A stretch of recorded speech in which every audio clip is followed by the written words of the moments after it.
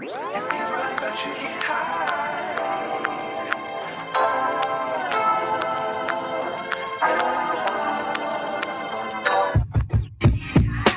Can't hide.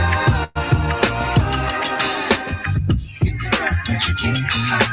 You can run, but you can't hide. Can't hide. You can run, but you can't hide. You can run, but you can't hide. Can't hide.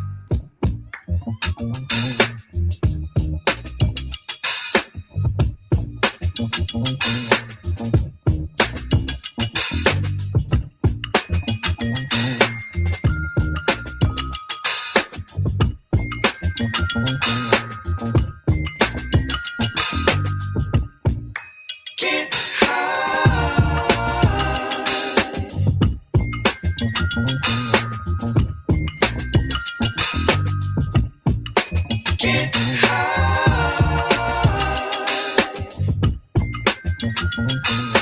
You can run, but you can't hide. Can't hide. You can run, but you can't hide. You can run, but you can't hide. Can't hide. You can run, but you can't hide. You can run, but you can't hide. Can't hide. You can run, but you can't hide. You can run, but you can't hide. What up, what up? Welcome back to the channel. I'm Modi J. This is the Mo you know. This is the Daily Diddy, or it's Diddy Day 21. Whatever way, we back. Now, we got a late start today. We started at 1 p.m. Eastern. So it looks like we might do 2 hours on the stand, break 2 hours, and then get the hell up out of here. Jane Doe will be on the stand till the end of I was going to say the end of the week, but she'll be on the stand to the end of today. And then maybe early in the morning, depending on how the defense does. Then the prosecution will get their redirect, and then she'll be up out of here now to finish off the week. We don't know if we're going to have jury in the house on Friday, so we just got to wait and see till tomorrow. But yeah, man, we back, man. Day 21. We've been doing it. We've been doing it, man. 21 days. There's a movie called 28 Days Later. I wonder how this is going to turn out 28 days later after Diddy probably goes down in flames, or maybe he beats the case. Also, R. Kelly, they saying that the feds are trying to knock R. Kelly off. He didn't put in a 20-page motion. He trying to get up out of there. He trying to make some motion. They trying to free Kels and lock Diddy up, man. We got to have one in at all time, man. They got to overlap. They trying to overlap them. We will be on X.com. I think Inner City Press is back in the courthouse this week. He got kicked out yesterday, so I think they brought him back today. I know he's back tweeting, but we might go back over to old girl and see what she got, because she was giving us updates like for real, for real. The Pete Diddy trial updates. We kind of got accustomed to it. She said Diddy's ongoing trial isn't just explosive, it's volcanic. 2 mistrial attempts already, each more intense than the last. Arson, lots of baby oil, balcony horror, courtroom fireworks. Here's how it all nearly crashed. All right, so we ain't got no updates from her as far as right now.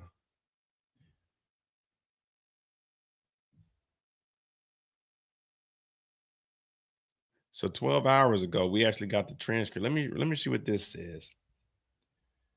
What up, y'all? What up, man? What up? So these are the text messages from December 7th, 2023. What up, Dreads? James, I see you was in here first. LSC, here you go.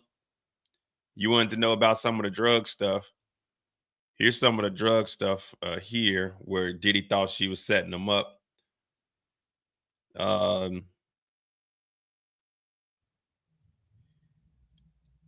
Jane Doe says she sent these messages December 7th, 3 without telling us what was in the screenshot. Can you tell us why you sent this to Diddy without telling us the content? Yeah, without telling us the content of the statements in the screenshot. It was just something that was really triggering for me. Can you please read what you sent after that? The text that you sent after sending the screenshot to Diddy. I said, I'm crying. I'm so triggered by this because it's too close to some nights I felt forced. So here she is talking about Diddy and the drugs. She said, I'm crying. I'm so triggered by this. It's too close to some nights I felt forced. Please stop drugging and using women for your fetish nights. It creates demons inside of us and real trauma to women who are only doing it to please you. So again, it's not illegal to please them, but she even said in a text message to Diddy, stop drugging and using women. Leave women alone who don't want to do those, Diddy. Please read the last two sentences of the text, please. I said, leave the women alone who don't want those nights with you. Hire prostitutes and stop emotionally harming women who love you. How did Diddy respond? He said, you trying to set me up? This is crazy, effing crazy. You recorded my phone calls at this time. Did you understand why Diddy was sending you a text like this? I just felt like he was really paranoid and a bit in a frenzy around this time. Were you trying to set Diddy up for anything? Absolutely not. Were you trying to sue Diddy? Absolutely not. Did you have any plans to sue Diddy? Absolutely not. Have you ever filed a lawsuit against anyone? Absolutely not. Have you filed a lawsuit against Sean? No. Have you ever had a lawyer send a demand letter for money to Sean? No. So there's the drugs, and that's her December 7, 2023, telling Diddy to stop drugging women. Jay Brooks, it sounds like a setup. It sounds like a setup. But you know why it isn't a setup? Because she didn't record any phone calls. She never sued Diddy. She never got a lawyer to sue Diddy, and she's still not suing Diddy now. Guess how the court got these text messages? It wasn't from her. It wasn't from Jane Doe. Guess what? When they arrested Diddy, 2 cell phones. He still had the text messages. So she never set Diddy up because they had the love contract. Diddy was paying $10,000. She was hush hush. Why do you think she got immunity to testify? Diddy played himself. He kept these text messages. Diddy was the one drugging women, and she called him out on it. And this idiot kept the phones with the text messages talking about, are you setting me up? Nigga, the only reason this is in court is because of you. You Michael Jordan of recording. No, wait, that's Jay-Z. Michael Jordan of freak offs. You see what I'm saying? It ain't no setup. Even after all of this, she never once said anything about Diddy. The only reason she's in the courtroom right now is because when they arrested Diddy's dumb ass, they seen the text messages. They said, oh, give her that federal subpoena. Bring her ass in. Tell her you're going to either testify against Diddy or we're going to lock you up for the crimes you committed. It was never a setup by Jane Doe. It was all on Diddy. It was all on Diddy. 2 cell phones Christina Khorram had. These text messages were in the phone. She never set Diddy up. She never sued Diddy. She never asked for anything besides the $10,000 that Diddy offered her. How much you want for allowance? She said 15. Diddy said 10. She never told on Diddy, even after the ass whooping. She never said anything on Diddy. Diddy kept the evidence. Diddy kept the evidence. That's how this is in trial. So we know that Diddy was drugging him because she called him out on it. And he's talking about, are you trying to set me up? He not once said, I didn't drug him. He not once said, I didn't drug him. He just said, I feel like you're trying to set me up because he knew the facts were in that text message. But the dummy kept the phones. And here we are sitting in court wondering, how'd the RICO come up? Oh, well, wait a minute. They never denied. We never once heard the defense say Diddy wasn't drugging women. They just read these text messages. Like, why would you read these messages with her saying stop drugging women and using them and forcing them to do shit? But Diddy never denied it. So that's where we are. This is just text message from yesterday. We heard it. Well, we read it out as it was going by.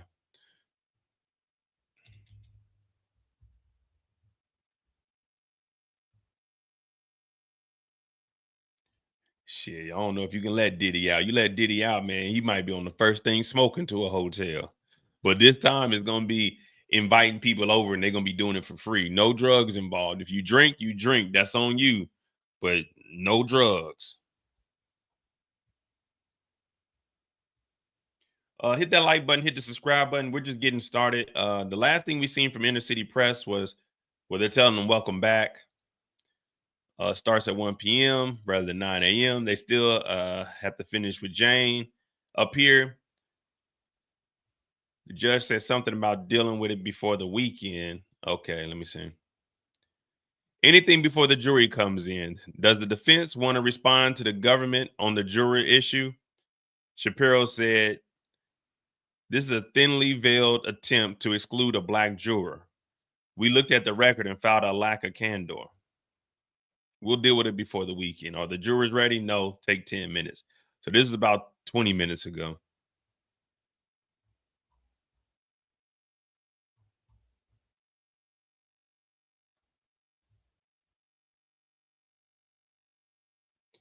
All right, so this is going to give us a little update. What's up, Miss Renee? What's going on, Kendall?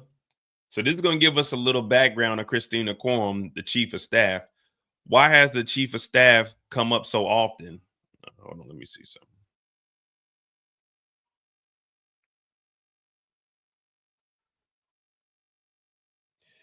Diddy a wild man, I tell you that.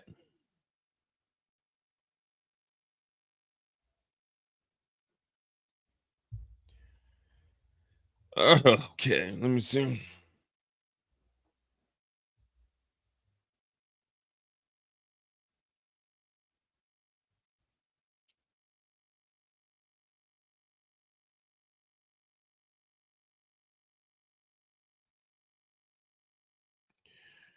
Give me a second. Let me get this thing going.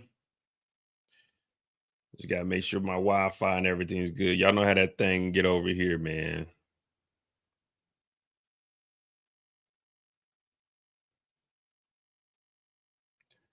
All right.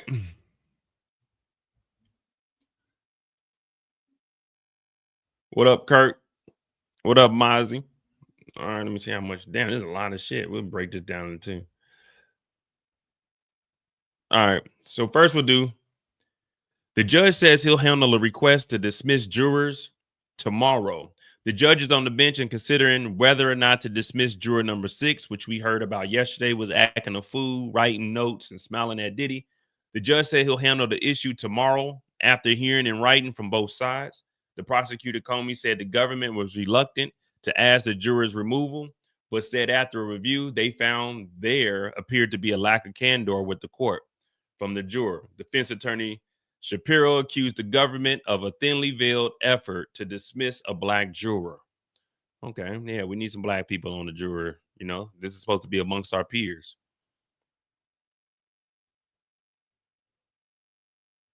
So it looks like they're trying to get rid of a juror.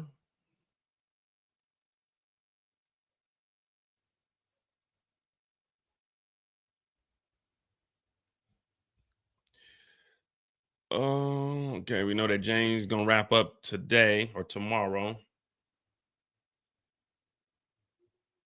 me see this update. Jane is back on the stand. All right, let me read this real quick so we can see why Christina Khorram comes up so often, even though we know why, because she is the queen pin, the Giselle Maxwell of the Diddy establishment, allegedly, even though we are in the court, you know what I mean? So,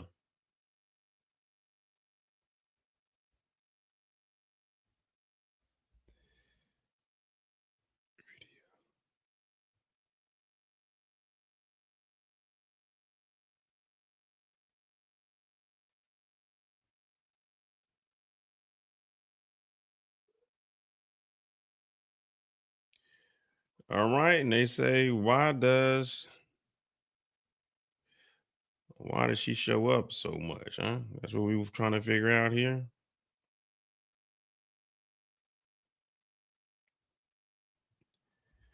Why does the chief of staff keep coming up so often? While Christina Khorram hasn't been called to testify in the extravagant case for Diddy, she is the former executive assistant and prominent in these proceedings. She's been mentioned in the testimony by multiple witnesses, by the prosecution. It's emerged that KK knew and allegedly assisted in all of Diddy's crimes. Last week, the prosecutors recorded to her as a agent and co-conspirator. Remember, I told you on the original docket, it said Diddy was defendant number one. The only way they number you is if there's multiple defendants. So he isn't charged by himself. She's the co-conspirator.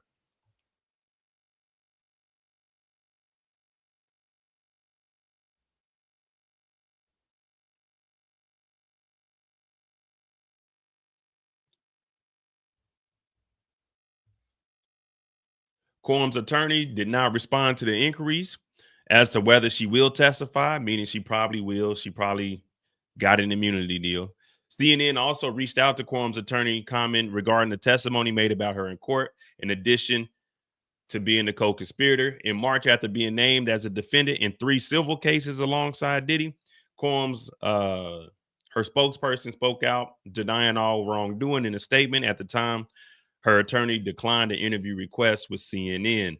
She cannot tell her story until the criminal trial is over and the civil cases are resolved.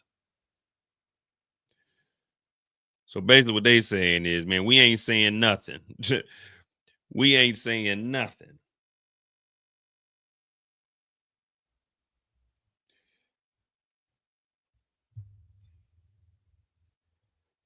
Yeah, so we don't know if she has immunity or anything yet, but they haven't said if she was going to be called to the stand. Now, if she wasn't going to be called, her attorney would have said, no, we're not planning on, taking the stand in this case. All they said is, well, after the criminal case is over with, then we'll handle the civil cases, then we'll speak. But she was named as a defendant in 3 civil cases, because if they're messaging Christina Khorram like, hey, Diddy's tripping, and she's the one messaging back, oh, we'll handle it, we'll take care of it. You know what I mean? For months, horrific accusations have been made in various lawsuits regarding my former boss. Khorram said in a statement, these are false allegations of my involvement. You see what she said here? She said, these false allegations of my involvement are causing irreparable and she said, my reputation is fucked. These allegations, she didn't say these allegations against me and Diddy are false. She said the allegations of me being involved. The allegations of me being involved. She didn't say the allegations are wrong, you know what I'm saying? They're false. She just said the allegations of me being involved. Now that's false. Now, whatever the hell was going on with Diddy, that's Diddy. That's basically, you know what I'm saying? That's what the lawyer's putting out there. You know what I mean? The lawyer's saying my client's involvement, say your involvement is false. You ain't got it. He may have been doing this shit. Say you didn't have nothing to do with it. Because you get up here and say that the accusations against Diddy was false, and we find out that they were true, we're gonna look back at you and say, you lying too. Look what she said. I've never condoned or aided or abetted the ex assault of anyone, nor have I ever derugged somebody. The idea that I could be accused of playing a role in or being a bystander to the R word or anyone beyond upsetting, disturbing, unthinkable, this is not who I am, and my heart goes out to all the victims. KK said, look, y'all accusing me, those are false accusations. Now, whatever Diddy got going on, I ain't see nothing. I ain't hear. If I did see something, I would have stopped. But we don't know if she has a deal or not. They didn't say that they were if she was going to testify or anything. They just said they're going to wait for the criminal case to be over with and the civil cases. So I'm guessing she probably will. They're probably going to have her testify. But they'll probably give her immunity, because if she was handing out the drugs, then you got to go down with them. We haven't heard anything about the security yet either.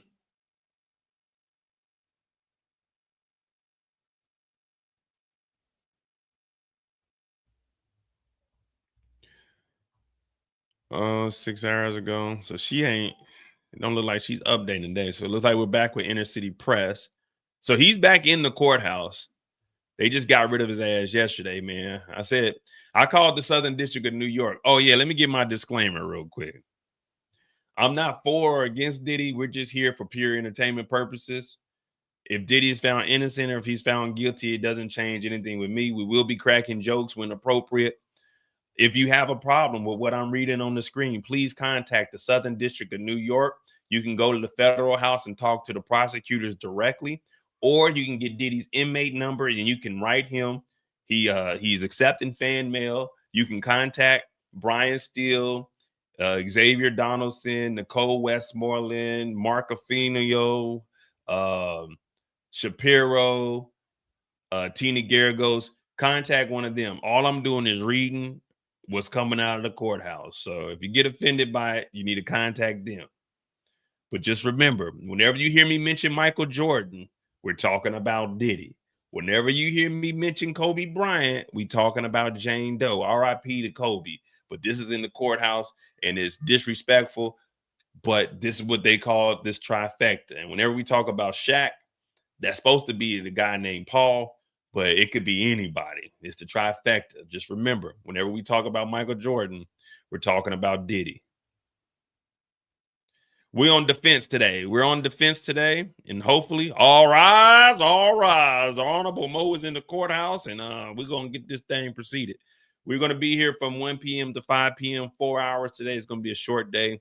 Hopefully, they go 2 hours, break 2 hours, and then be done. I don't want to go an hour, break, sidebar, 30 minutes, break, back, 25 minutes, break. Let's just knock out an hour, or we could do an hour and a half, break, hour and a half, break. That put us at 3-4 hours, and then knock out that last hour. Now I ain't got my hair on today, man.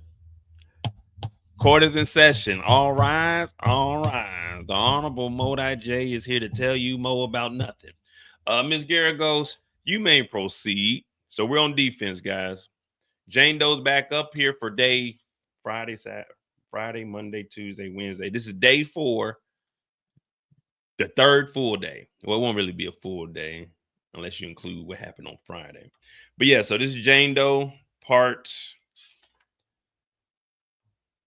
10. Jane part 10. Jeez Louise. All right, so we'll start this thing at 23.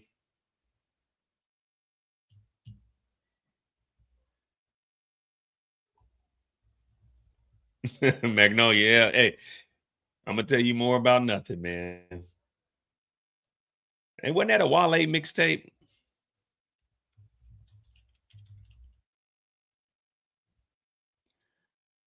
Yeah, more about nothing. Damn, that was 2010, 15 years ago. All right. Miss Garagos, you may proceed. Teeny said, I was to admit this exhibit under seal. Can you read that, Jane? Messages, December 2021. Between yourself and Carbro after a hotel night. Yes. You had a pretty intense night. Uh-oh.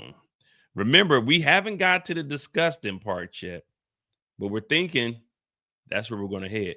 You had a pretty intense night. Yes. He says to you, you were talking so dirty to me. I love it. She said, yes, I'm being friendly here. After your long hotel night, you saw him with Gina? Yes. So we got Young Miami's name mentioned. We got Gina's name mentioned. Then Carbro wrote you that he would be in LA. And he's here to stay. And he's staying to see you if you want it. Yeah. Then you wrote Carbro that he would be in LA and he's staying to see you if you wanted to.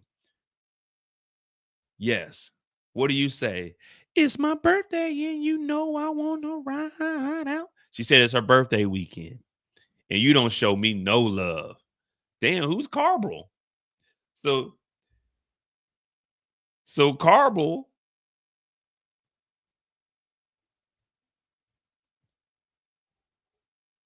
Carbo told her, you don't show me. No, she said, you don't show me no love. So don't tell me she was trying to tiptoe out on Diddy. She said, you don't show me no love.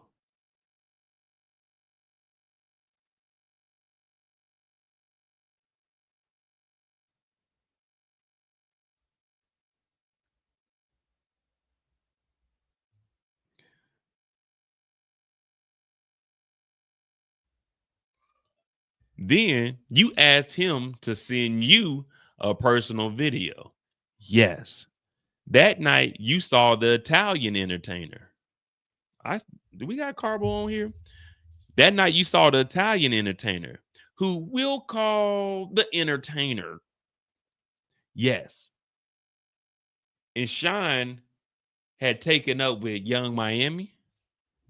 So Diddy was with Young Miami. We got to add Carbo to the list. If you don't know, we got a little list going.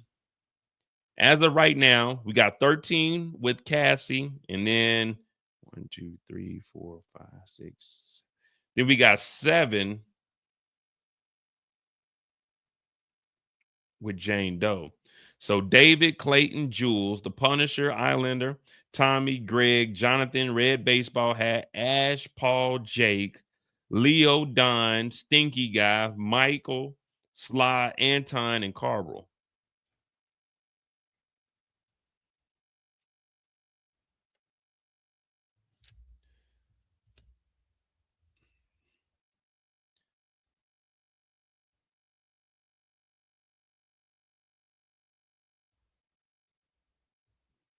And this is why she got immunity. It sounds like, well, I don't know, man. These dudes are probably smashing for free.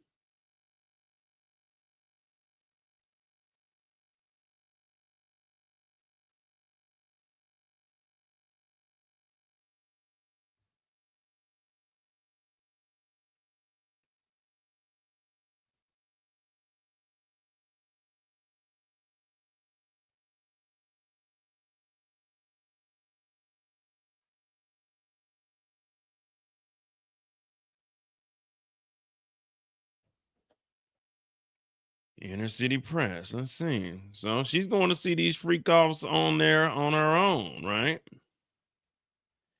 Which is illegal. But she has full immunity, so it doesn't matter what she did.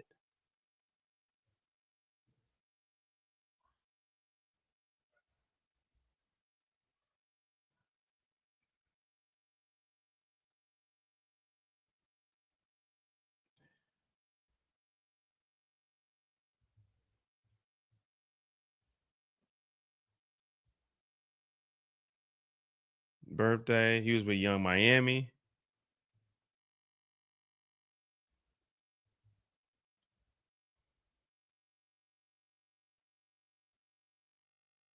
Diddy was out wilding out. So this is December of 21. December 20. Yeah, the message is from December 2021. See what CNN got. You have me feeling so taken advantage of, Jane told Diddy after a 3-day. God dog, man. So they had a 3-day hotel night. Jane testified the longest hotel night was New Year's 2022. She estimated it lasted about 3 days and involved 3 men. She also said after New Year's, she saw on social media that Diddy went on a vacation with another woman named Gina. Read aloud the messages she sent in January 22, expressing her frustration about the trip. We had such an amazing New Year's week together. You had me feeling so taken advantage of and regretting everything, the message said. In part, Jane testified she considered breaking up with Diddy after this. I don't know if she I don't know if she knows or not, but I don't think you were with Diddy. I think Diddy was with a lot of women, but he wasn't with you. Yeah, she got to get out of jail free card.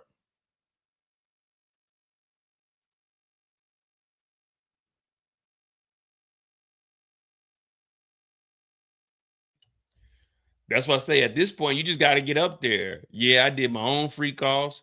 Yeah, I paid niggas. I got high as hell. Diddy gave me drugs. I actually met the plug. Yeah, at this point, you can just say whatever you want. Well, not whatever you want. You got to tell the truth. So that's why, and remember, Diddy's still paying for a lawyer. So we gotta, I mean, I see what the defense is trying to do here, but they need to be a little more aggressive because she's got immunity. So there's no reason to hide anything. She can't get in trouble for anything. And her and Diddy, hey, a verbal contract holds up in court. And we heard her say it here in the courthouse. So it's under oath also. So Diddy still got to pay. Now, I would cut the lawyer off at least because you could definitely sue Diddy. Hell no, Diddy, we had a verbal contract. You was paying the rent. You said it was a love contract. Verbal contracts count in the court of law. Let me see, do they count in federal court?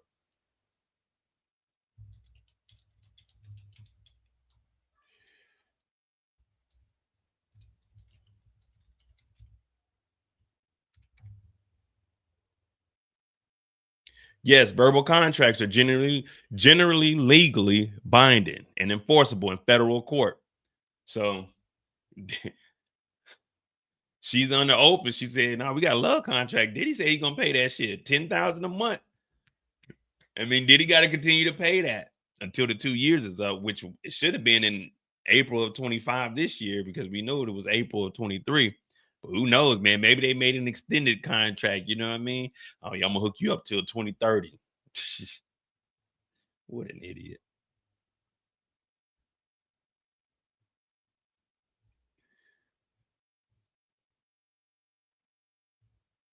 It was pretty intense, right? Yeah, yeah, yeah. It was my birthday. All right. That night you saw the Italian entertainer. We'll call him the entertainer. Yes. And Sean had taken up with Young Miami. And you said, if you don't get your ass off, ooh, we get all right. Here we go.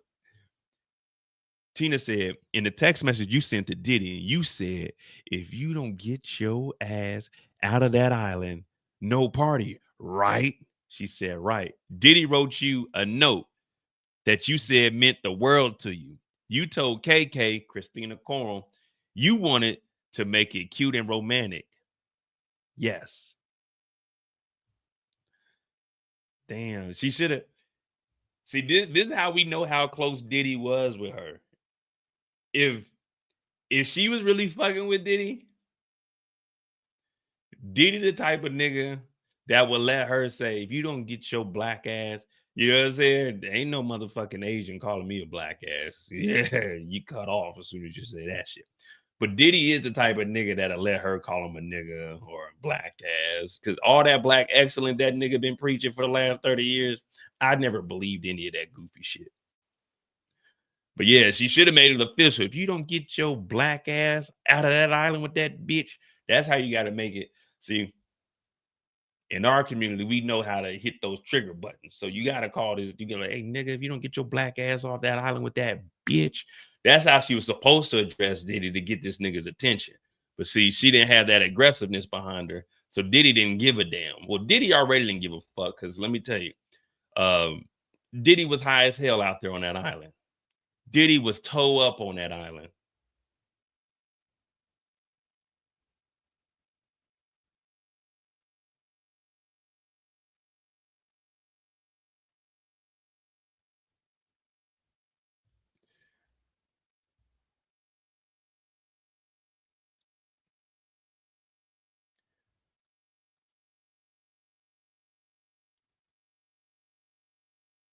Diddy wrote you a note that you said meant the world. You told KK you wanted to make it cute and romantic.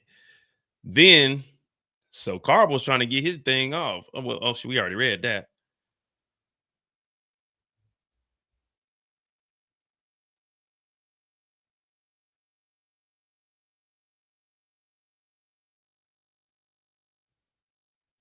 Yeah, so it seems like she's texting Diddy. Diddy get off the island, no party, right? Carble's in town.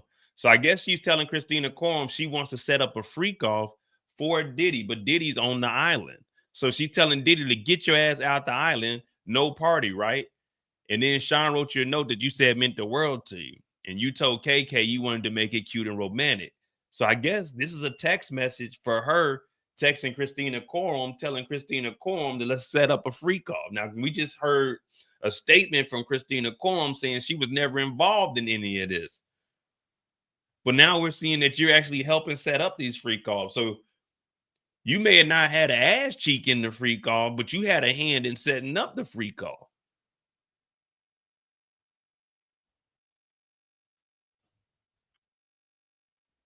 Unless the defense is trying to throw this on Christina Khorram, hell no. Christina Khorram was setting that shit up.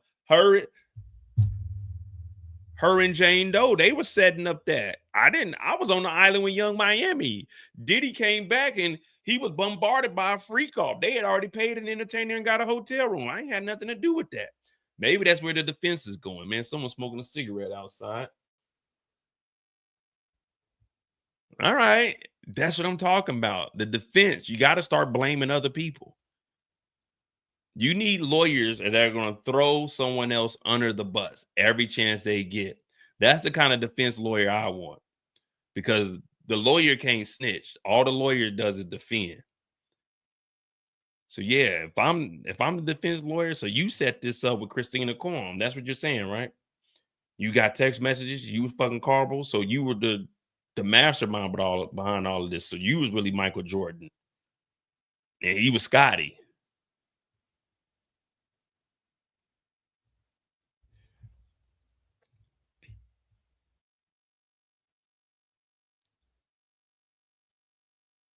Okay, so again, we gotta CNN just gave us an update because in between these messages, there's probably a lot of conversation. That's why I hope Jewel comes back because she's giving us everything. Pause on giving us. The Valentine's Day hotel night, having two men there, that was your idea. It was. After these nights, it was crushing to see things like Gina posting the love bracelet on Instagram, right? Yes.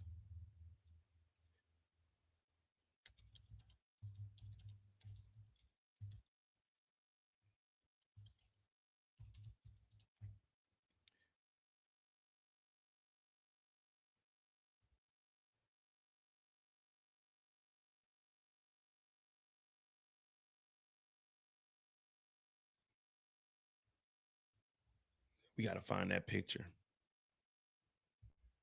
That's what we gotta find. We gotta find that picture.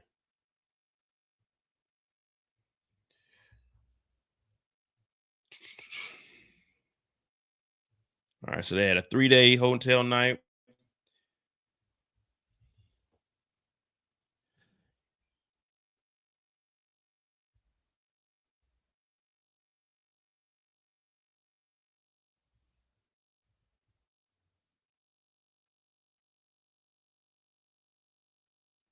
Let me see.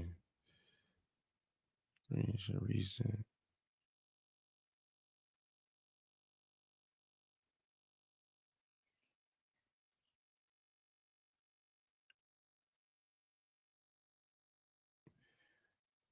Jane persuaded Diddy to leave a trip with another woman by threatening to withhold hotel nights from him. Tina has returned to the time period after Jane's birthday in 22. Jane testified that she and Diddy had a hotel night on her birthday. Then she got upset after she saw Diddy on vacation with another woman, Young Miami. Jane testified that she made Diddy come home from the vacation a day early. She told him, if you don't come here now, we're not going to do anything that you want. She asked whether Jane told Combs he wouldn't have a Valentine's Day party with him. Yes, that was the first time I pulled that card. The hotel night? Yes, Jane responded. So she was telling Diddy, you need to come back from that island with Young Miami, or it ain't no hotel nights. Diddy got on that flight and came back for that Valentine's Day massacre.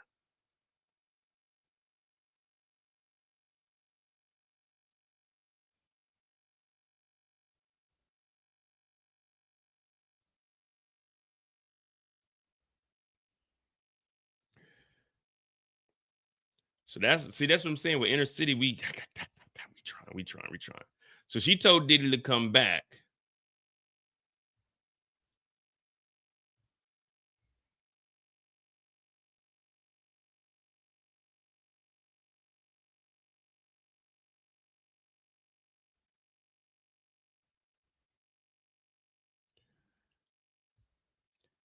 Man, that's the kind of money they got, man. Diddy was on the island. That man flew back for a free call.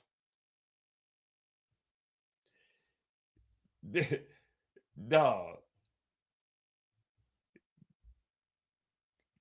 you better get your ass off the island. Diddy flew back a day early just so he could have freak offs. Diddy said, no, no, whoa, whoa, whoa, whoa, whoa, whoa, whoa, whoa, wait a minute now, wait a minute now. What do you mean? What do you mean no freak offs? What do you mean? What do you mean no more hotel parties? Diddy looked at Young Miami and said, I gotta go. Little did Young Miami know Diddy was flying back to go to her freak off. This is wild, man. Like, this is the life that they're living.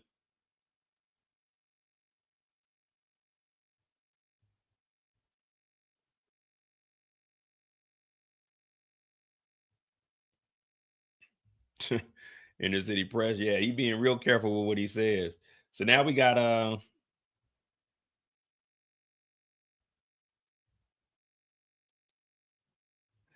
Jane says she did organize a hotel night after Diddy left on vacation early. Jane confirmed that she planned a hotel night on Valentine's Day for Diddy. Diddy left his vacation with Young Miami from an island earlier than expected. She said she decorated the hotel room with rose petals and planned to have two entertainers or more men pay for these ex encounters in the room at once. Jane acknowledged that it was her idea to have two entertainers at once, and it was her first time doing that.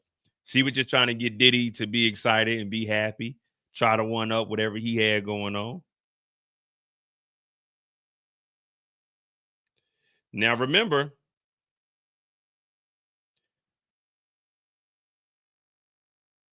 we just heard Christina Khorram said she didn't have anything to do with this, but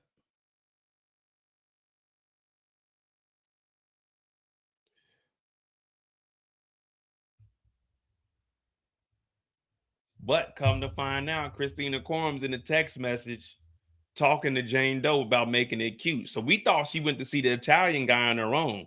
Whole time she was meeting up with the Italian guy to tell Diddy to come back for a hotel party. You think she was crazy enough to do like some freaky on her own while they were, well, why she was with him? Because he wasn't never with her. Hmm. All right. Hey, all we can do is go off of what's going on in the courtroom. But it sounded like Christina, you had something to do with this. I ain't saying what you did was wrong, but I ain't saying it's all right.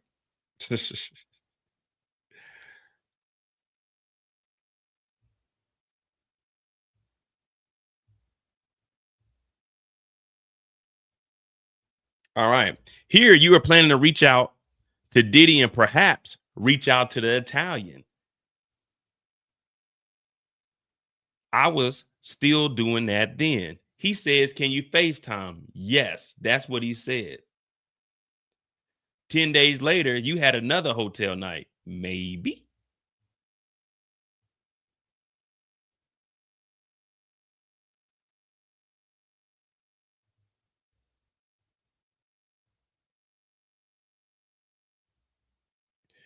Maybe.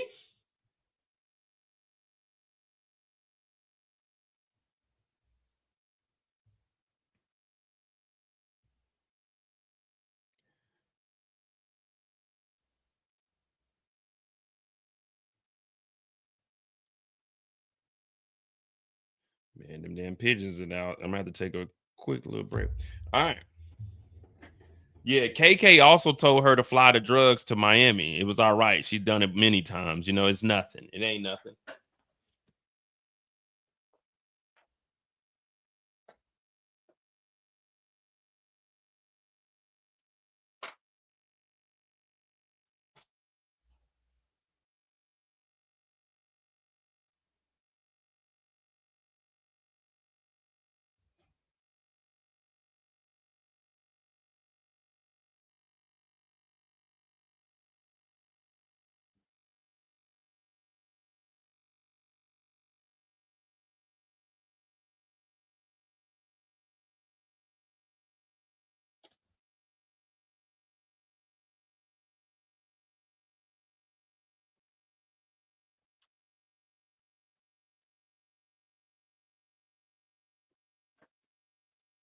As far as the Epstein connection goes, one of the companies that invested in, so Revolt Television, Revolt that Diddy had, Epstein, a company he was invested in, they invested $10 million into Revolt. So there's a connection there. But other than the stuff that Epstein was doing, the only connections we know about that we can confirm is Donald Trump. That's it, really. Also, they got that parade this weekend. Hit that like button, hit that subscribe button. So we're finding out that Jane Doe didn't go with the Italian guy for a one-on-one.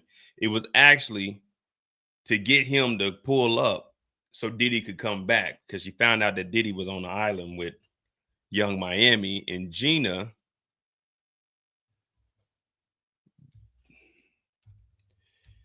Diddy gives Gina a love bracelet.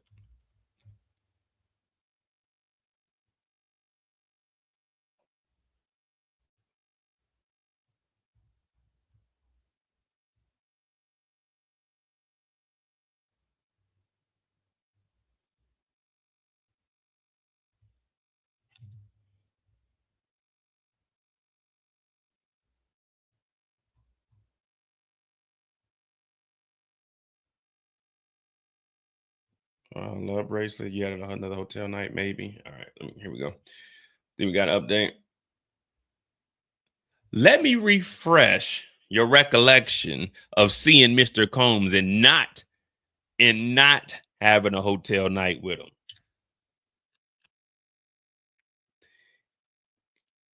It certainly did. No hotel nights until the end of June, maybe.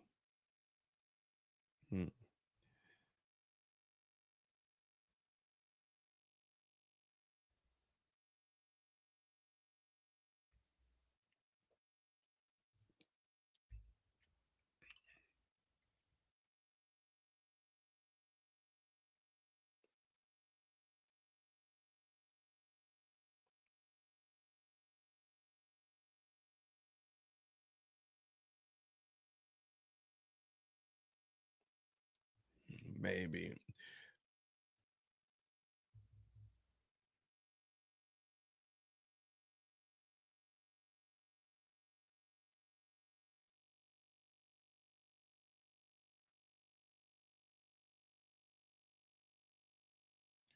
Who knows what Diddy Jordan was doing?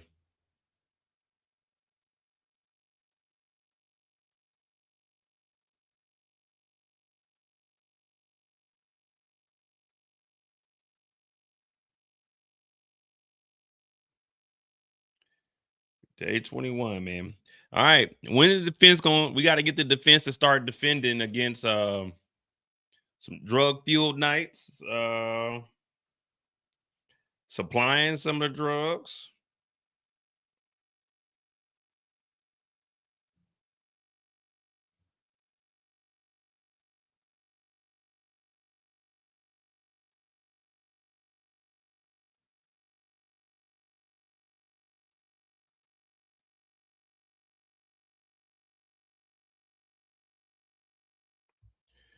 All right, we got an update.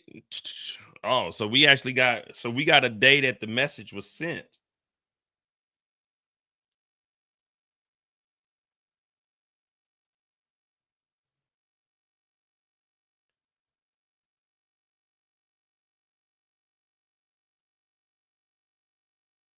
All right, so this is good. Here we go.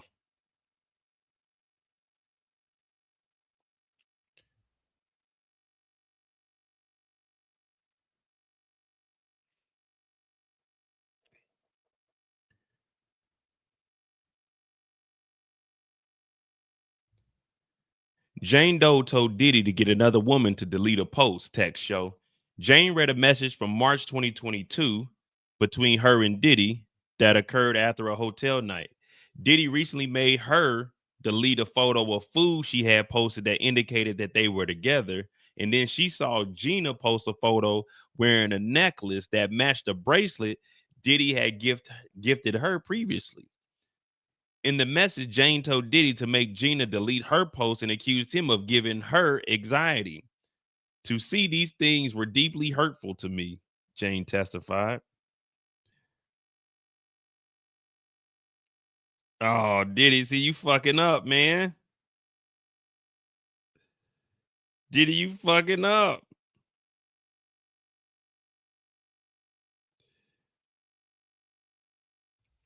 So, so Diddy, she posting pictures of her food, and you know I don't like that. You know I don't like that. If I'm paying for that food, don't be taking no picture of the food I paid for. Now, if you gonna pay for your half, then you can take a picture of your food. But that food's mine. From the time it comes from that stove or whatever they cooking it on, to the time you eat it, to the time it leaves your body into that toilet. That's my food. Don't be taking no pictures of my food, all right? So Diddy said, delete that damn photo of my food, man, so motherfuckers won't know we was together. See, then Diddy, this dummy, he bought the set. He bought the set. You know, you get the matching bracelet. You can get the 2-piece set or you get the 3-piece set with the watch, the bracelet, and the necklace. The Young Miami get the watch, or you could just get the little 2 sets, just the necklace and the chain. I mean, the necklace and the bracelet. So he gave her the bracelet. The bracelet is the cheap one. The necklace costs more. The necklace always costs more. You know, you got your 18, your 20, your 22 inch. You know what I mean? You know what I mean? Like this is 20 inch. My regular one that I always wear is 20. You know what I'm saying? Then my smaller one. No, this was 22. And then my smaller one is 18. I got 24, but I don't wear those three because they thin. But yeah, so Diddy gave her the cheaper one. He gave her the bracelet. She looked online like, wait a minute.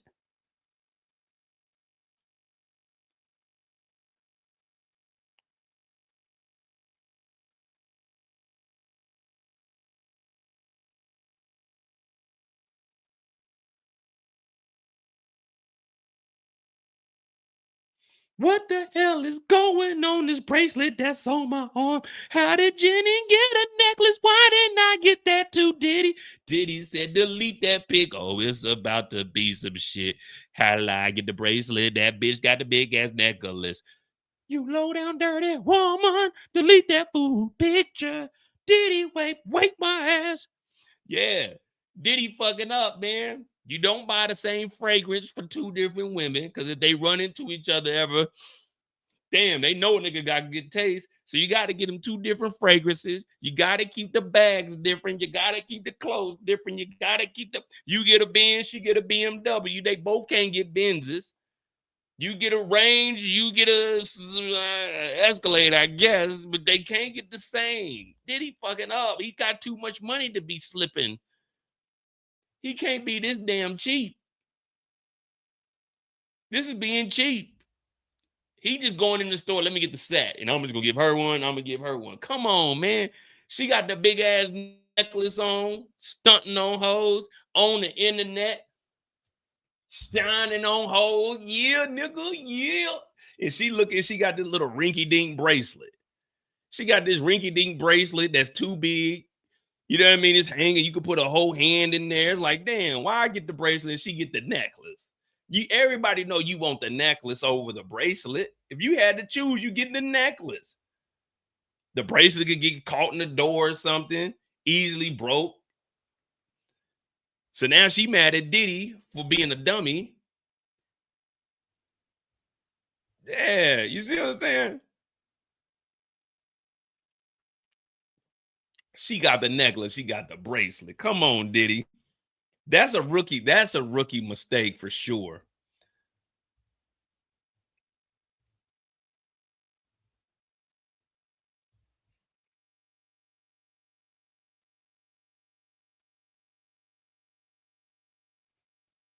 Whose man's is this, man?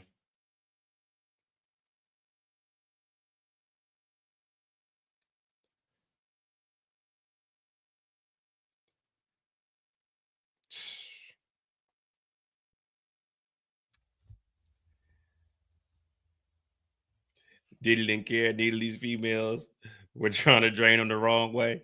Hey man, this is just stupid. Damn it, Diddy. Damn it, Diddy.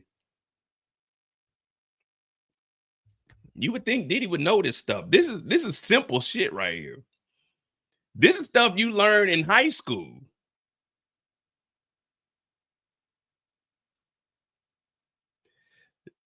The way that Diddy's moving, we looking at him like maybe Diddy wasn't that good of a businessman. Maybe Diddy just, hey man, I got a freak off going on. Or maybe Diddy made all of his deals where motherfuckers came to the crib and he got them drugged up and they were just signing off on shit, shaking hands, and he took them in the back room, whooped their ass a little bit, and they signed it under stress. Because there's no way he's moving like this. And we're believing that this guy just got it all. Man. Now, whenever somebody says that you a sucker, they basically calling you Diddy, man. They basically calling you Diddy.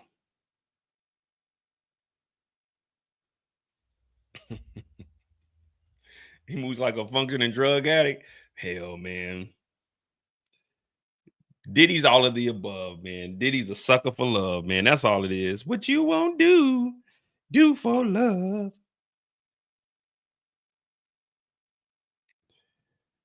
Jane told Diddy not really in the mood for all of that. Jane confirmed that she and Diddy went about 2 months without having a hotel night in spring of 22, despite spending some time together several days during that period. On June 19th that year, Diddy suggested he and Jane should have a hotel night. He couldn't fight that urge too much longer. Jane responded, not really in the mood for that part. Don't want to make you mad. Diddy said, it's all good, and suggested a role play scenario instead. Jane testified that they had a movie night watching past hotel night footage from pornography. Man, Diddy just can't shake that demon, can he? That semen demon boy, that be eating him up every day.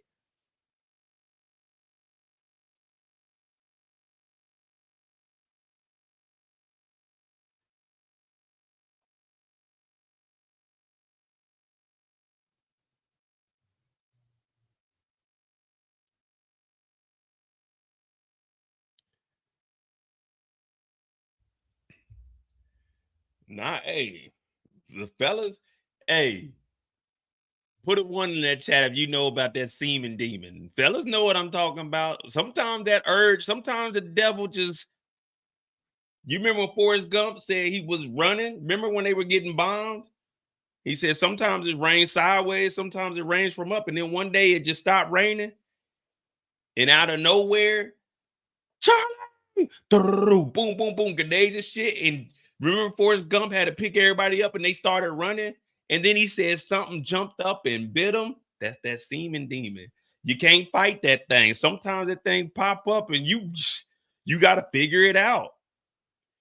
That, like when that, I'm just gonna be honest, when that demon get to knocking at the door, you can't consider that cheating. When that demon get to calling you, you got to fight the demon. And there's only way to fight the demon.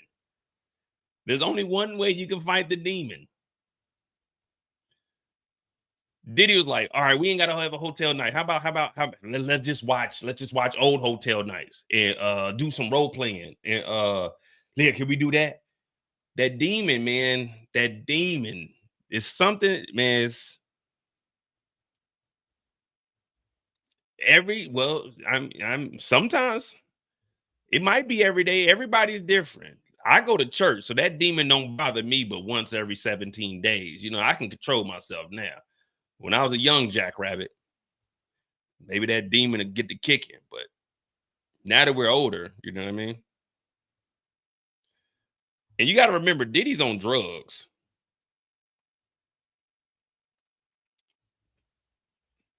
Nah, there's only one way you can fight it. There's only one way you can fight it, and that's the way the Lord wants you to fight it.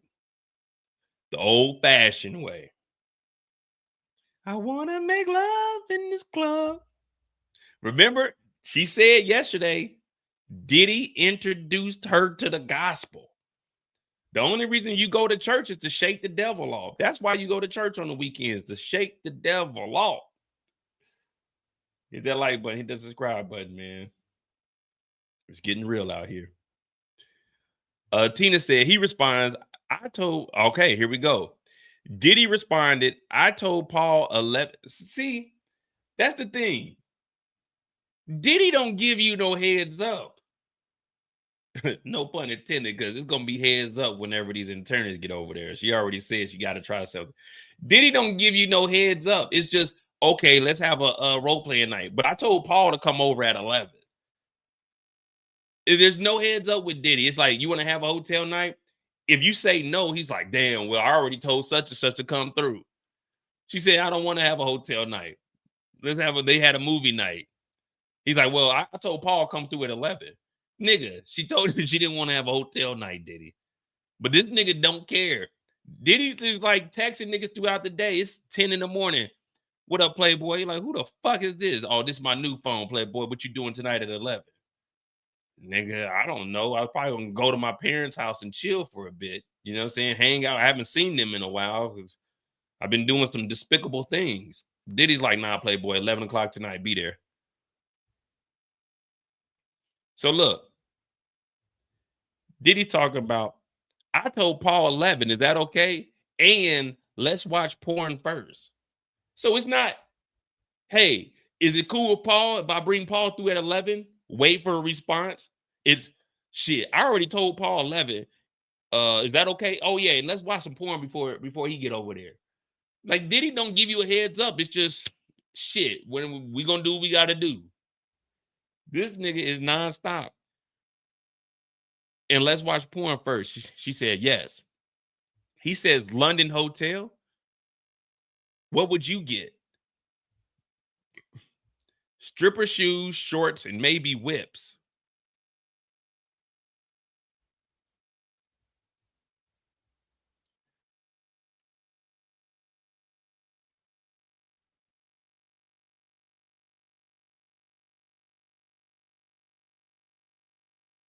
Wait a minute. We missed something. Why shorts? I was really turned off by their shorts. So I got other shorts for them.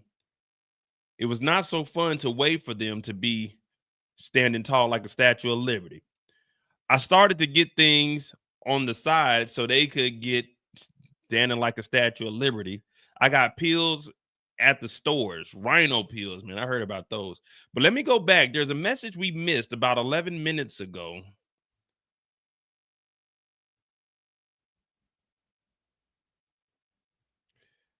So remember they said they didn't have no hotel nights. That was at 2 months that we got the update from not from Inner City, but from CNN. We missed this message here. Listen to this nigga Diddy. This is before he told Paul 11 p.m.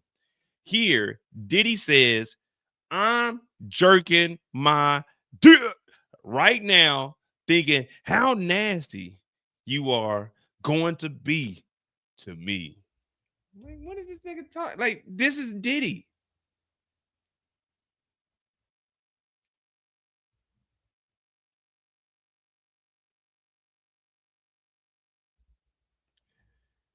This nigga said, I'm jerking my shit right now, thinking about how nasty you're going to get for me. He said, call the Italian or Paul. He's free. And you like Paul. He gave you choices and you choose, right? Yeah. She went and got these niggas rhino pills. The next day he says, want to do dinner at 9? Bring the freak back. Hey, what's up, baby? Yeah, I was just thinking. You want to do dinner at 9? Oh, Diddy, I would love that. Bring the freak bag just in case. Hey, you want to do dinner at 9? Oh, yeah, you know, I'm hungry as hell. I could eat. Bring the freak bag just in case. Just in case. There's not a day that goes by that this nigga is. These are internal demons right here. Now, this ain't even the semen demon jumping out at him. This is internal demons right here. You want to do dinner at 9? She's like, oh, yeah, that'd be nice. Bring the freak bag just in case. This nigga Diddy. So it looks like the defense is just trying to set it up that she was a willing participant. We know she's a willing participant. Some of it was forced, and we got text messages to say that. Sometimes she wanted to do it to please you, but you still paid these niggas. That's the crime. You and her doing it to 9, 10 different niggas and you putting DNA on your nipples, that's not a crime. The crime is you paying for these niggas and telling her to call up these niggas that you gonna pay. That's the crime, brother love.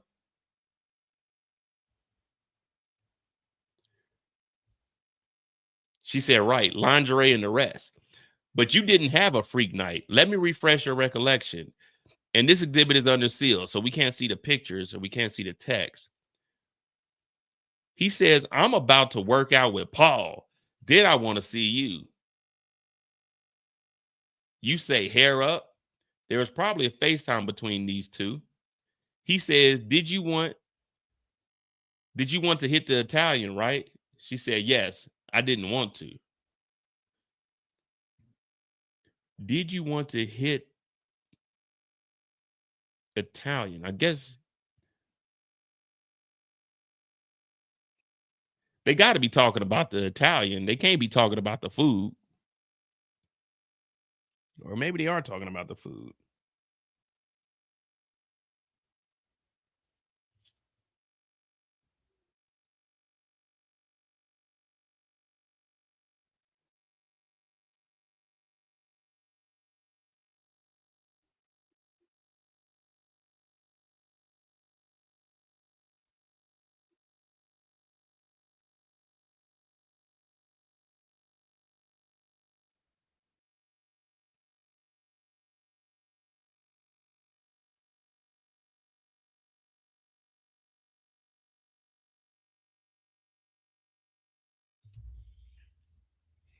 We don't have, they didn't give us the Italian name. They just said the Italian.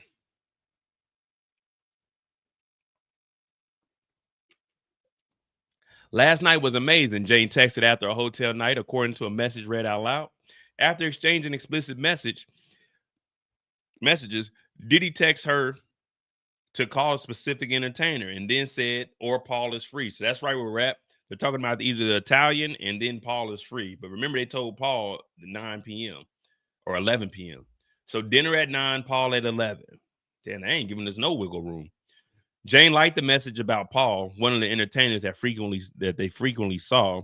She testified that she understood Diddy was giving her an option between two of them. Two men, that is. In later messages, Diddy relayed details about the time and location of the hotel night and asked her, is that cool? The day after, Jane texted Combs in part, last night was amazing. Amazing night.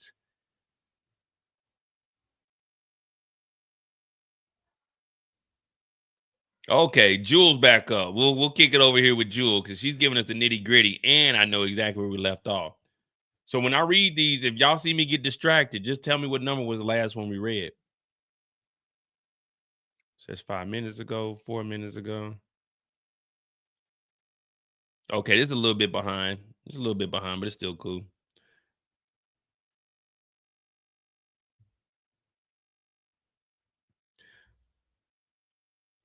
Diddy said, Paul is all we need. And you say, LOL.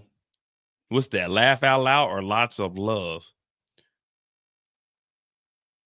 What do you say? I'll go to the store unless you get a head start. What do you mean? Go to the hotel ahead of me. But then you spent several days at his home. Maybe. You really did love him, right? Yes. Do you remember seeing Diddy September 2022 and not having a hotel night September 9th? I'm not sure.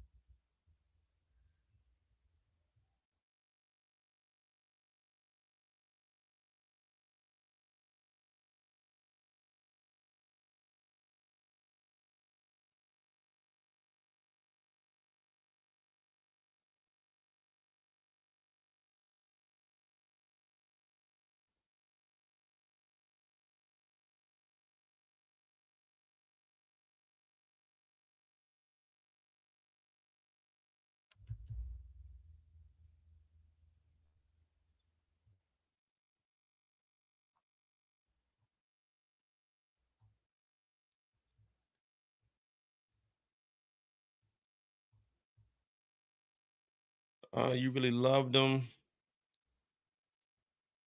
Now do you see you saw him, but no hotel night? That is correct. September 4th. We took a jet to Vegas. He performed. Then we had a hotel night with an entertainer.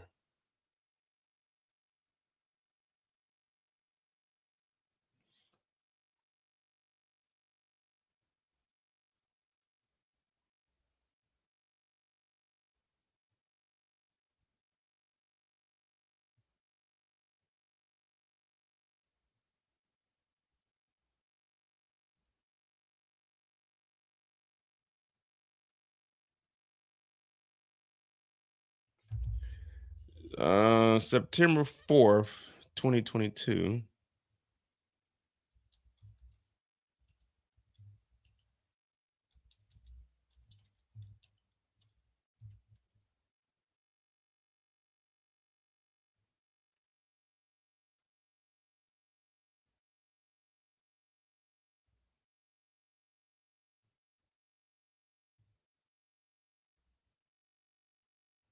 I think they may have the dates off.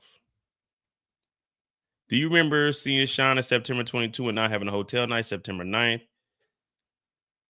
September 4th. So I'm guessing it was September. They meant September 24th.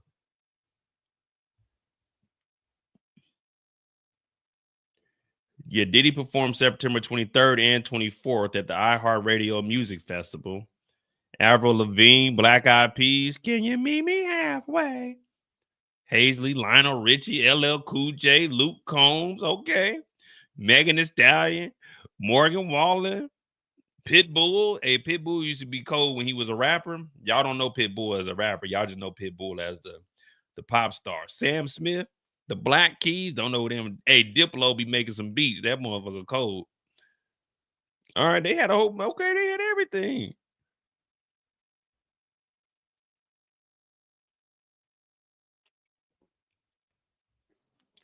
Nah, Rock. A real mother doesn't need to be in the child's life every day. There's a recent study that came out that a mother only needs to be in the child's life once every 14 days. So that's why she's able to do all of this. What up, Slime? Yeah, once every 14 days is all a mother needs to see. That's for But that's for influencers only. Regular mothers try to be there every day. But for influencers, once every 14 days is all you need. What up, Tamika?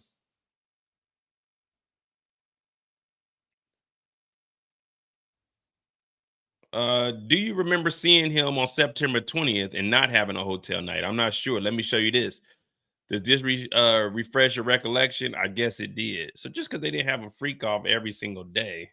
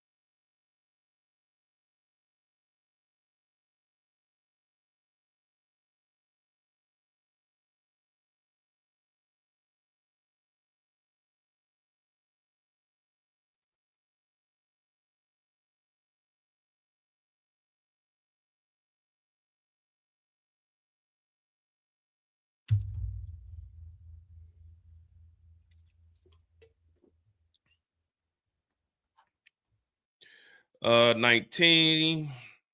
I told Paul. Okay, yeah. So she's behind. So she'll probably get us caught up once we get to like a break or something. But hit that like button, hit that subscribe button. When we at 134 people, make sure you subscribe to the Mo You Know. We need 100 and I think it's 110 subscribers on my other channel, and we'll finally reach 1,000 subscribers. I appreciate all of you guys for tuning in. I'm gonna try to get us to some entertaining parts. Right now, it's just the answers are just yes, so there really ain't much I can do except for try to find out which dates that they're talking about. Uh, But yeah, so if you can subscribe to my other channel, the more you know. I am breaking all of these down from the time we start with them on the stand to the time we go to break. So if you're not able to listen to a 5-7 hour live, they are broken down on my other channel. And there's also YouTube shorts that just go over like anything we read over here on CNN. Most of them are uploaded to the channel also. So if you want to get your recaps, they'll be over there. Also, Friday, I'm gonna do a recap for episode 1 and episode 2 of BMF, so that'll be uploaded because I got a half a day on Friday, so I'll be able to put that up for y'all. Get back in the rhythm of that. Then we got Squid Game season 3, June 27th. I might do a video over Straw this weekend. I don't know. We shall see. We shall see. But I'm gonna get back to the recaps and stuff also, so you don't have to message me on Instagram and ask me. I'm trying to get back. But I'm doing 40 hours a week on the Diddy trial.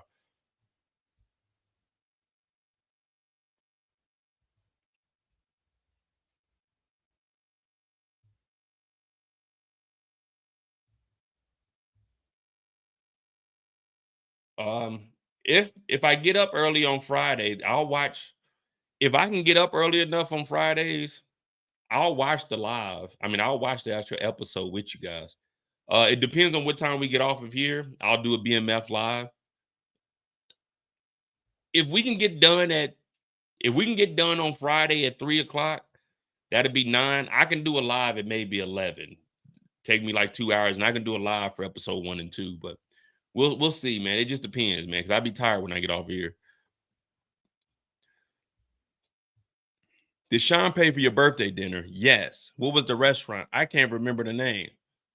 You had a great time? I had an okay time.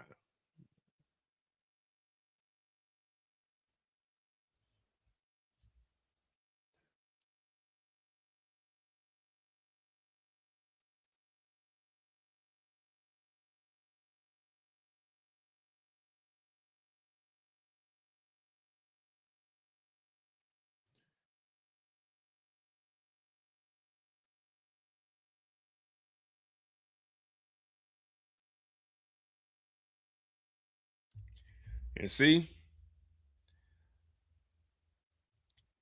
this is why I don't be going out to eat with nobody. When I go out to eat, I typically go by myself. I'm gonna go to this Mexican restaurant this weekend. Saturday, I'm gonna call up there probably about 1-ish, 2 o'clock. I need a reservation. How many people will it be? And man, it's Mo. So it'd just be for one. You know it, and had those margaritas ready to go when I get there with a double shot of Don Julio. All right. I want that on arrival, and give me a whole liter of still water. Don't give me none of that sparkling shit. You know how I gets down. Yeah. So Saturday, yeah, table for one. They already know when I call up there and set my reservation, a table for one. I'm gonna get me a steak fajita. Ooh, wee. Yeah, that's what I'm doing Saturday night. I'm already calling it. I'm putting that out in the universe. Mo, can I go with you? Hell no. I'm not trying to hear you complain. You didn't have no good time. I'm going up there to eat, chow down, bring my headphones. What's the Wi-Fi again? Because they like to change it up like every 2 months. Because the bums be out back sometimes trying to get the Wi-Fi. Yeah, let me get the Wi-Fi. So Saturday night, I'm gonna treat myself to a nice little Mexican. Oof, mm.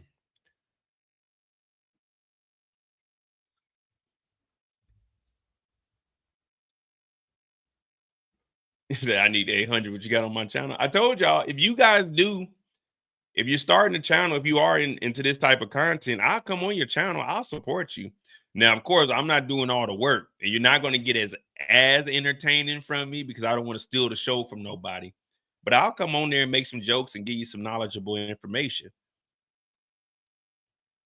But you just got to give me a heads up. There's only one person, Brillo's the only person that can hit me up and ask me, hey, you jump on a live like tonight. Give me like a day or two heads up so I can prepare for it. Not prepare, but you know what I'm saying, schedule some time out for it. Jane acknowledged texting hotel nights was fun, but says feelings were directed at Combs. The jury saw more text messages between Diddy and Jane. from about a week later in July. In the messages, Diddy suggested a hotel night with either Paul or the entertainer, which is the Italian. When Jane told him she was kind of icked out by a what? Hey, who said Debo draws? I seen the comment. Who said the Debo? There we go. Magnolia Bell. She said she was kind of icked out by a boo-boo the other entertainer had. Magnolia. Miss Bell, how'd you know one of these niggas had the Debo draws? How'd you know someone had the Debo draws? She was icked out by a boo-boo the other entertainer had. Kind of shit. Did he hire these dirty ass goddamn entertainers? And did he agree that that person was a no-go? So it was the entertainer, the Italian guy. Oh man, he had that. Oh man, them Italians, man, he done had all that goddamn Italian food, left his ass running. He done showed up with stains in the drawers. They arranged the hotel night just with Paul, man. They said, hell no, Boo Boo Boy can't come over here. So they got Boo Boo Boy and we got Stinky Boy. Damn, did he just be hiring niggas off the streets? Well, I guess them niggas were like, what? This nigga had a boo-boo. Nigga, you too old for a boo-boo. Shit, if I got a boo-boo, I'm throwing them drawers away. I'm not washing no drawers that got a boo-boo in it. No. You working out, you over there pushing too hard. Yeah, you got to throw them drawers away. We too old to be washing boo-boo drawers. Throw them boo-boo drawers away, nigga. Go buy you another a 3-pack, 6-pack. They ain't that expensive. My everyday wear is Hanes. Yeah, every day Hanes. Polo, Calvin Klein, Versace, all that's only worn when I wear good clothes. Right now, it's Hanes drawers. You know what I'm saying? I got to be comfortable. You only wear the name. Well, Hanes is name brand, but yeah, no. Throw them boo-boo drawers away. Jane testified that Diddy only gave her a choice between two entertainers as though it wasn't an option to skip a hotel night altogether. Jane also confirmed when asked that she thought she recalled spending a few days with, excuse me, spending a few days with just Diddy that late July. And Jane confirmed that she and Diddy had another hotel night at her home on August 30th. The next day, Jane texts Diddy saying in part that it was so much fun, baby. She texts Diddy saying it was so much fun, according to the messages. She then sent him a long message about how much she loved and appreciated him. My love for you is unconditional and for life. Jane also confirmed that she sent these messages after a hotel night, but she testified that the feelings she was expressing were directly only at Diddy. I do cooking content. Hey, well, we can get on there. Yeah, we can get on there and cook. I told you I'm trying to do some cooking. The birthday party. Oh, they went to Nobu.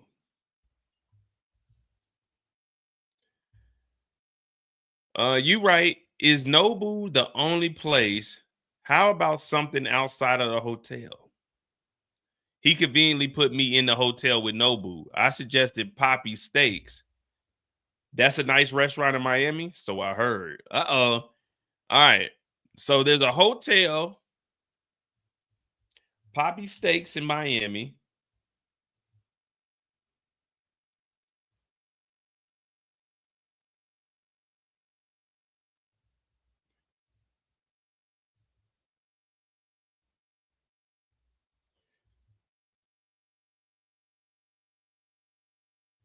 All right, so we got Poppy Steak right here.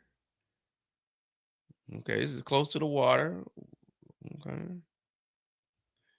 Poppy Steak. You know we about to go in there. We got to see what's on the menu. We got to see what's on the menu at Poppy Steak.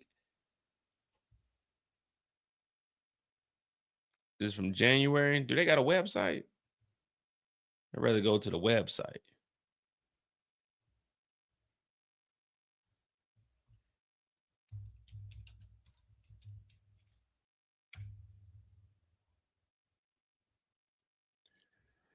And then, so from Poppy Steak, what we want to see is how far is the Nobu.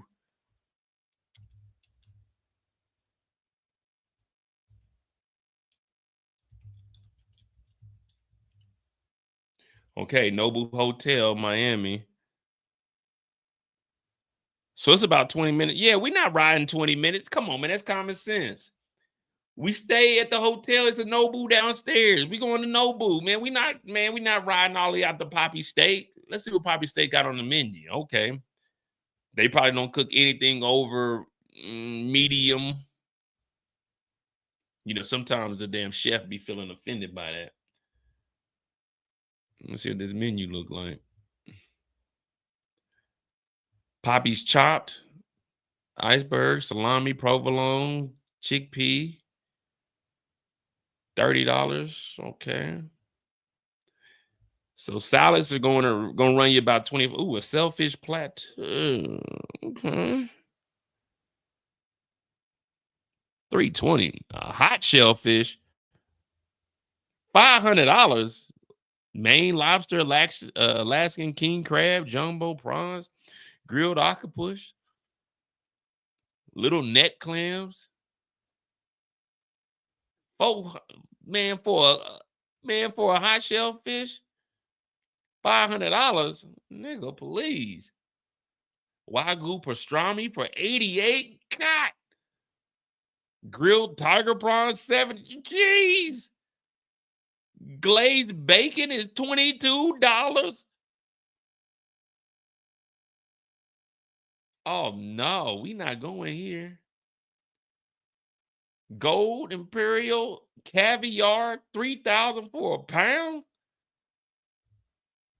The king crab stuffed Florida lobster tail. Oh no, we not going here.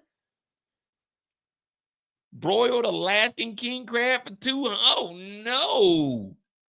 A prime porterhouse 48 ounces for 250. Oh no, we're not going here.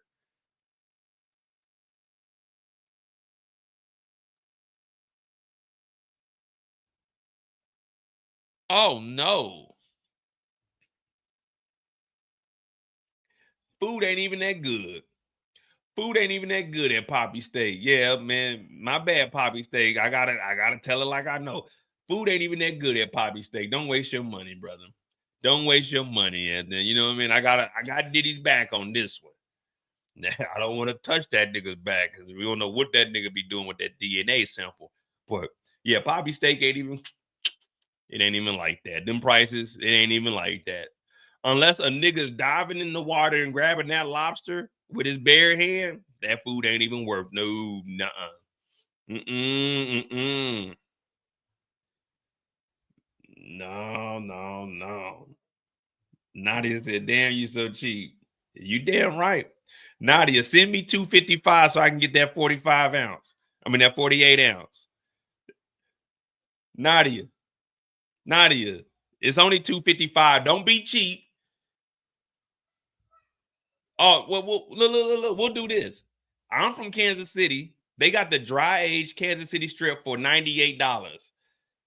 I just spent the 100 on a whole kilogram. You know what I'm saying? I just dropped 100 on the steak now. So send me 255 just so I can get the prime porterhouse. Don't be cheap now. Nah. No laughing, Nadia. No. Don't laugh. Send 255 right now. Don't be cheap. Don't be cheap, girl. Don't be cheap. I ain't too proud to beg. You know what I mean?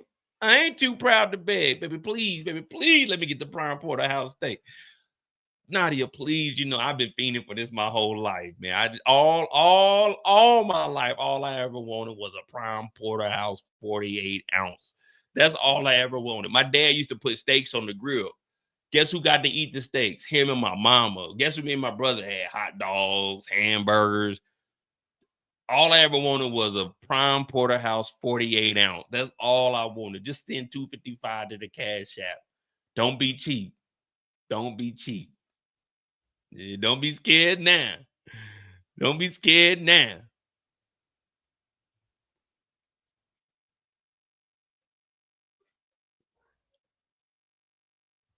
Man, the king crab was on some bullshit too.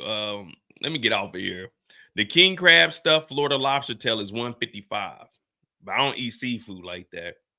So I definitely wouldn't buy that. You know, I be lying to the ladies. They be like, let's go get seafood. You know, they be trying to get the crab legs and all that cracking. You got to put them goofy ass gloves on. Like, man, I be lying. Like, I be like, oh no, I'm allergic. I'm allergic to shellfish. That's what I always say. Whenever they say you want to go get seafood, nah, I'm allergic to that shit, man. Cause I know that shit get expensive. I know I went home one time and I was with my dad. This is when I first got out the military. We went back and they were like, yeah, we're gonna get some stuff. We're gonna get some shrimp, we got some crab legs, some lobster. My dad was like, yeah, just go up there and get it. Man, I went up there and came back. I spent like $375 and I didn't eat none of that shit. I had me a steak, but man, we went back to the house. They ate up all that food. Everybody chowing down this shit. The house is stinking. I spent like $375 on that shit. Matter of fact, my dad owed me $375. My mama owed me $400 for that dryer. They owe me almost $1,000. Oh yeah, I need to put this in writing so when they come up here, I can get my reimbursement. All right. So now they're talking about the necklace.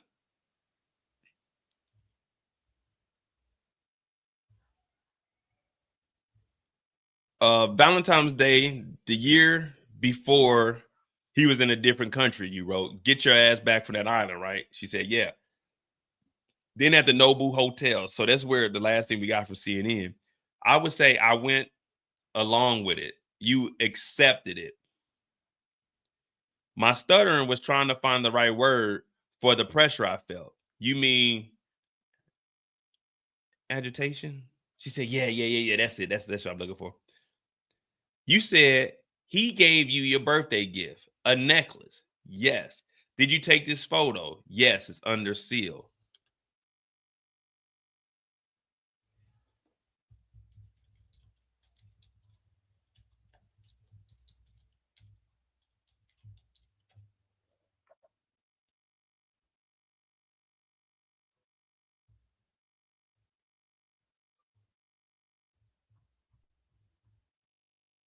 Oh yeah, man. Y'all know me, man.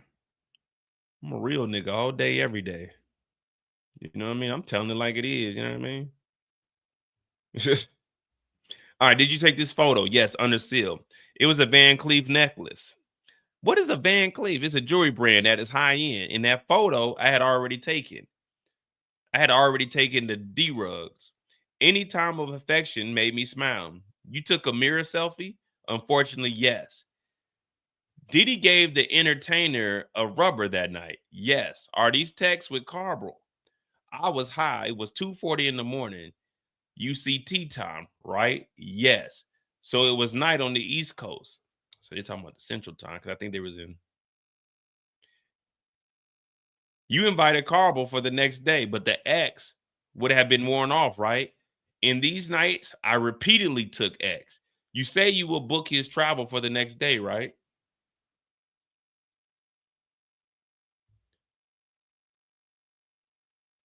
What did you write her? So I guess they're talking about.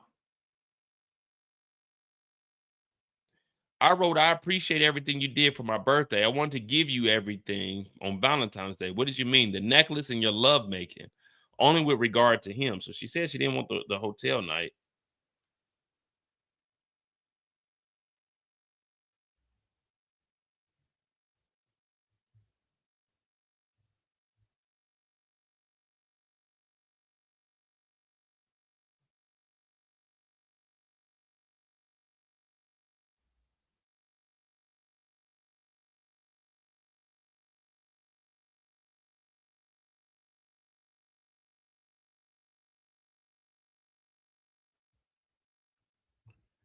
Nah, we don't want to know what no damn love bacon is.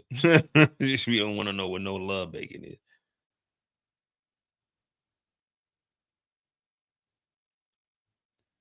All right, so Jules, she's catching up. Let me just say 3 minutes ago.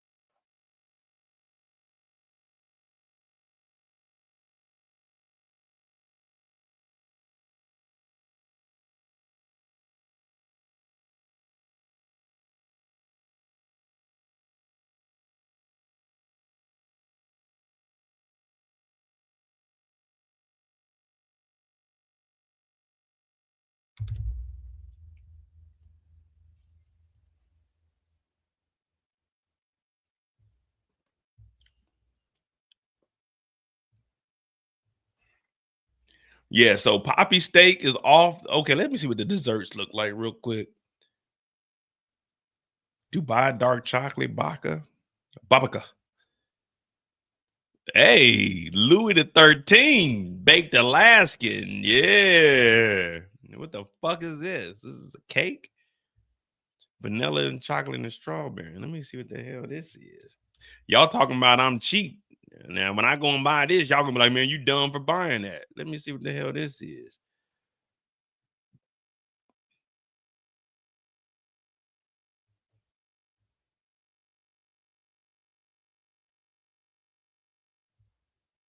All right, poppy steak.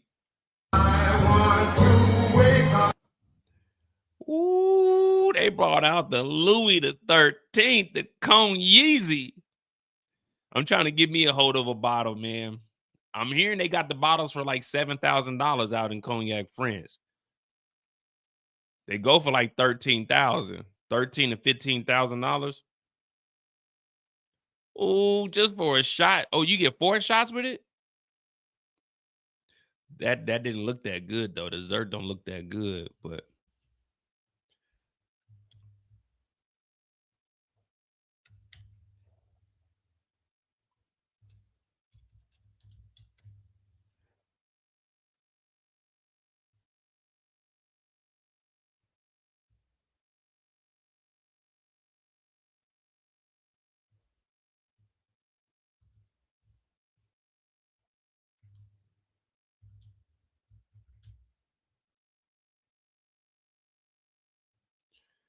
let me see if they got a Father's Day sale going on.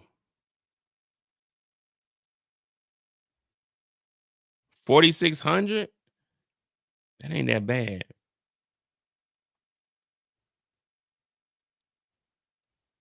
That really ain't that bad. See, here we go, 11,000. That's the big boy right there at 1.75.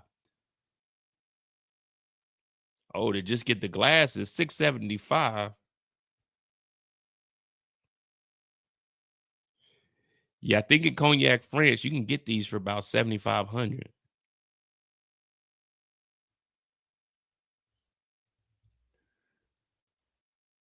I need one of those for the collection. What did you write her? I wrote, I appreciate everything you did for my birthday. But who are they told? Wait, who are they talking about? Who did she write? All right, you say you will book his travel the next day. What did you write her? I guess you're talking about Christina Khorram. I appreciate everything you did for my birthday. I want to give you everything you want on Valentine's Day. Or what did you write him? I guess. What did you mean? The necklace, the love making. We got the CNN update.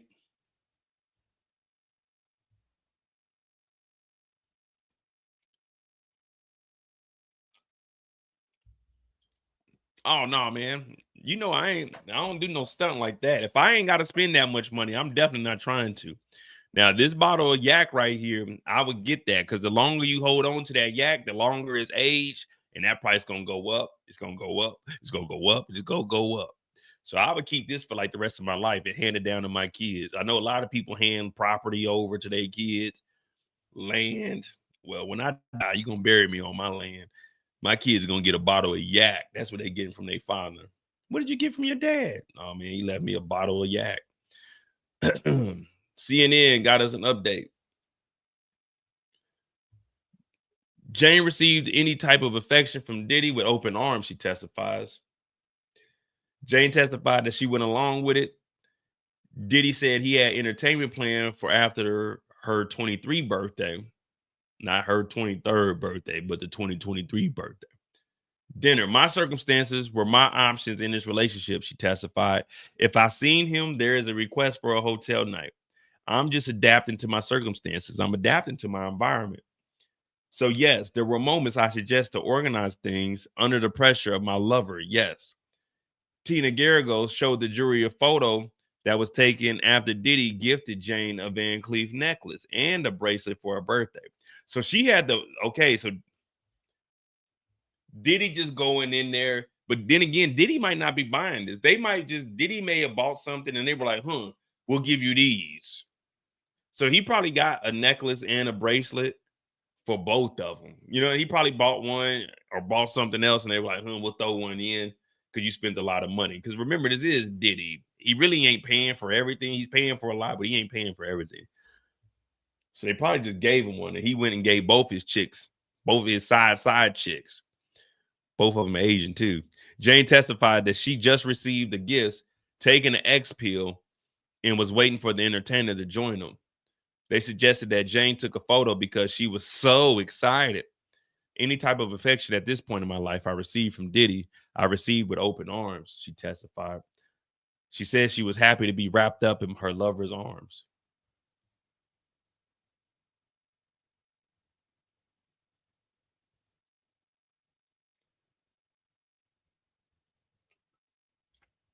Tiger Woods fit. Man, that nigga Tiger Wood ain't never been this clean. All Tiger Woods wears is Nike. All right, so I guess maybe, I don't know, maybe they're bringing it back up because, or they're asking another question about it. This is 1 minute ago. You reached out to Carbro under pressure of my lover. Okay, so that's what we just read, but we didn't get this information. You asked him, and he gave the man a rubber at the very last minute. Thank God.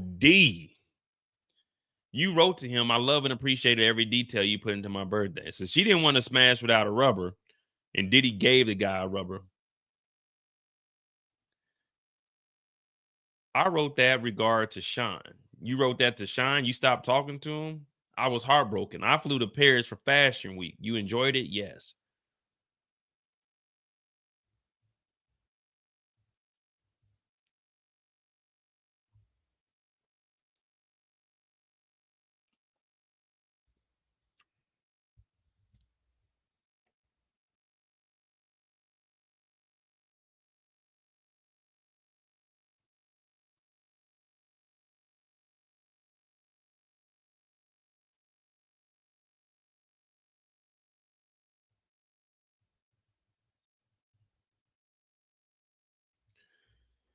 Yeah, man. This though, like y'all said, I don't know. I don't know where the kid is at, man. The kid, yeah, you might as well get a kid to Diddy, man. I ain't gonna lie to you.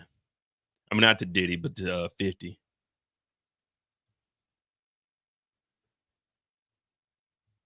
I ain't gonna lie though. I might order those glasses. Man, it better be 675 for a set of glasses, though.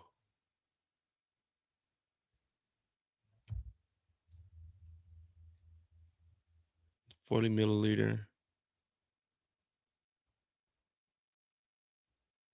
Limited edition, early access. With the decanter. Ooh, set of 6. Let me see what this is running. And we can't just order off of here? What the hell? See, I definitely ain't trying to get no I can't have no I mean, the miniature is cool, but man, you ain't getting no play off the miniature. I might have to start off with that. Cause I said I was gonna work up to this. So my OGs, the ones that got my first collection of cognacs, he got one of these. He got a Louis the 13.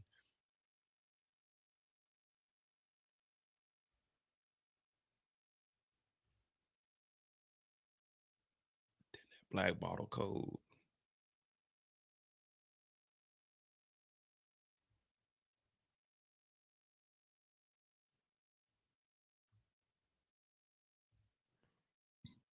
They making this seem like just a regular ass Christmas. My bad, guys. I get a little distracted, but you can't order this shit. You gotta go into the stores to get this.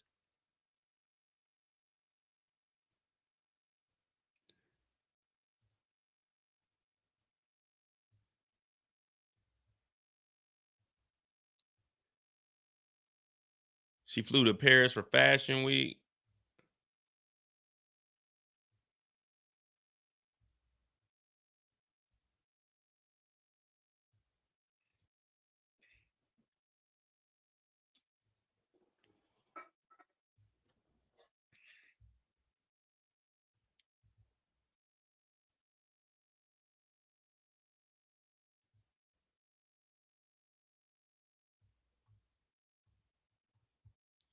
Damn, this mug knocked me all the way down. He wrote that he flew to Fashion Week.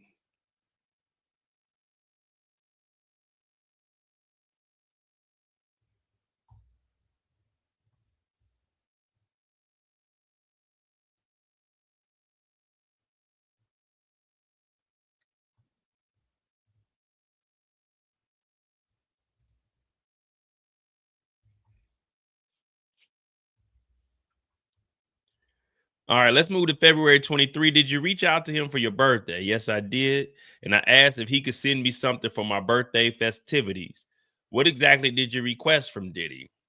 She said she asked Diddy for 15,000 to buy an outfit to cover dinner for me and my friends. Did Diddy fulfill the request? He paid for the dinner. Did you later travel to Miami to celebrate your birthday with Diddy? Yes, I did. At some point, do you express concern about where you would be dining? I did. I texted him asking about Nobu. The sushi restaurant in the hotel was the only option. I suggested we try something different like Poppy Steak. So now we're going into the actual text messages of what was happening. She asked for 15,000 to buy an outfit and to cover dinner.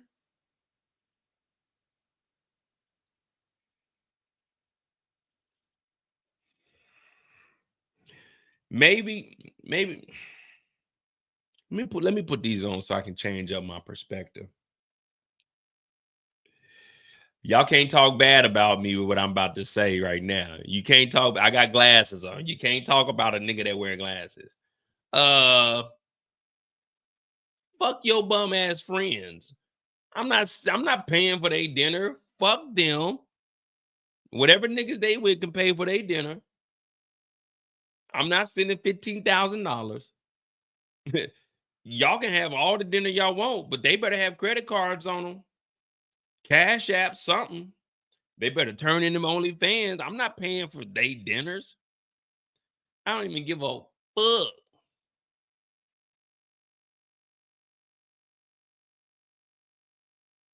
Hell no.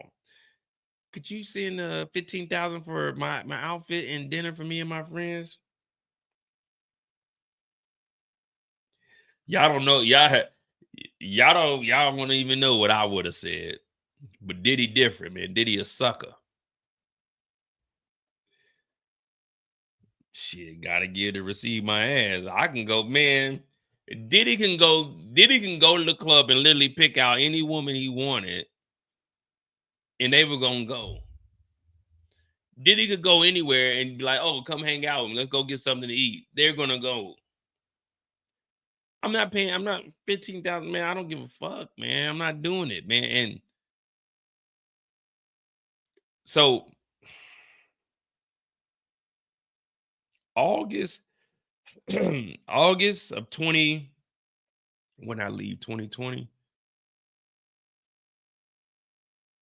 August of August of 2019, I went with this girl for her birthday. It was her birthday. She went out with a couple of friends and some coworkers. Already, I don't really like. Matter of fact, I think I got a photo of she like, let's take a photo. I like, we'll take it on my phone. I never sent her the photo either. Because I didn't want her to post no photo of me and her. At that time I was moving around like a degenerate. But this is August of 2019. So I went to her birthday party. Well, it wasn't a birthday party, it was like a dinner. It was downtown Phoenix, Arizona. It was someplace their specialty was some type of drinks. And it was me and her. I was her birthday date. So that means some other nigga was her regular date. But for the birthday, I was there. And she had, I want to say 4 friends. I think it was 4 friends and a co-worker. And everyone had dates. So I'm like, oh fuck. So I'm here. These niggas is talking to me. At this time, I'm not working. I was retired at the time. I was done. I'm going to school full time, trying to finish up. I was doing my bachelor's in 19. So I'm there, they talking to me, and I'm really not trying to talk to these niggas. Cause I don't care about all that. So we sitting there, we eating this shit, and then we get done. They bring the motherfucking bill out. I ain't gonna lie to you. I had probably about 4 drinks. She probably had like 4 or 5 drinks. We both ate. Everybody was eating this shit because they had like this little tray thing that they brought out, and you get to try like everybody gets to pick like 4 different drinks. And that shit right there alone was like fucking $50 a piece. So I'm like, all right, we got 50. That's already 100. And my mom calculating this shit. Cause I'm looking in the menu. She's like, oh, I want to do these. I'm like, all right, well, okay, 50, that's 100. My meal looks like it's about to be another 40. What the hell she ordered? She got an appetizer too. So I'm already getting hit over the head for about $200. I'm like, God damn. These motherfuckers, true story. I put this on everything I love. True story. These motherfuckers bought the tab out. That motherfucker, because they knew this is her birthday, so she had the cake and they all doing the happy birthday. They bring the tab and they walk past everybody. That motherfucker gets sat down in front of me.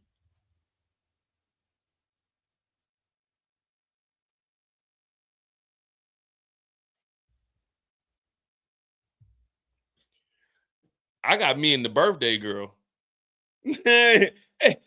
I got me and the birthday girl. What is this? Yeah. This is exactly what I said. I looked at it and I said, oh no, I just got me and the birthday girl. You're gonna have to split this.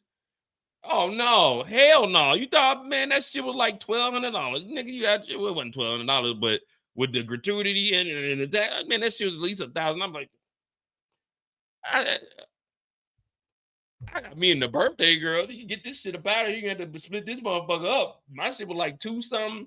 And then after that, so she went in the back and then she split up all the motherfucking all the bills, right? So then everybody we getting up and leaving. You know, I ain't give a fuck. So she had like her gifts. She had her gifts, and they were getting ready to go to the club. So then they were like, she was like, you want to come with me? We all gonna go. We're gonna get a section. In my mind, I'm like, hell no, I ain't going with y'all niggas because I already seen y'all try to pull the okie doke in the restaurant and put the whole bill on me. So they're like, yeah, we're gonna go get a section. We already got a reserve. They tried to pull a Diddy on me. Yeah, we already got a reserve. I was like, nah, I'm good. I already drank too much. I don't need to go. Because if we would have gotten there, bottles and shit would have been coming. And you know, in the club, they don't split that shit. It is what it is. I was like, hell no. So I ain't go to the club with them. But she ended up giving me like she had like 1 or 2 gifts. She put those in my truck. Just when I had my Tahoe. Man, shit. I seen her probably. This is what Friday night going. Yeah, Friday going into Saturday. She came over Sunday night. Yeah, they went out Saturday, and then Sunday night she ended up coming over, and I gave her back like all the gifts and shit. We had us a cool little night. We went and grabbed us something to eat, and I remember she left this this. She had this. It's a wine glass, like it was a wine glass, but on the top it had a cup. So you unscrew the cup and you put the wine in there, and then when you turn it sideways, it'll fill up the glass, and you could just drink out the glass. So she forgot to grab that, and I ended up giving that. I ended up giving that gift to another chick I was talking to. I never seen her again after that. But Sunday was cool. But yeah, that little bottle, it was like a little bottle with a glass on top of it. She left that in my truck, and because I drove her to her car, and she went in the back, and she got the gifts out, but she left the bottle in there. So I gave that to somebody else. But yeah, they tried to hit me with the okie doke. They tried to get me to pay for the. I'm like, no. I said, I got the birthday girl. You gonna split the rest of that. Fuck what they talking about. True story. I'm not paying for all that shit. I didn't eat y'all niggas food. And me and her, we got a good thing. Don't know if I'm gonna see her again. We got a thing going on over here. I got the birthday girl. You other niggas, y'all figure that shit out. Dropped that motherfucker over there. She was like 11, 1200. I'm like, nigga, please. Man, you out your mind. I got the birthday girl. My shit was like 225, 230 or something like that. Yeah, I wasn't eating no ass. I was eating something. All right, let me get back to this. But that's just saying, I'm not, man, fuck that. I'm not paying for your friends. Fuck them. Yeah, I didn't re-gift the gift. It wasn't a gift to me. It was a gift to my truck. It's only a gift if you get the gift and open it up. She never opened up the box. It was still in the box. I didn't re-gift the gift. I gave a gift that was forgotten. I gave a gift that was forgotten. When you buy a gift from the store, you know niggas touched that before they put it in the box. And then someone else had that before the store got it. So a gift is always a gift of a gift unless you made it by hand. No, I get technical. Technical. When you buy something from the store, that means someone else had it first. Yeah. They had to use it. They had to test it and make sure it worked before they sold it. So yeah, there ain't no gift of a gift. A gift of a gift is if you buy me something and then I give it to somebody. But if you forget something, that's no longer a gift. This is lost and found. That motherfucker is lost. I found it and you get it. Yeah. Yeah. That's how I get down. But I ain't paying for friends. I don't do the paying for friends shit. No, I can't do it. Man, you better find you a goofy because I'm not doing that. But all right. Jane said she was hurt after being made to have X with 3 guys, but texted Diddy she loved her party. The jury saw a message between her and Diddy on a birthday celebration. During the celebration, she had X with 3 niggas and Diddy, so 4 total. In the message, she said she loved and appreciated every detail you put into her B-Day. The jury revisited other text messages previously introduced by prosecutors, exchanged after Jane learned that Diddy lied to her and took another woman on a birthday to Turks and Caicos. Immediately after that, Diddy was with Jane for her own birthday, early February, which we know is Young Miami. Jane testified she was hurt after being made to have X with 3 guys. And it was equally hurtful and emotional that she seen him with another woman. Whereas I was alone recovering from having to sleep with 3 men that I didn't want to sleep with. She also confirmed that after the fallout, Diddy handled the 2 girlfriends' birthdays. They broke up several weeks. Jane said when she pushed back on Diddy, he said they should break up and would be blowing up her phone a week later.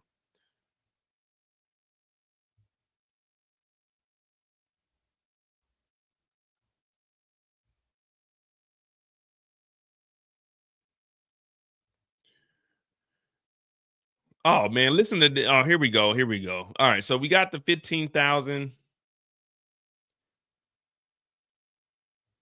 I wrote with regard to Sean. Hold on, wait. Okay, we're back behind. See, y'all got me telling these true live stories. That's what y'all be wanting to hear, real live stories, because y'all act like y'all live a perfect life. I live my life real and raw.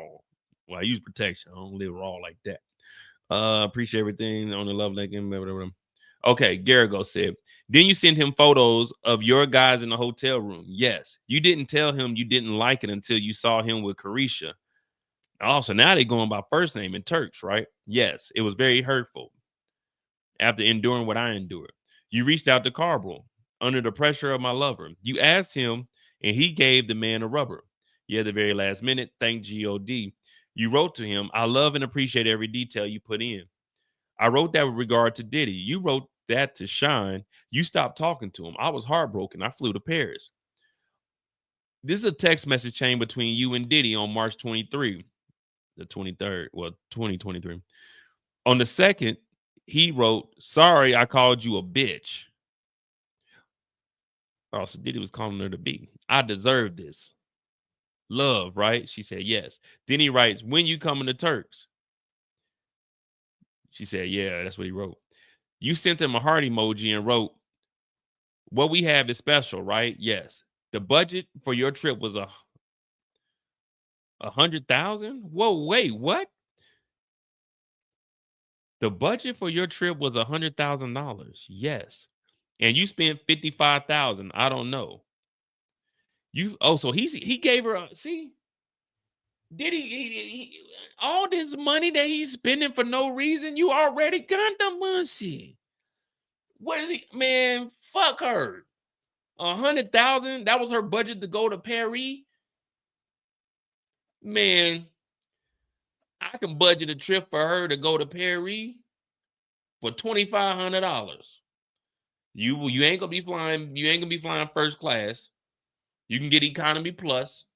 I got a straight hotel for you, and I got tickets for you to get into shit. Yeah, I could budget. I can get you a good ass trip to Paris for about $2,500 to $3,000. $100,000 my ass. You felt like you didn't. You felt he didn't like you up and leaving to Paris. No, he didn't. You went to a Mandarin Oriental and watched porn with Diddy. The Mandarin Oriental. Where is this at?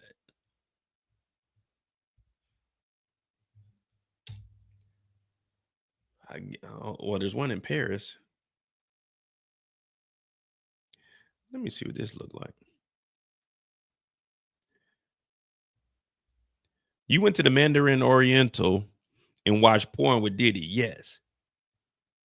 Diddy asked you about bringing Don. Given the situation, I said yes. This nigga Diddy, it's just something. This nigga, it's just too much hiring other niggas. Like all we're hearing is that Diddy is buying niggas. You said if you known Paul would be there, you wouldn't have gone to Turks. So there's one in Turks.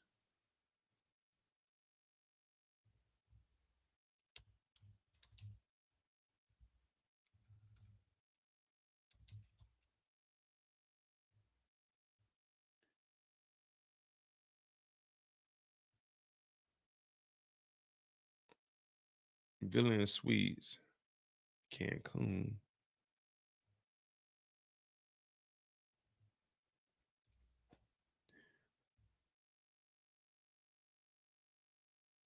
You said if you known Paul would be there, you wouldn't have gone to Turks. I would have not. Did you write Carbo from there and invite him to come there? Yes, under the encouragement of my partner. Yes, I did. So she went to Paris. Diddy was asking, could you come to Turks? Diddy flew this nigga, like Paul was out there with Diddy. That nigga was already out in Turks. Because they said if you knew Paul was there, would you have gone? She said, I would have not have gone to Turks. So Diddy just hanging out with this nigga Paul. He just, hey Paul, what you doing today? Oh, shit, nothing, Diddy. Gotta go wash my car, man. Fuck that, playboy. Get on this flight with me. Go with me to Turks. Nigga, I got some shit set up. Why is the prosecution reading all of this? I mean, not the prosecution. Why is the defense reading like Diddy's flying niggas to Turks to have free calls? And then asking if she knew Paul was there, would she have gone? And she said, I would have not. You know what I mean? Like, yeah, everyone, we don't feel sorry for her. We're not here for the dumb decisions she made. We're supposed to be on the defensive side. But the defense keeps bringing up that Diddy is flying this nigga Paul everywhere and paying this nigga to have these hotel parties. Why is the defense doing this to Diddy? Now, we're not defending Diddy. We're not against Diddy, but let's be real. We're all adults here. Why is the defense continuing to bring up that Diddy is hanging with this nigga Paul on the regular and flying him to different places, which gives us the commercial X trafficking and the prostitution with the transportation to engage?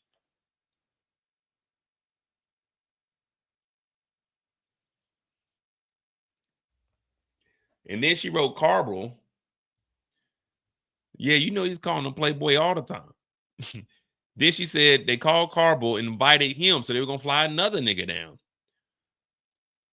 You were happy Sean gave you diamond. I thought it was sweet. You were glad to get diamonds. I just want to shine. You wrote it. I wanted diamonds. Objection, Your Honor. As to form. Rephrase that. Do you remember telling Paul that you let Shine go too far and it was your fault? Yes. Your Honor, I think this would be a good place to take a break. All right, all rise. Get your asses up. We got our first official break. Let me get this last update from CNN. Court is taking a break. Defense attorney suggests that Diddy spent $55,000 on 2023 Turks and Caicos trip. Diddy texts Jane apologizing and saying, I don't know what I was doing. I was going to lose one of my closest friends over a stupid lie. So now we got Diddy begging in the text messages. Never, ever send a text message. If you're going to do this crying shit in person, but preferably at your own house.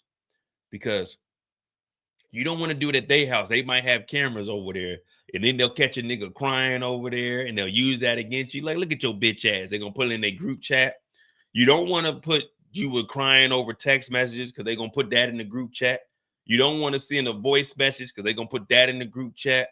You don't want to FaceTime because they might be recording or screen recording the face chat or have another phone. So if you're gonna do this crying shit and apologize for lying, you want to do that in the comforts of your own home. Make sure she puts the phone down. When she comes in, you know, y'all sitting down, you touch her hand and like make sure she put the phone to the side so she can't catch you crying, nigga, because you don't want to be a crying nigga on a cell phone. I'm sorry, I apologize for lying. It's just me. And then again, never ever be a real man. Never ever, yeah, hear me. Never ever be a real man. Real men tell on themselves. Real niggas, we keep it funky. We never tell on ourselves. Never say I was lying. You just stick with the lie and just apologize for some other shit. But don't be no real man and tell on yourself, man, yeah, you know, I'm so sorry. I fucked off with this other woman. I just, hell no. Never tell on yourself. That's how niggas get 30 years to life in prison. Never tell on yourself. When you get comfortable telling your old lady that you did something fucked up and you were wrong about it, then that means you'll tell the police anything. So never ever get caught up in sending text messages about you lying. Don't get caught up in voice messages about you lying. Don't be a real man. Be a real nigga. See the lie all the way through. Oh, I made the group chat plenty of times, but shit, it is what it is. It's a learning experience. But at 55, I won't. In later messages, Diddy said he missed Jane and wanted to see her. Jane responded, I'm open as friends. She balked when he offered to get a hotel for her and responded saying, you said friends, according to the message. When he suggested going to Turks and they started planning their 2023 trip to that location after that. Tina suggested that Diddy spent about $55,000 on that trip. We don't give a fuck. Jane previously testified that this was a makeup trip that was meant to reconnect them and then ended up featuring a hotel night. So Diddy spent $55,000 on a hotel night. And that's where we got our first break at. So we're at 2 hours. This is what I was thinking, 2 hours and then a break. 2 hours and then a break, and then probably go maybe an hour break and then an hour. Or we probably just knock out like an hour and a half, 15-minute break. But hit that like button, hit that subscribe button. We're at the first break of the day with Jane Doe. Overall, nothing really exciting happened this morning. We didn't hear anything about the Mike Jordan or freak offs. Let me see. They got the request to remove a juror. Yeah, nothing really exciting went down today. $15,000 for a birthday outfit and for the friends. So that's where we're at right now. And this will be our first stopping point for the day.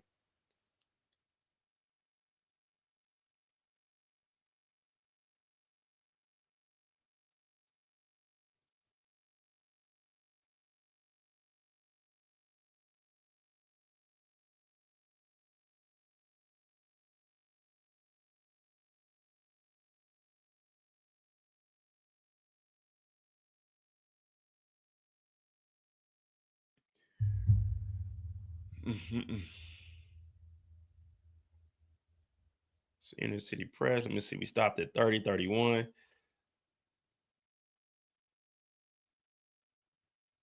Okay, so we got photos. Here goes a photo of them eating at Nobu. Where the hell did he at? Why did you make that suggestion? I was trying to get out the hotel. I told him, asking if he could please romance me outside of the hotel rooms.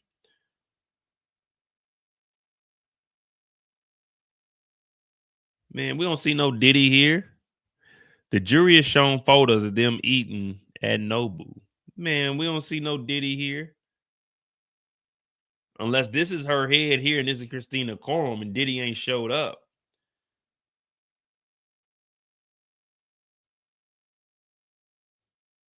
Hmm.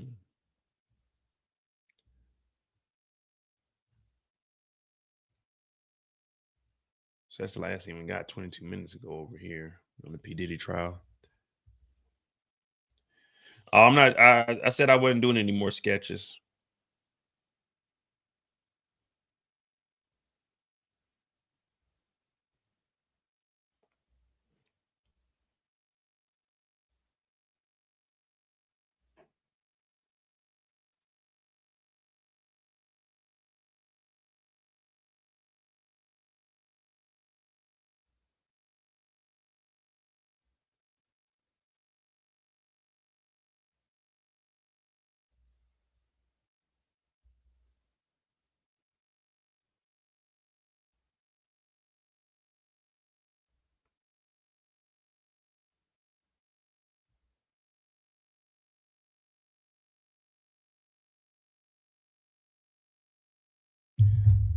All right, so how long is this break? Hopefully, it's just a little 10-minute testimony. Resume. Quarterback from break. All right.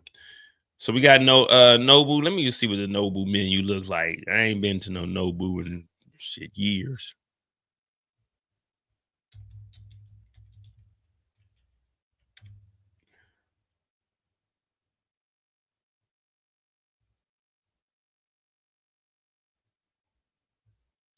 All right, we're gonna see what this Nobu hotel look like. We're gonna try to find the room that Diddy was freaking off in. Okay, the suite experience. Nobu Summer.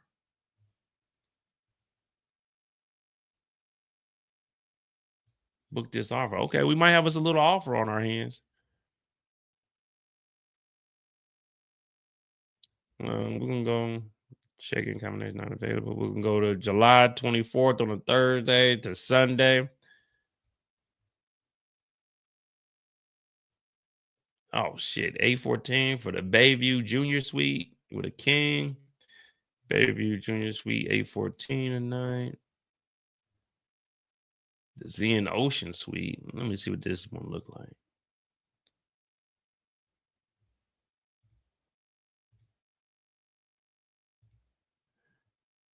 No, I mean you get the ocean view, but nah, man, and this ain't it. That ain't it. That ain't Diddy style right there. That is not Diddy style. All right, let's look at the Ashe ocean view. Okay, now this is all right here.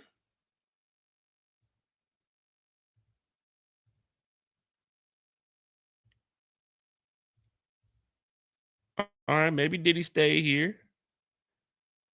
The U-High Bay, 2100. So this one, 12A. That one's a little bit bigger. Oh, here we go. This is where Diddy was staying. The Nobu Ocean View. Oh yeah, this is where Diddy was staying. Freak offs on the. They have freak offs on the pool table.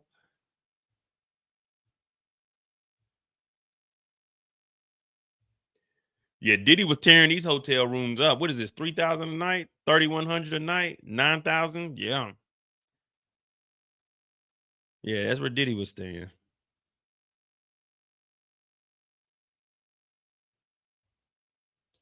Yeah, Diddy was tearing these hotels up, boy. And this is where they were eating at. So they got they got the restaurant on here too? Or we gotta go to the individual restaurant. Reserve a table. Let me go see.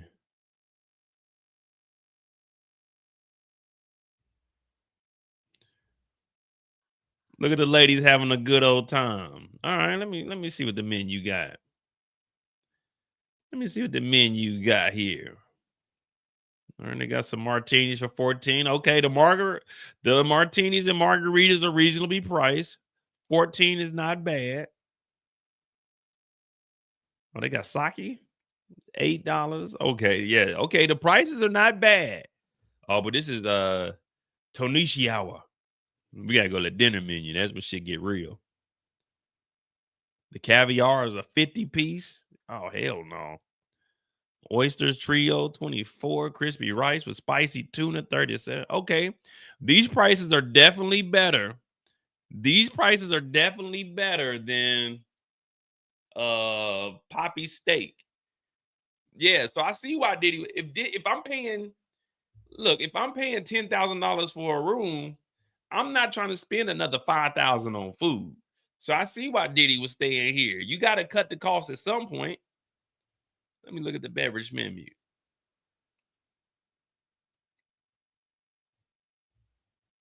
Rare blend. Yeah, you got to cut the cost somewhere. And this is just right downstairs too. But I don't know. I wouldn't get full off of this though. Oh, they got Nobu tacos. Ooh, they got lobster tacos. Look, 2 tacos is only 14, 2-piece minimum. Oh man, yeah, we eating here. Now this is, ladies, this is my price range around here. You want to go to a decent restaurant? This is my price range around here.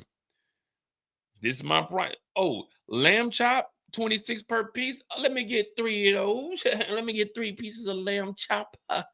Let me get the finest chop of lamb. Oh yeah, this is my speed right here. We can go in here. We can ball out. We can spend an hour, 2 hours in here. We keeping this out in like 250, 300. This is easy money right here. Yeah, this is more my speed right here. I ain't even gonna lie to you.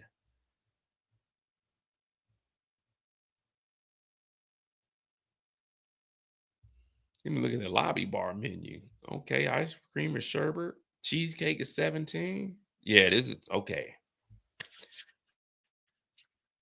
Now you talking my language. Now you talking my language. I'm just saying. Diddy dropping off a 10 piece. Remember, this is the birthday weekend. The birthday weekend, three niggas, three.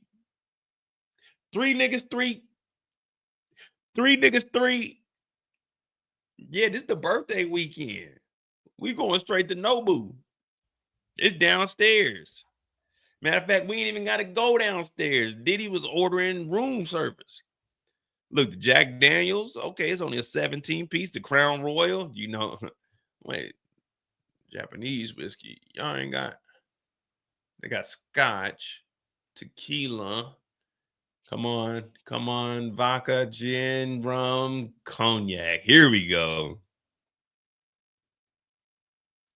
They ain't got no XO. Ooh. Hey, look, they got a half an ounce of Louis 13 for $115.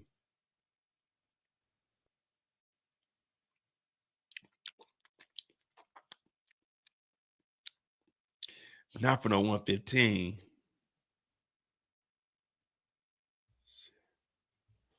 Yeah, this is my speed right here. This is my speed right here. Now, this is what I can afford.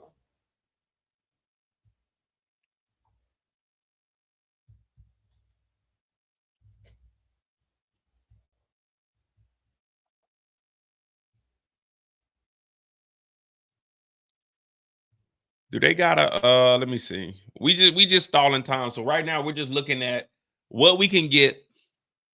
We looking at what we can get, you know, in Miami for a reasonable budget. Now, I've only been to Miami twice in my lifetime. The last time I went was spring of 29. Was it 19 or 18? I want to say it's spring of 28 or 2019. I went to a Miami Heat game. Uh, you know, I was trying to navigate and do what I needed to do. Let me see. They got a yeah, Fogo Chao. Yeah, this is my spot right here, man. I was out here when I went to Brazil last year.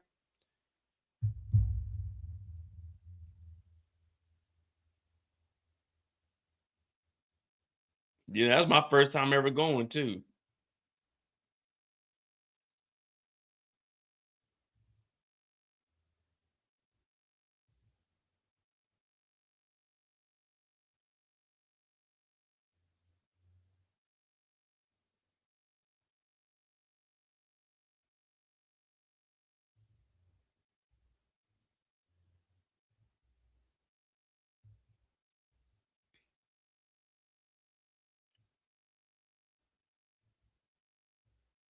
Was it before or after that?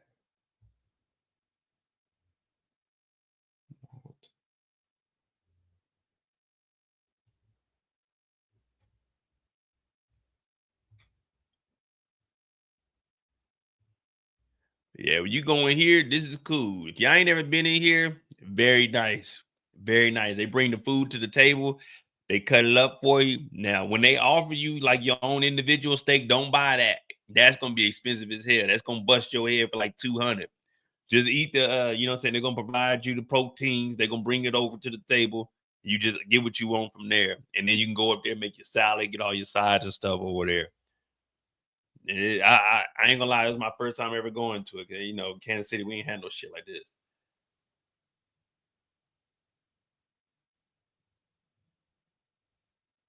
Let me see something.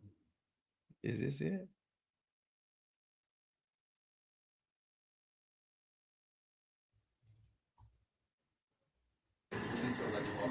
Yeah, it's already arrived.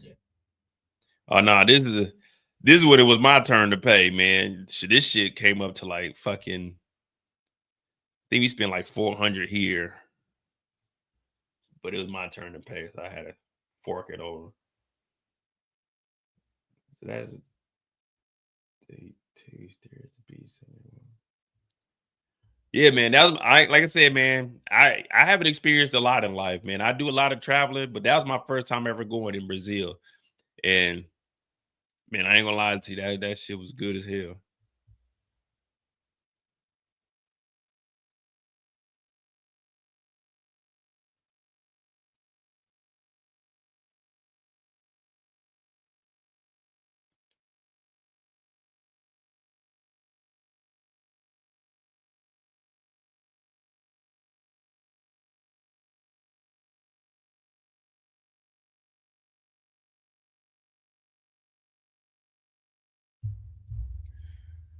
All right, we don't know how long they're gonna be on break today.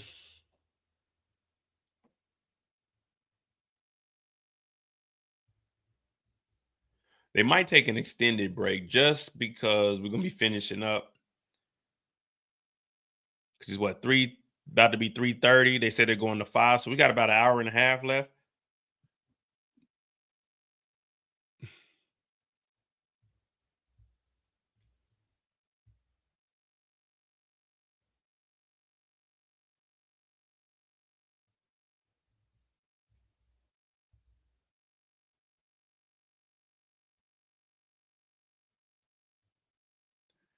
Wait, they got one in Europe.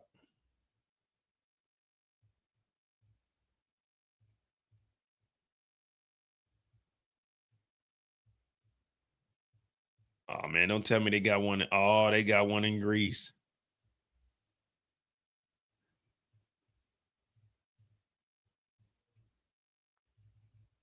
Is this Athens? Petri?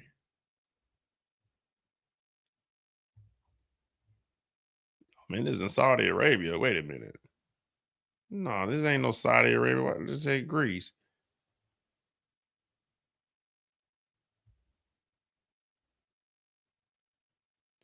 I don't know why it took me this one to Saudi Arabia, but anyway.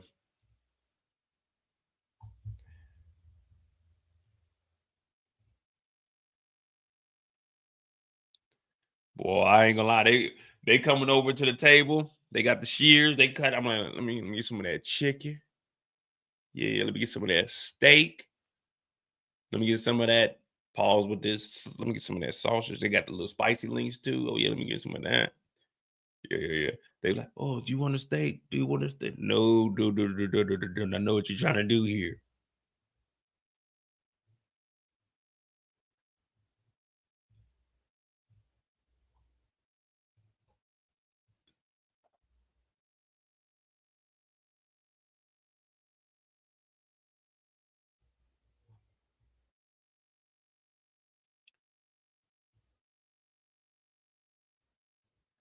Yeah, so that's all we got at the break, man. Y'all heard anything else about the juror? Now, let me look on some social media real quick, see if I can bring up something for y'all.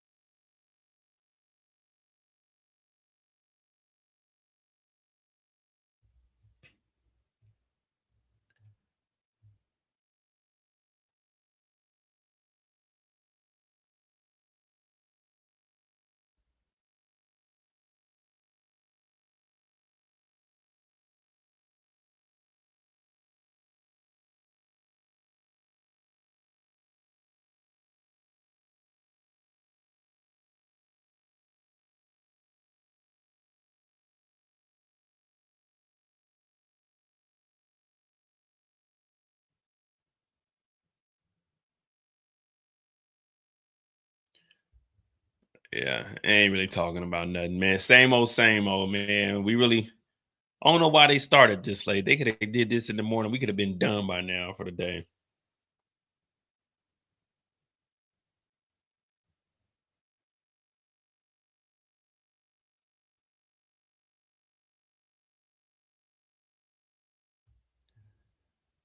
All right, we got the scene inside the courtroom. Jane's tone when asked about her loving messages to Diddy is becoming defensive. On the stand, she is stroking her hair as she explains what is not said in the message, that she was referring only to her and Sean Diddy Combs and not the other men. A few times, the defense attorney Tina countered by suggesting that Jane didn't differ. God dog it, I ain't getting it today. Uh, she didn't tell the difference between her Diddy and asking her once if there was an undertone. Jane has persisted that she was only referring to Diddy. Diddy's mother, sister, and 3 sons are in the courtroom. He asked his mother if she ate anything. She said she did. He greeted a few people in the courtroom when he returned from a bathroom break. Jane's back on the stand. Man, Diddy, why you care if your mama ate or not, man? You need to be worrying about if your defense is gonna goddamn defend, man. Are we all ready, except for the absence of Miss Comey? Yes, Your Honor. We have reached you. Comey enters. Okay, let's bring Jane back in. Waiting. Yeah, the Noble in Saudi Arabia, they probably don't have the port.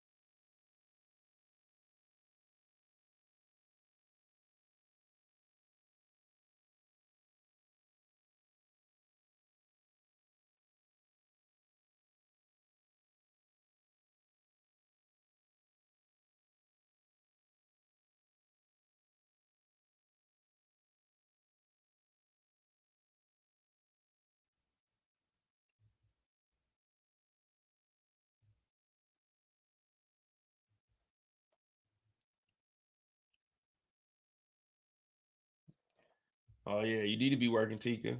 Being here BSing with Diddy.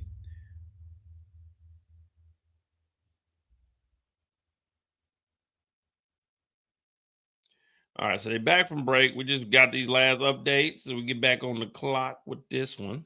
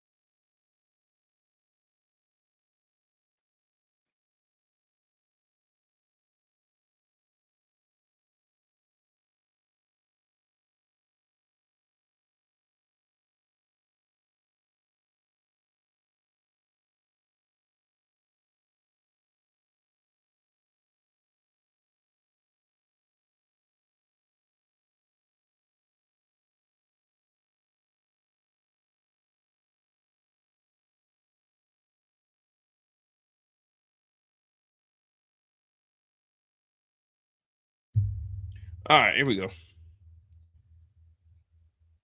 Jane is back. We should be all right. We didn't win on a couple of restaurants. You know what I mean? We got a feel of what's down in Miami.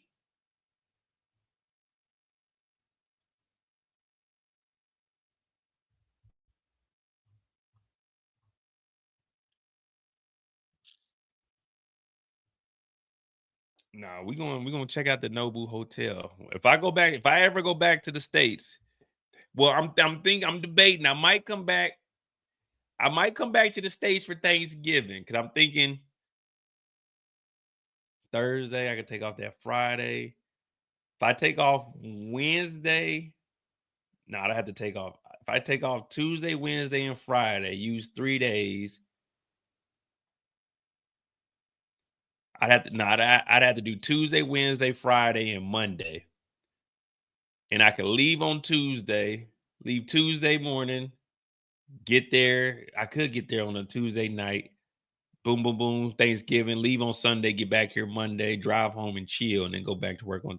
I might come home for Thanksgiving. I might step foot back in the States after. Yeah. Thanksgiving, I might come back to America. Coming to America.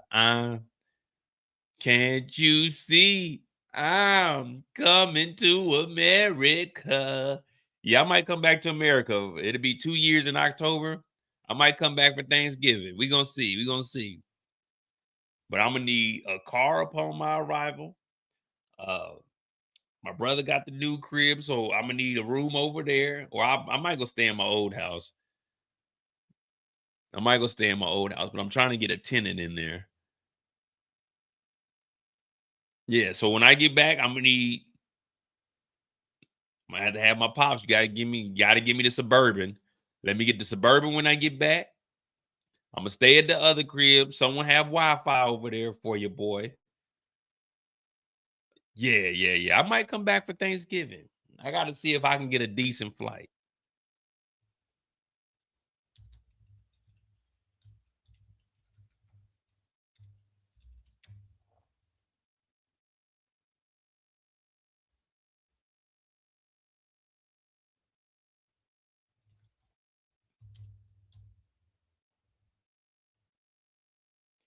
Grab a motorcycle. Nah, not in Kansas City. If I go back to Kansas City in November, it's gonna be icy up there.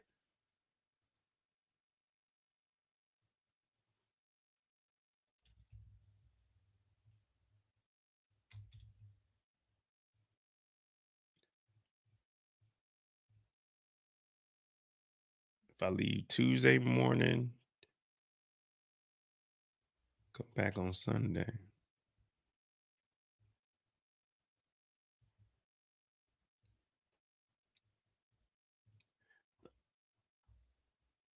All right, are we ready? Yeah, we ready. We waiting on any updates. All right, the judge enters, Jane enters. All right, maybe proceed. Let me just look at this real quick.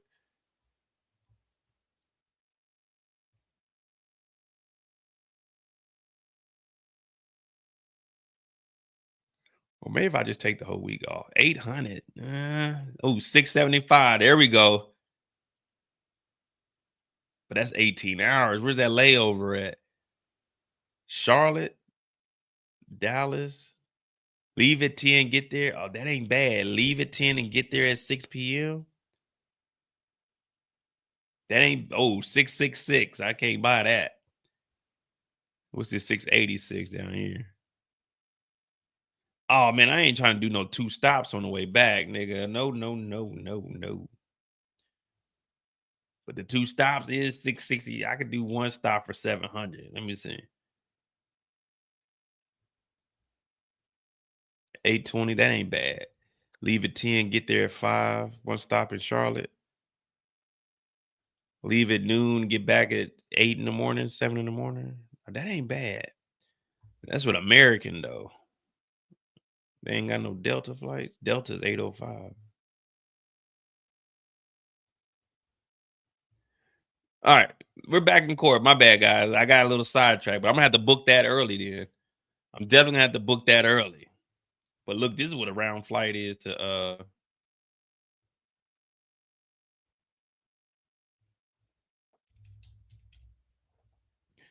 London City Airport.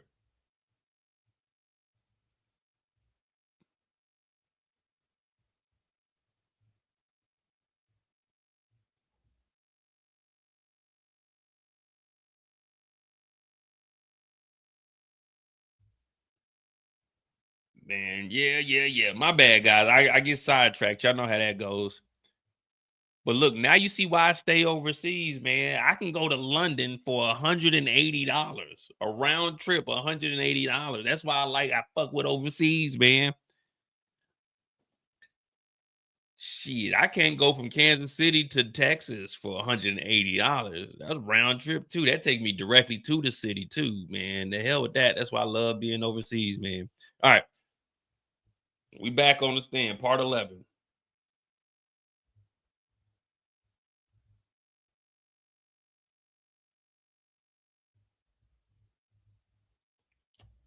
All right. Miss Garagos, you may proceed. You wrote, all I have in my mind right now is your passionate love making, right? Yes. You saw him 2 weeks later and did not have a hotel night. Maybe. Let me play this voice note. I believe there is no objection. The state COMBS said, I don't have it on my list, but if Miss Garagos represents, I have no objection. I won't. Give me a minute. I'll move on. Did you ask about hotels or Airbnbs? Yes. The price of the ticket shouldn't matter. Shit, I ain't paying no $1,000 to come back to no America. Fuck that. Pay no $1,000. I'll wait till that, man. I'm trying to get I like my flights $700 and less. $700 and cheaper is how I like my flights. And Sean asks, how do you know there aren't cameras in Airbnbs? Right? Yes, I wrote they could be covered by security. We'll just say it's our anniversary and we want to cover them to feel comfortable.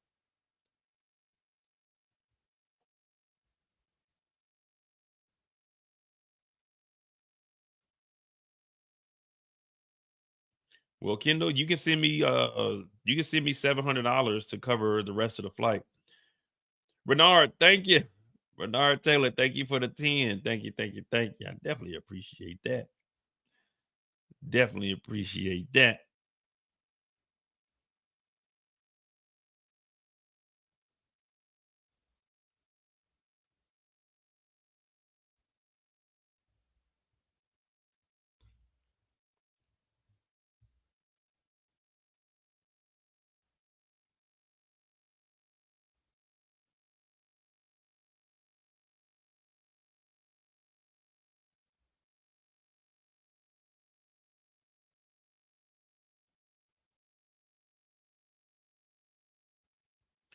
Why did he want to cover the cameras?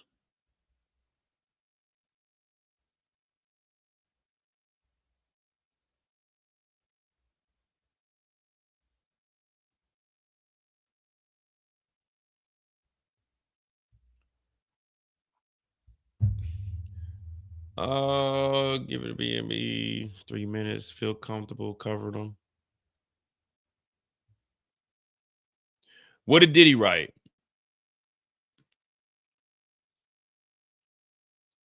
No, what did you rate? What? Whoa, whoa, whoa, whoa, whoa, whoa, whoa, whoa, whoa, whoa, whoa. So after they talked about the Airbnbs, they said, what did Diddy write? No, what did you write to Diddy? She said, you make my child so happy. I love you. So she had the baby around this freaky ass. This nigga ain't even freaky. She had the baby around this nasty nigga. She sobs. You make my child so happy. I love you. Take as much time as you need. I do remember. Are you ready? Yes. In this, where are you? Hotel night. 3136 is sealed.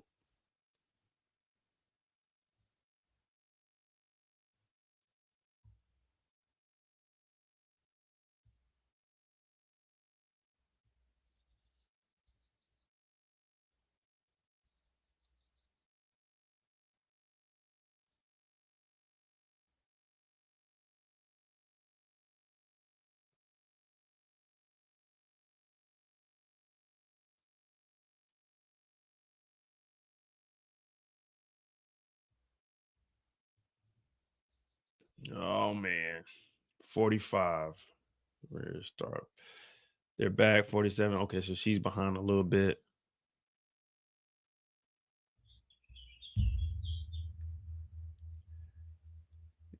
Told Diddy, you make my son so happy. Damn, 50.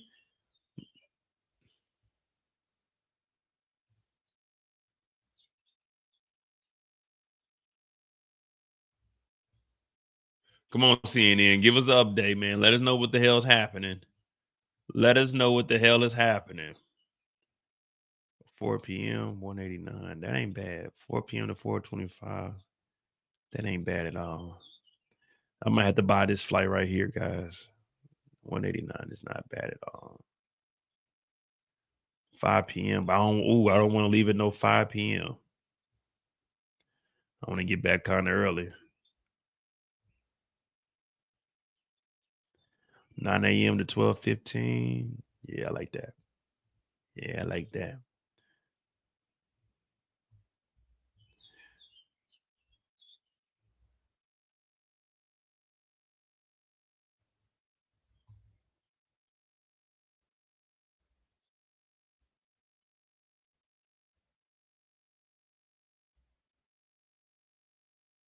All right, so we got a live update.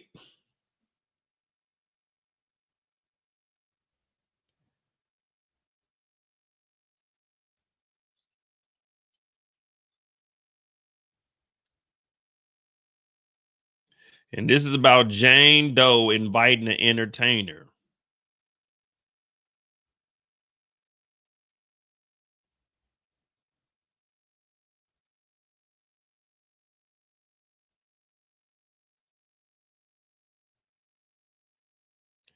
All right, so this is taking us back, but again, remember they're jumping around with the commentary, so we just got to piece it together as best as possible, especially coming off of a break.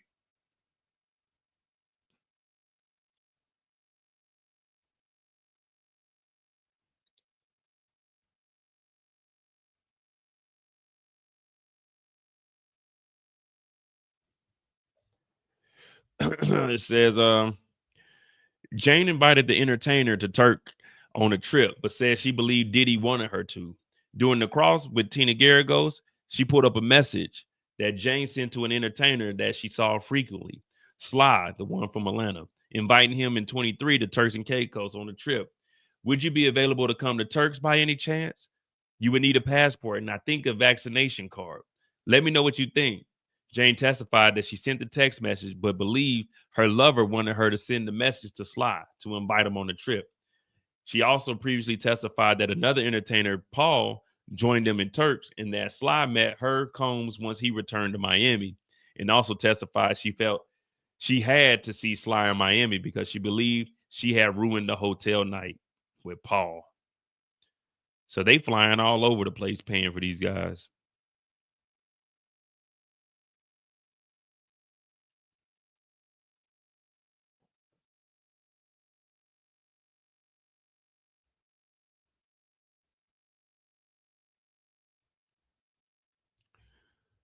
Okay, Inner City Press, what you got?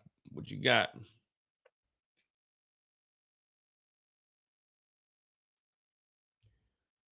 Okay, it was sealed. So what? They got another break already? And this is 3152. Is it a message after the hotel night saying, I love living in the moment with you? It was our little party rose. It was our little party rose. Whatever we were saying, is that a moon emoji? No, I think that's the half a wing wong thing. Comey, Your Honor, maybe your approach. So what the hell? We got us a little break though.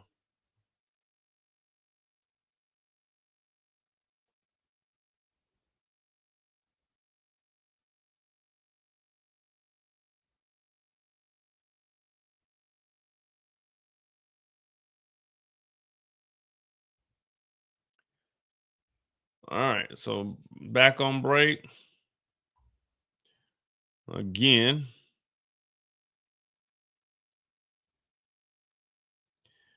The prosecution must see something. The defense, I mean, so far the defense they making moves, but they ain't really defending nothing. We get it, like we understand that she was a willing participant. We get that. We know that there were some nights that maybe a freak off didn't happen.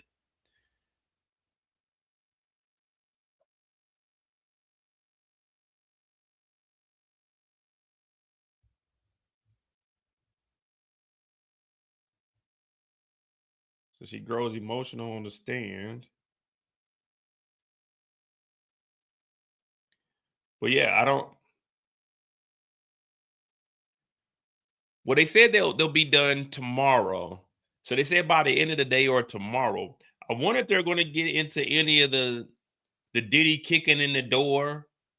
That's got to be like the last thing that they're going to wrap it up with, because we got about an hour left, hour 15 left. I'm just going to assume that, you know, the defense knows what they're doing. So 3152, I guess it's sealed also.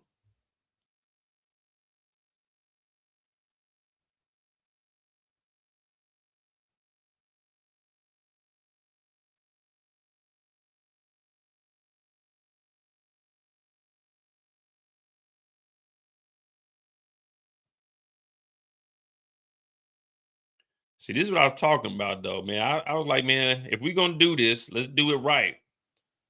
Let's do it right, man. Let's do an hour, 2 hours break, hour and a half break, not 10 minutes and then break again. But man, this is court. To us, it's pure entertainment. To them, this is real life, guys. So, you know we want to hear all the details. We want to hear this. We want to hear that. But we just gotta sit here and stick it out and figure it out, man.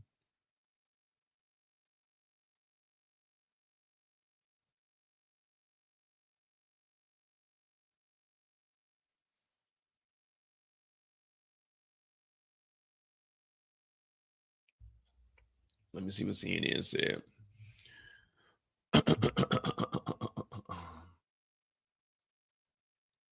It says Jane grows emotional while reading an April 23 text message. She grew emotional and paused to wipe her face with a tissue when she read a text message she sent to Diddy in April of 23, around the time she moved into the rented Los Angeles home that Diddy still pays for. She read the message aloud. The fact that you are the reason for my child's joy is a feeling inside me that I can't explain. I love you so much as a friend, my lover, my boyfriend, even though you don't like that word, the message reads. Tina Garagos finished reading the text while Jane took a few seconds to compose herself. They shouldn't have read that last message, even though you don't like that word, because it's showing that Diddy really don't give a damn. He's just getting what he wants out of this whole situation. That's how I look at it. If I'm listening to it, I'm like, all right, man. I mean, I know the nigga will play and all, but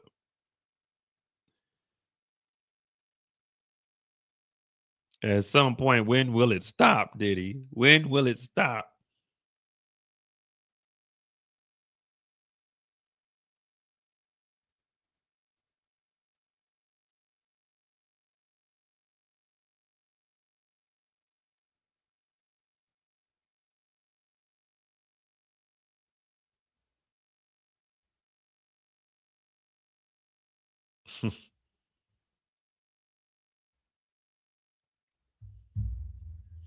What up, Maurice?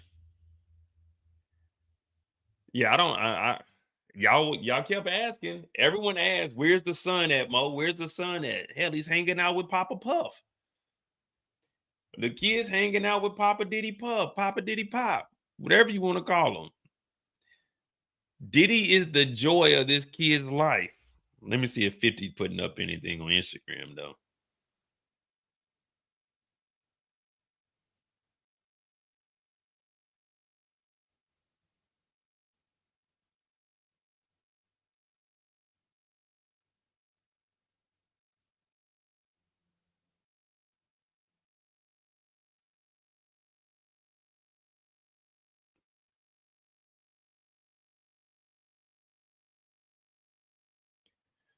Damn, knowing that your kid's around this nigga.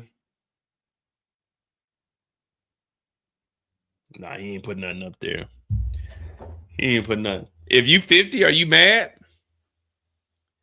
Are you mad your kid around Diddy? Maybe Diddy's a good guy though. From what we heard from the defense today, it sounds like Diddy's a good guy.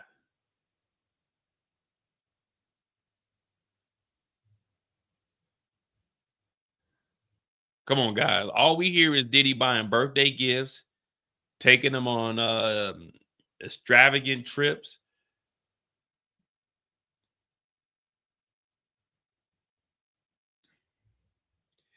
Yeah, I'm with. I mean, like 50, my dog, man. 50 over here going crazy too. But yeah, man. I know you don't give a damn about your baby mama. But man, we found out that Diddy was the joy to your kid's life. The son that you actually like.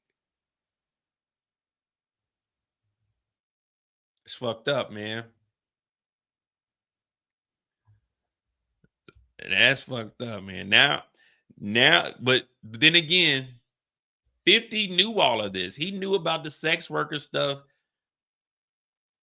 He probably told her not to have a kid around. Because remember, at one point, Daphne Joy was going at 50 Cent.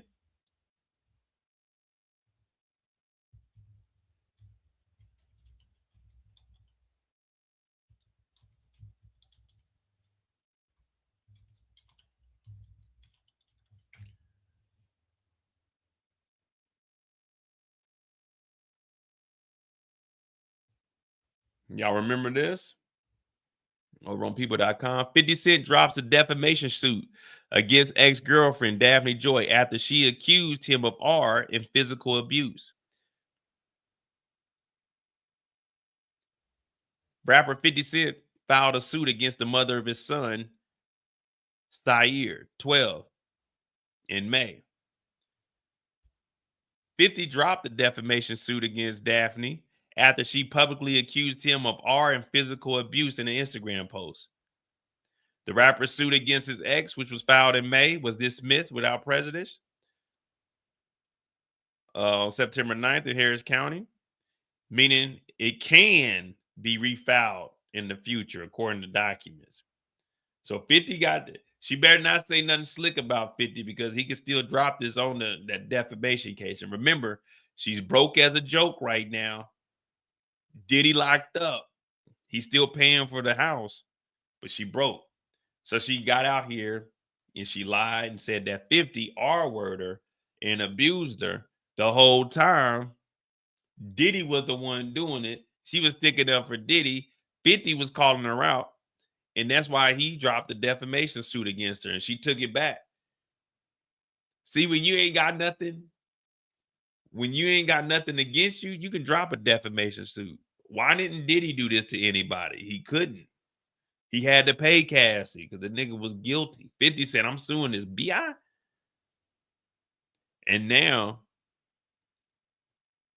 see, I'm believing that he knew that Diddy was around. He probably didn't want that, but it wasn't nothing he could do at that point.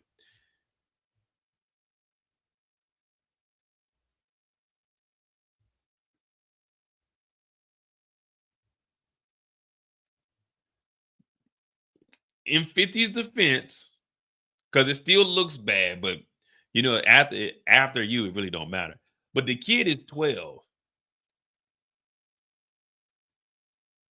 That means if that was 12 and 24, these freak offs happened between 21 and 24. So the kid was 9 years old. So this is like 5 years, like 4 or 5 years after Diddy was with Daphne Joy. Because remember, she was dating, what's that singing nigga name? Wiggle with it, nigga. What the fuck that nigga name? Jason Derulo. I remember 50 was clowning him.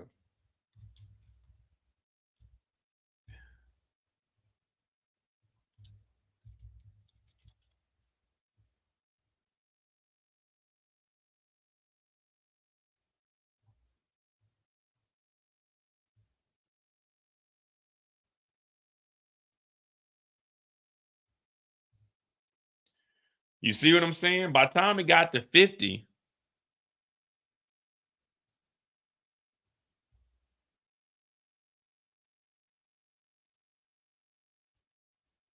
no, she was 3 years older than him. Yeah, he was big tripping. Look, see, he said he used to date Jordan Sparks, but the duo split in 2014 after 3 years. Joy had a 3, and see, it was about, yeah, so 14. This is what, 2014? This is 2016. Sair was 3. These freak offs are like 5, 6 years after Diddy. I mean, not Diddy. 50 was done with her, so it really don't count. It's fucked up, but that's why we seen him going after Diddy so much because he probably knew that Diddy was around his kid.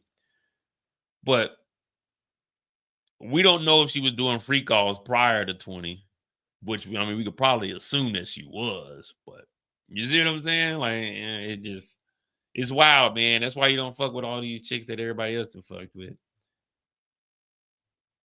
But you know, it's gonna be some goofy ass football player, some dumbass young basketball player that get with her after all of this.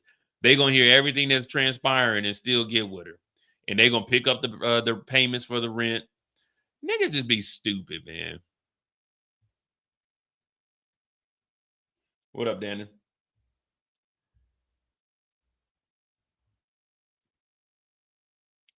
All right, sidebar is over. Jane jumping ahead. DX3171. This is a message chain between you and Diddy, August 9th, 2023. Yes. Diddy wrote movie night off the charts. You say you agree, right? Yes. Okay, and then the All-Star night canceled by the hurricane, right? Then you heard Diddy on a podcast in Croatia where he said he had sex on the yacht. You said he lied to you. It hurt my feelings.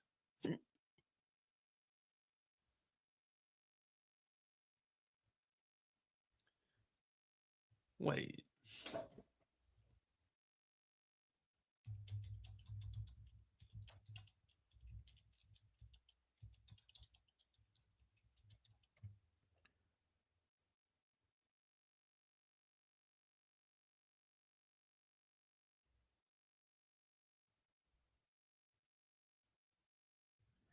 What? Then the All-Star night canceled by the hurricane. Where was it, the basketball All-Star? No, it wasn't. Did they have one in Charlotte? Then the All-Star night canceled by the hurricane in August of 23. What All-Star was this? Diddy on a podcast in Croatia.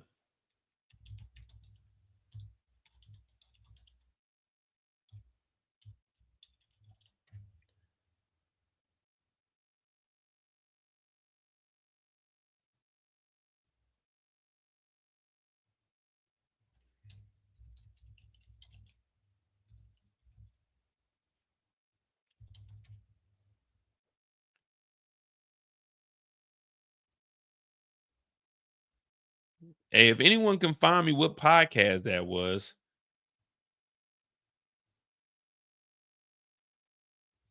All right, so we need to find the podcast so we can hear exactly what was said.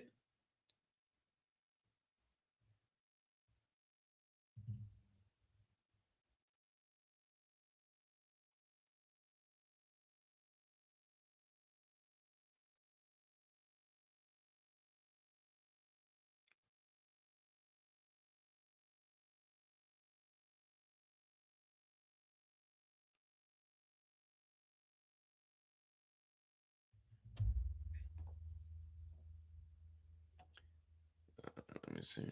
What we got? We go 1 minute ago. Okay. So we're gonna click here and we're gonna back up a little bit and see.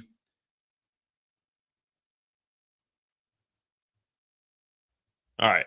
So you make my child so happy. I love you, sobs. Take much time as you need. I do remember. Are you ready? In this, where are you? Hotel night. This is 3136 sealed, and this is 3152. It is a message after the hotel night saying, I love living in the moment with you. It was our little party rose, blah, blah, blah. We know about that.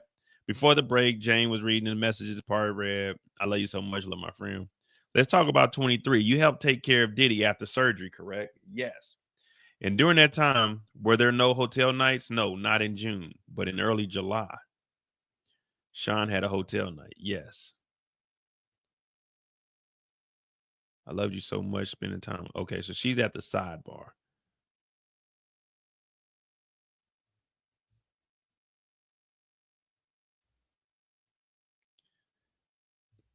I believe you can turn an H to the Izzo into a housewife. I believe you can. Would I do it? No. But what determines, you know what I'm saying? What determines someone being a how? You know what I mean? What is the determining factor? Like, what is there a number that you can put on it, or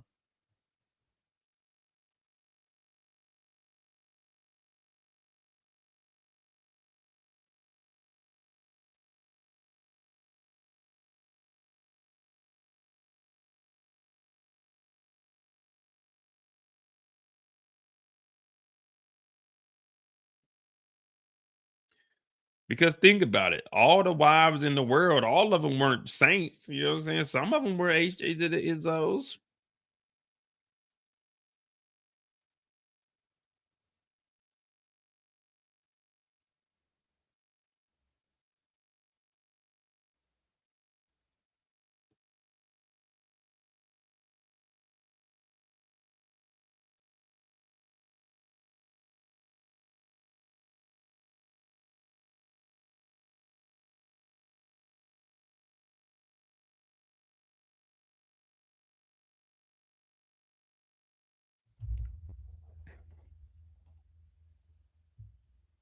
Now, something like this, no, like if I'm hearing everyone got a past, but if I'm hearing her past is like 4 niggas in the night,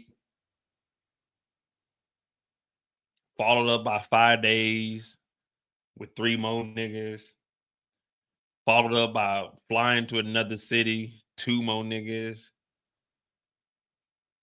taking a bus down to another city for 4.5 niggas and a stinky nigga. No.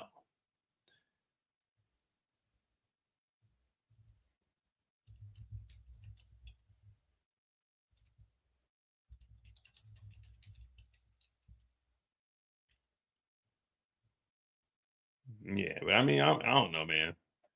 What up, Trill? Right now, we're trying to find that there was a All-Star night that was destroyed by a hurricane.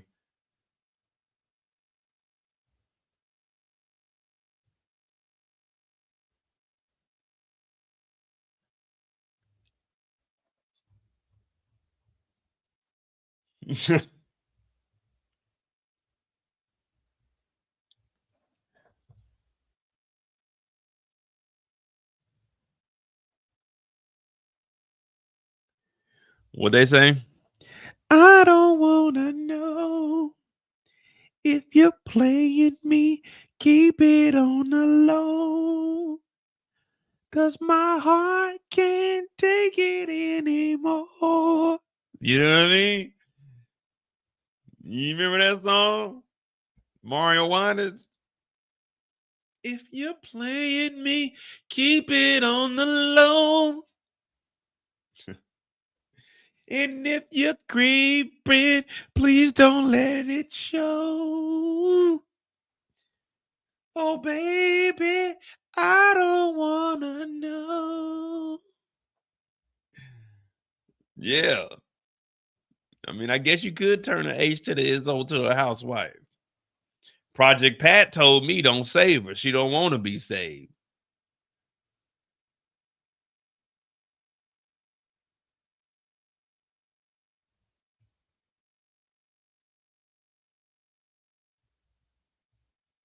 Nah, man, he was an alpha, man. He told her he's an alpha, Jay. He sat down with his woman. He looked his woman in the eye and he told her, look, I don't want to know if you playing me. Keep it on the low. And if you're creeping, please don't let it show. That's a real man. It take a real man. Take a real man to go to your lady and tell her, man, you fucking other niggas. Don't tell me. I ain't hearing it. You can say that you did 9 niggas in one night. I ain't trying to hear that. I ain't. Hey, if you're playing me, keep it on the low. And if you're creeping, please don't let it show. And if you're doing hotel nights, freak offs, or anything you want to call it, the trifecta, Michael Jordan, Kobe Bryant, Shaquille O'Neal, I ain't trying to hear it. I don't know what you talking about right now, girl. I love you. I'm gonna marry you when I get off work tonight, though. Yeah, only a real man will see this and be like, you know what? That's me. That's my bad. What wasn't I doing right?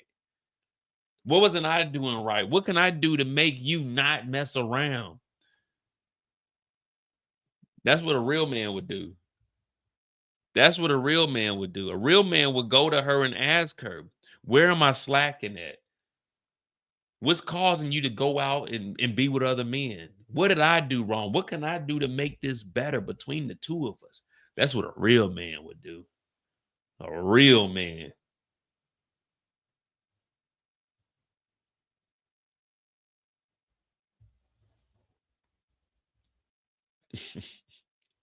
A real man. If you ain't no real man and shit, I don't know what to tell you. I don't know what to tell you.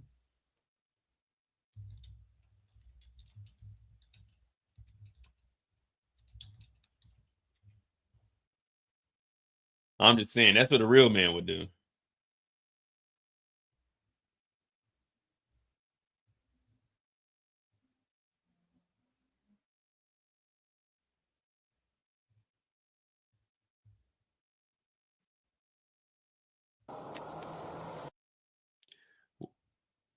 What you're about to listen to is some of the realest stuff I ever heard growing up. And this probably made me the way I am, unfortunately. But I think I'm grateful.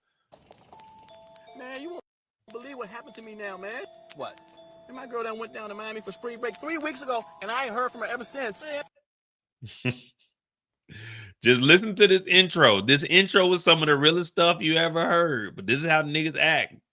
Forget that, bro. You can't be trying to say that, bro. Everybody knows she ain't no good.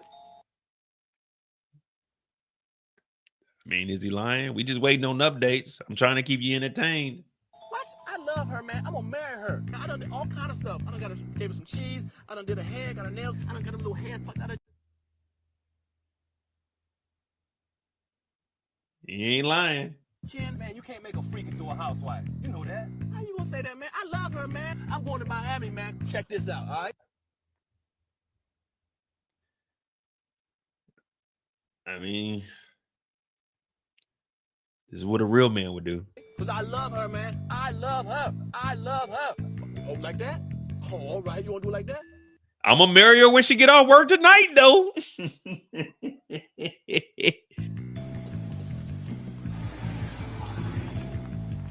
Don't save her. She don't want to be saved. Don't save her. Yeah. Yeah. A real man. I love her, though. I done seen some niggas, they had her in the Brown Fraser.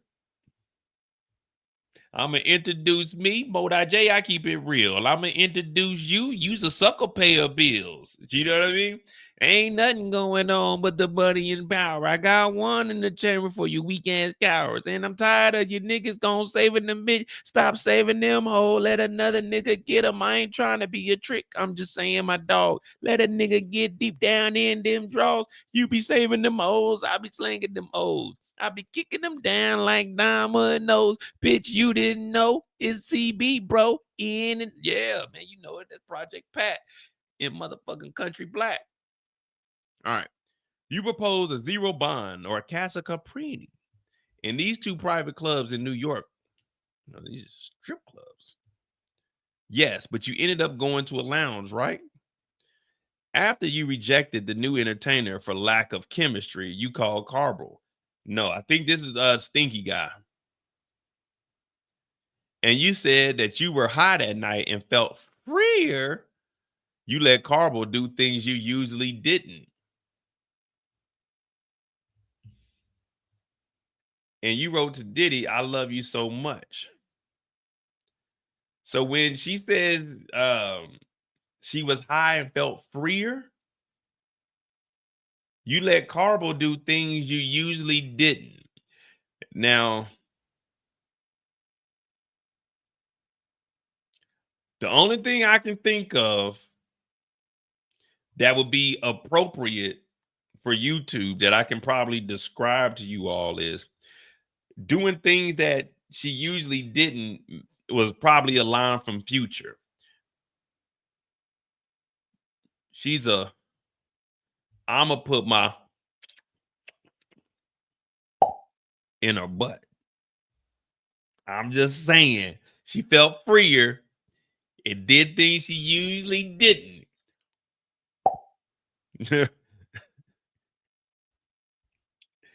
Put that thumb somewhere. I'm just saying. Now, they can't go into graphic details like that in the courthouse, but I'm just saying maybe.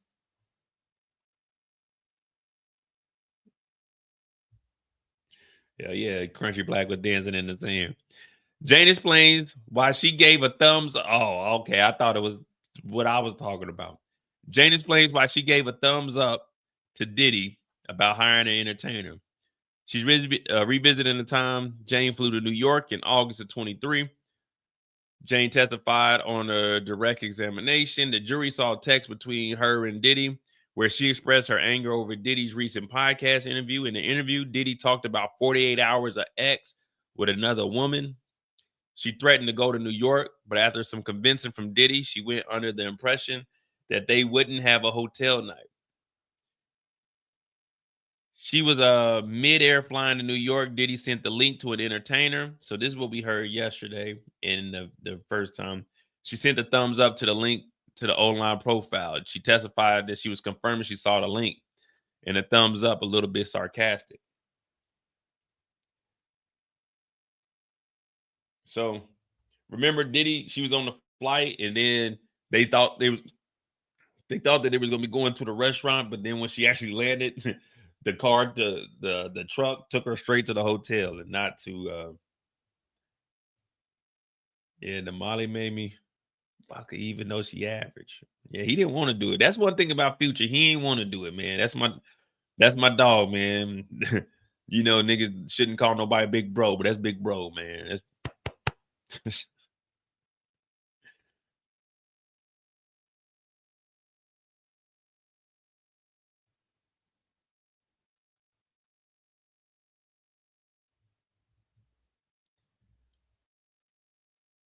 yep. Lollipop, lollipop, oh wah la lollipop, lollipop, lollipop, oh wah la lollipop, lollipop. Ba-dum-dum-dum.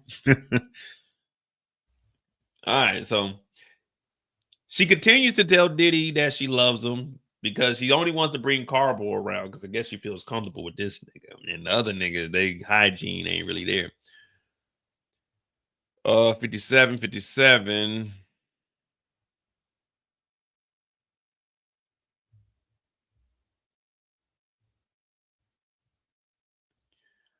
So we haven't, I mean, I don't know, man. We still haven't defended anything. We're just going over all the encounters. Yeah, they're proving that she set some of them up sometime. Yeah, she sent text message that she loved them and this is the best time of her life.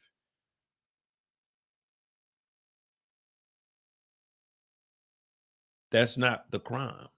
You need to be defending the crime. I guess that they don't talk about the crime, the jury or saying they'll pass over like, man, okay, this is just consensual. It is consensual. That's not the crime. We're not saying it wasn't consensual. The crime is paying niggas for this. The crime is providing drugs. The crime is paying someone to have sex with her. Those are the crimes, not her loving the nigga and being jealous or Diddy on a podcast. But then again, Diddy being on that podcast saying he was on a yacht for 48 hours. We know what this nigga's capable.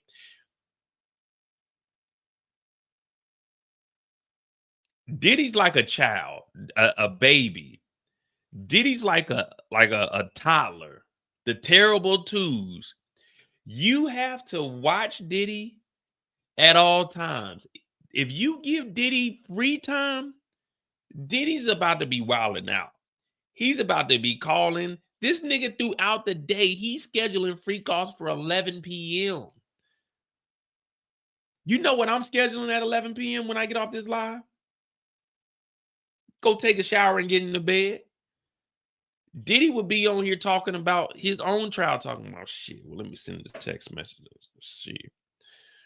Hey, you want to grab something to eat? Just something real quick at 11 o'clock when we get off of here, but make sure you bring the freak bag with you too.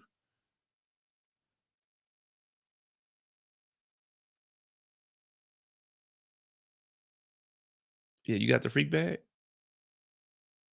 Okay.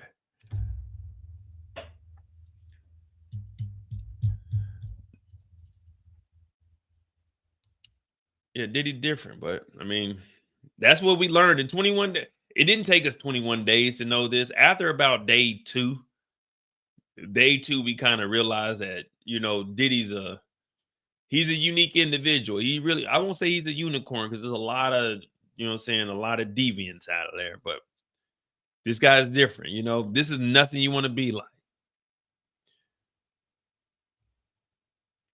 You spoke about the sobriety party. You resented him. I thought she said you resented like a message. You resented him for it, right? Yes. You had wanted to break up with him after you saw him with Gina. There were so many times I wanted to break up with him.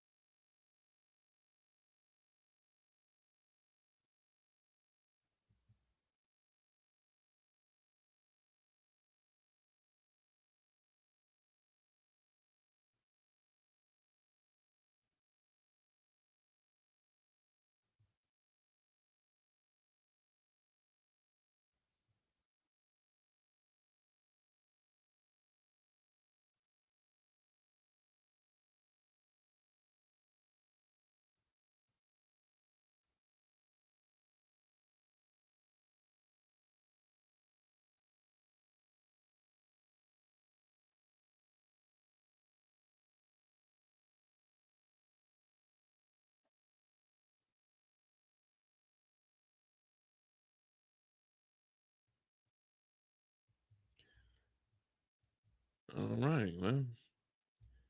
So I guess okay, they're going through, but this is what we were talking about. They got to go through and defend, or at least bring up every situation that they talked about on the stand, step by step.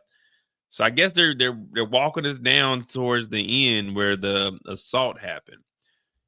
But we getting close to 5. We got 40 minutes left.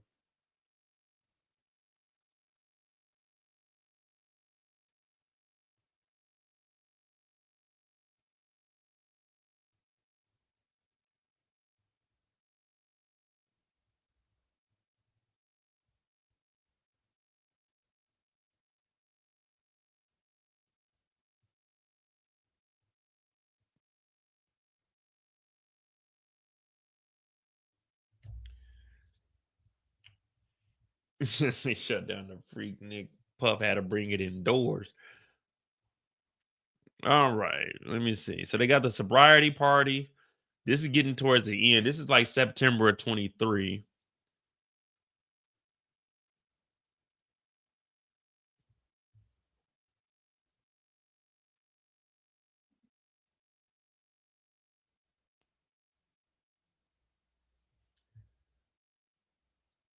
You can tell when it gets later in the day, man. These updates, they stop coming through as fast.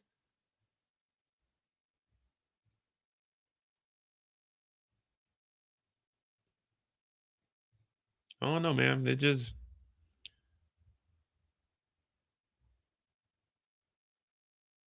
did he just liked this shit, man. I don't even know how to explain this. This is like the extreme level, though.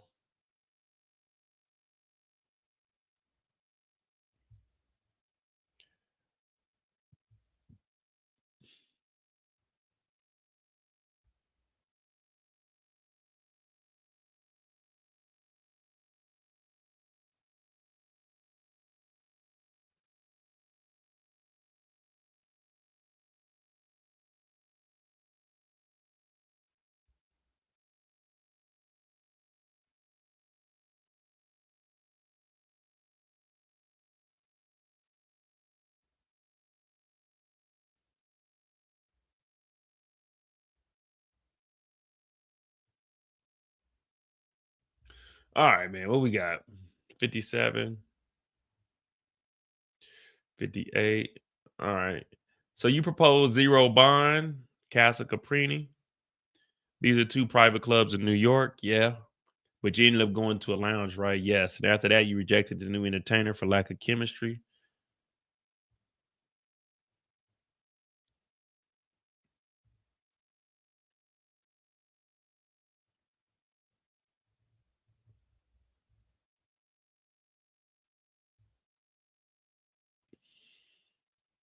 You were high that night, felt freer, let Carbo do things you usually didn't allow.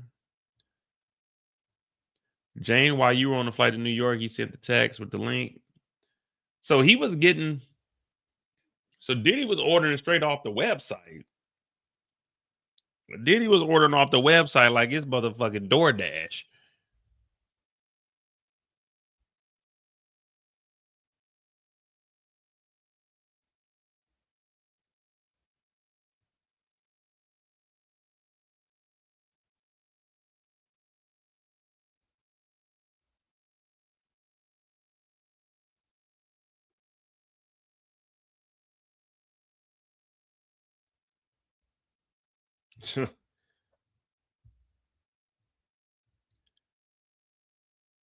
Yeah, we'll get an update. But yeah, R. Kelly said, man, they trying to kill him in prison. You were in an Equinox parking lot and you tried to break up with him, right? Yes. Let me play an audio recording. Sean's voice. We were both tripping. James' voice. We need to pick each other up.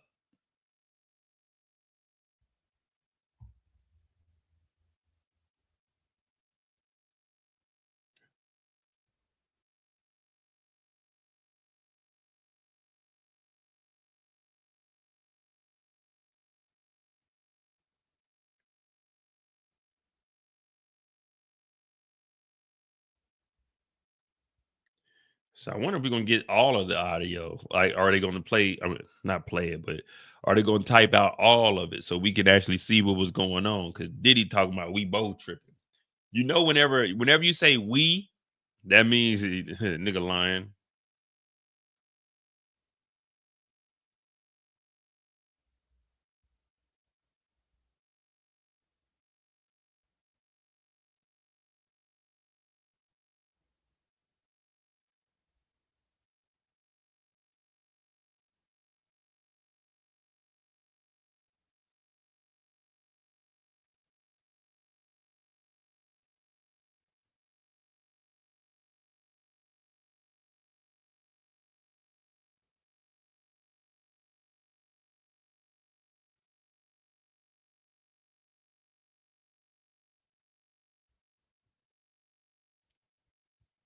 All right. So Diddy talking about y'all. You know how it is, man. Yeah, we both tripping.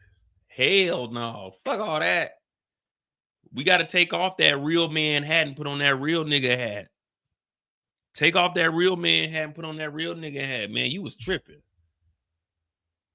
Shit, you was tripping like a motherfucker, man. For real. I just be chilling. You was tripping like a mug. You putting that all that we both tripping. Nah. Fuck that. You had to put on that real nigga hat, man. You was tripping that night for real, man. You was on some other shit.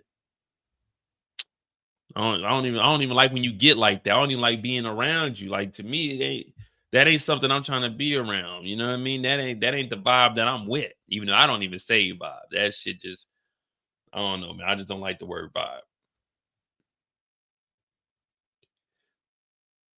In October of 23, Jane and Diddy were arguing over Diddy spending time with another one of his girls, Gina, who Jane said brought the drama in their relationship. She testified that Diddy and Gina had a lot of public problems, causing Diddy to bring negativity to the relationship. At one point, Jane was expressing frustration over the relationship with Gina. Diddy texted her, "Girl, stop." Hey, I like, "Girl, stop." What movie did I get that from? But they ain't saying "girl, stop." Girl, stop. You know I don't feed into this. I need you. You're the only thing that's going to put me at peace. Please, baby, please, according to the messages revealed in the court. Defense attorney Tina asked Jane, "You thought the hotel nights put him at peace?" "Yes," she responded. Jane also agreed that Garagos asked if part of why Jane agreed to hotel nights was because she thought the encounters brought Diddy peace.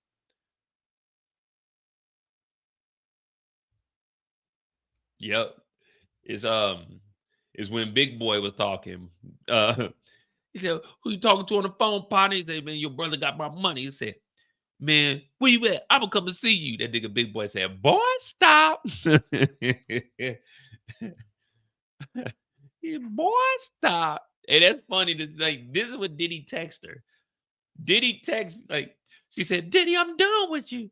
You keep fucking with Gina, you got her a necklace." That nigga said, "Girl, stop."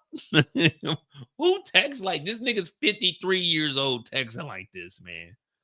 This nigga's 53 texting, "Girl, stop." The next woman that texts my phone, I don't care what she say to me, I'm replying back, "Girl, stop." Girl, stop. What does that even mean?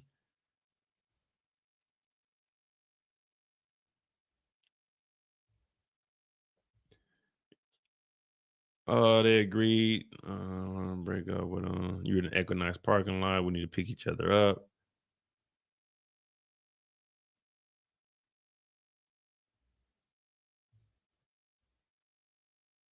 Oh, so that's the last thing there. All right. Nah, I got to, man. Whatever she's saying, she could be saying, "Oh, Mo, I want to come and see you this weekend." Girl, stop.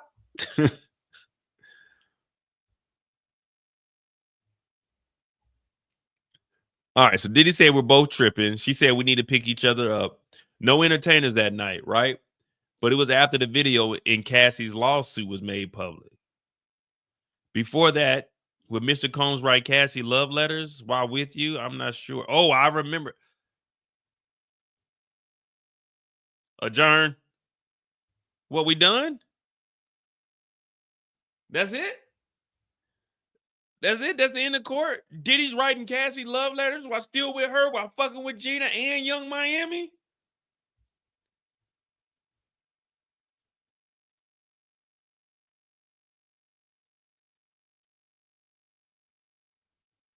No, that ain't. They told me we were going till 5 o'clock. That's it.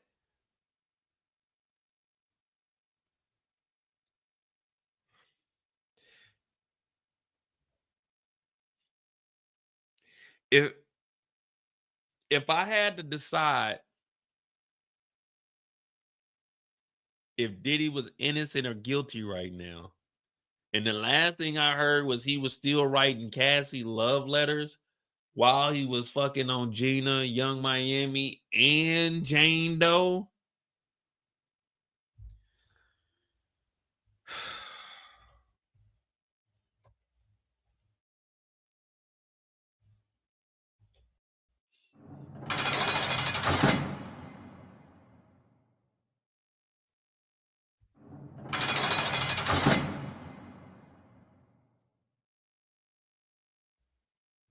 That's all we got. That was the end.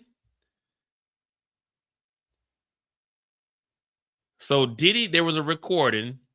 Diddy left a voice message. We were both tripping. James' voice said we need to pick each other up. So this is the Equinox parking lot.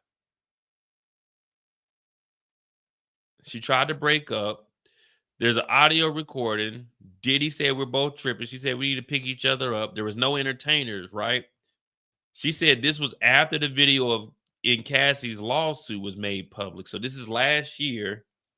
Before that, was Diddy writing Cassie love letters while with you? Wait, so he knew 6 to 9 months prior to November of 23 that Cassie was trying to get 30 million. So they're saying before that, did you know, or would Diddy write Cassie love letters while with you? So that means the defense is exposing that Diddy was writing love letters, because why would they bring that up if she's never testified to saying that? So Diddy was writing Cassie love letters prior to her dropping the lawsuit. What's wrong with this nigga, man? You knew she had a tell-all book, and you over here writing letters, nigga. You should have been writing a fucking check. What is the defense doing? So Diddy knew for 6 to 9 months that Cassie was trying to get 30 million for the rights to the book that she was writing. So he's writing love letters to try to prevent her to stop it because he knows he was guilty for whatever was in that book. So he figures if I can just pin these love letters to her, although she's with the white boyfriend, Mr. Fine, Alex, he's still writing letters. This nigga's stupid. This nigga is a complete idiot. But I'm not here to say if he's innocent or guilty. I'm just saying if I had to decide today, they put me on the spot. Mo, what are you thinking? Gonna, I'm gonna tell. The FBI. Yeah, this the FBI. Get him out of here. Oh, brother, this guy stinks! That's it? That's just where they stopping? Did Diddy write love letters?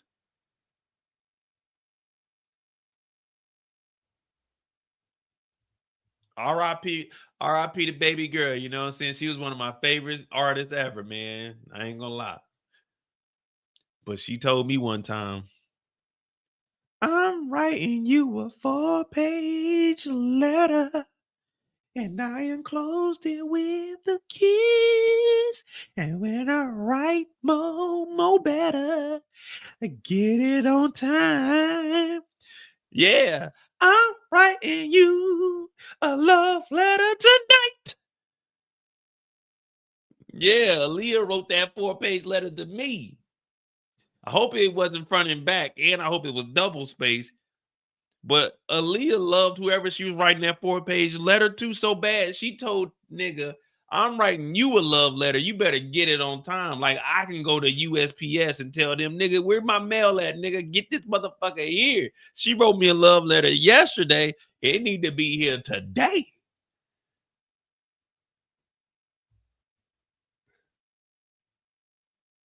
I remember my cousin, man. Like my cousin, he's I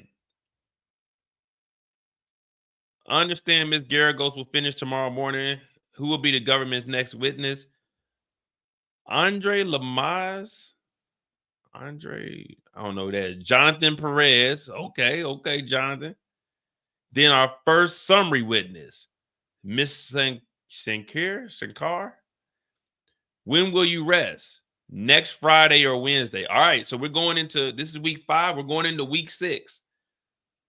Next Friday, we will rest.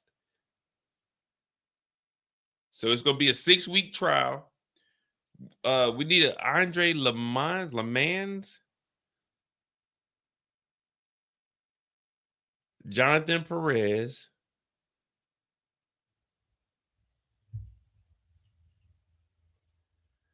Nothing right now. What we're about to do, I'm about to look around and see what information I can get. We're going to find out who this Andre guy is. We're going to look up Jonathan. We're going to see who this summary witness is. We're going to do a little bit of that. I got some free time. We got to at least 11. You know what I mean? I'm not going to cut it short. They said till 5. We're going to be on here till 5. So, all right. So it's going to be a 6-week trial.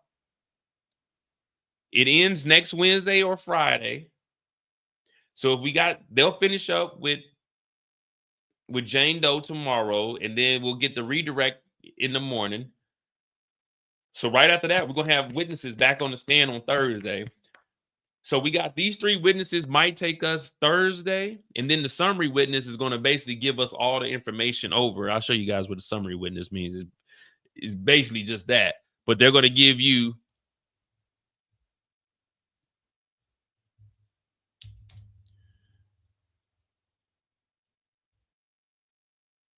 Sincar. Well, she got a Sincar versus the state.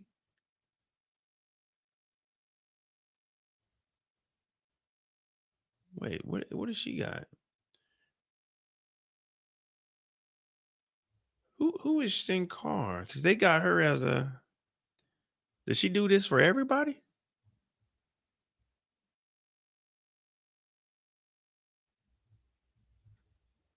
Oh, we're gonna try to find out who she is.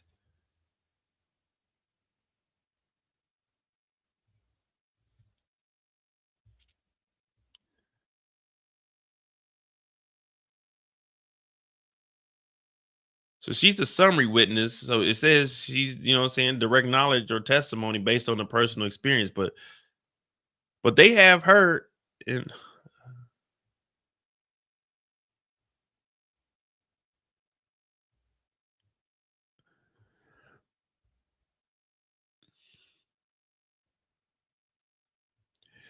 She's a summary witness. She's gonna be laying down the facts of everything that's been stated.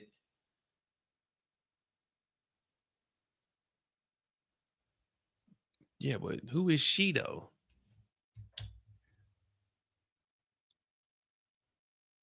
Because they got her in they got her in multiple. So she didn't testify in a.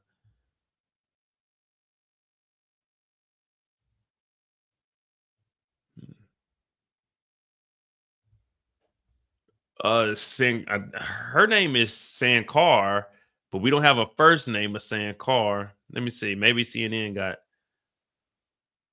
The jury sees a video of Diddy and Jane laughing at his home. I seen a video of Ted Bundy laughing one time too. Let me see. Beverly Hills home.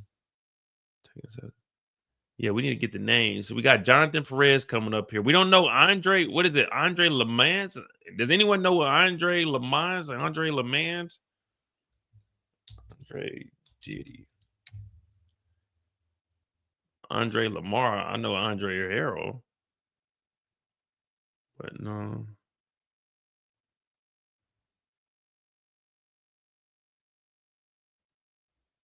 He's gone. So who the fuck is Andre Lamans?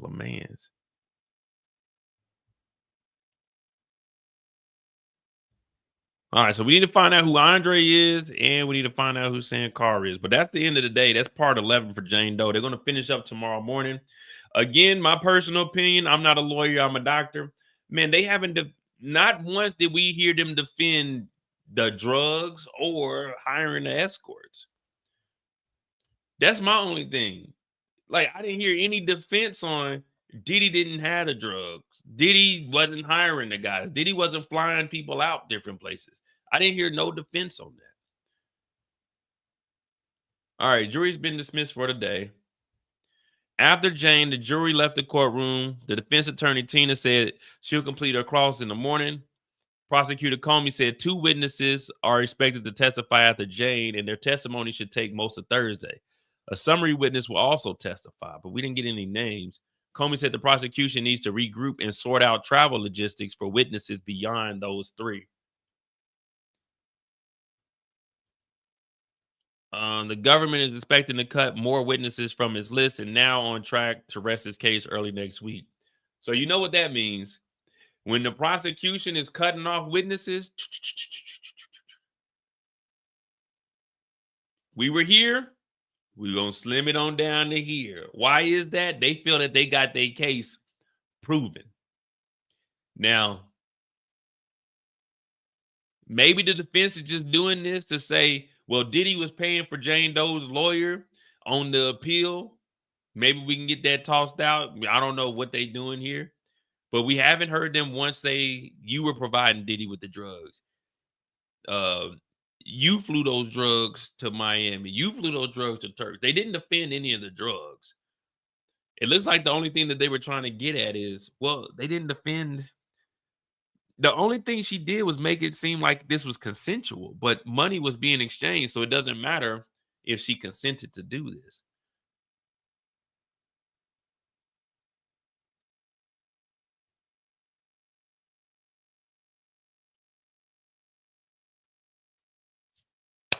But yeah, that's never a good thing. When you hear the prosecution talk about, yeah, we got 50 more witnesses, but we only gonna use about, man, we'll probably just take 6 to 8 of them.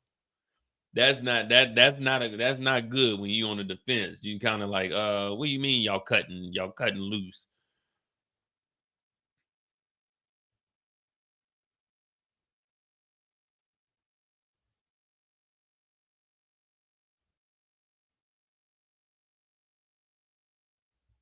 So we don't have the names. Let me see if we got any update on there.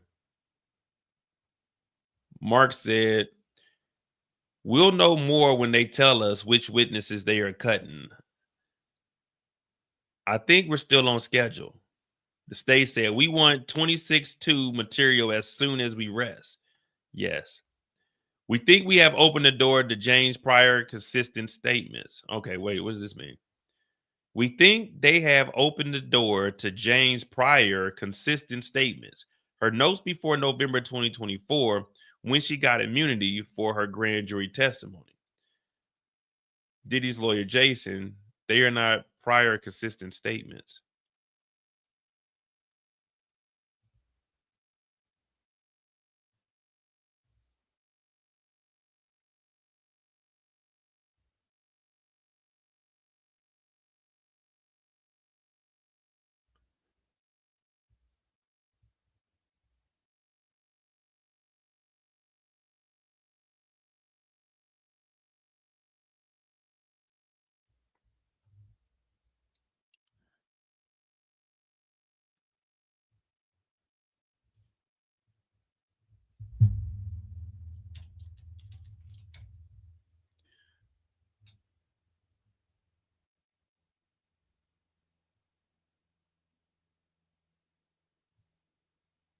Got Jonathan Oddie, but that's the ex-wife.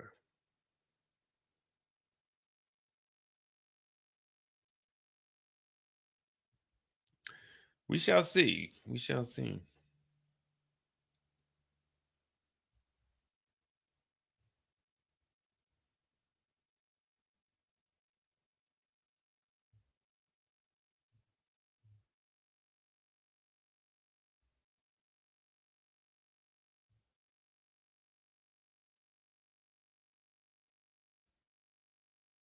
But if they're cutting witnesses, I can't see this being a good thing. Let me see something.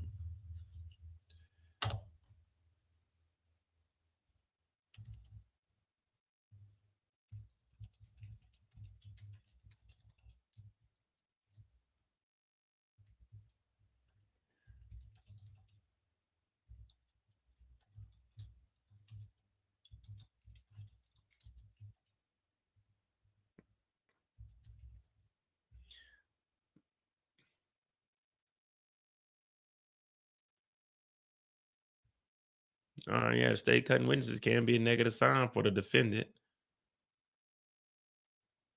Reduce evidence. The prosecution relies on witness testimony. They're cutting witnesses. They may be struggling to establish strong enough case. Okay, there you go. Or weakened testimony, alternate strategy.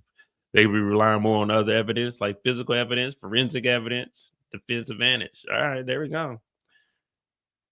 We shall see.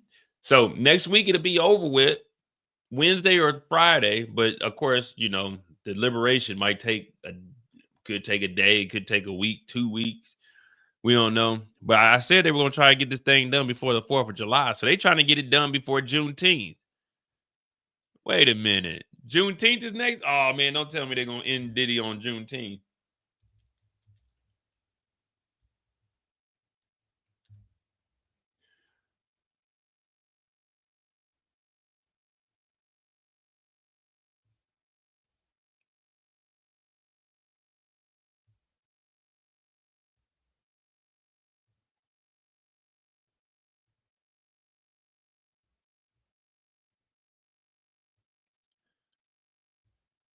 Hey, well, guess what? I'm off on the 19th and on the 20th. So I'm off next week. I got 2 days off next week.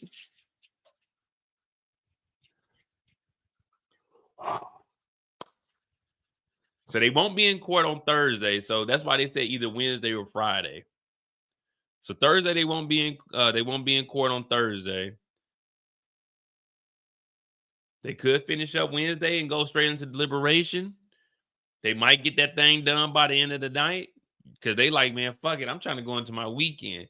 I ain't gonna lie to you. If I'm a juror, I'm like, man, look, this is a 4-day weekend. I ain't trying to be here. I heard that nigga was a drug addict. Hey, man, I got him guilty on the least of drugs. And I heard he was paying for some. He was the Mike Jordan of freak off. So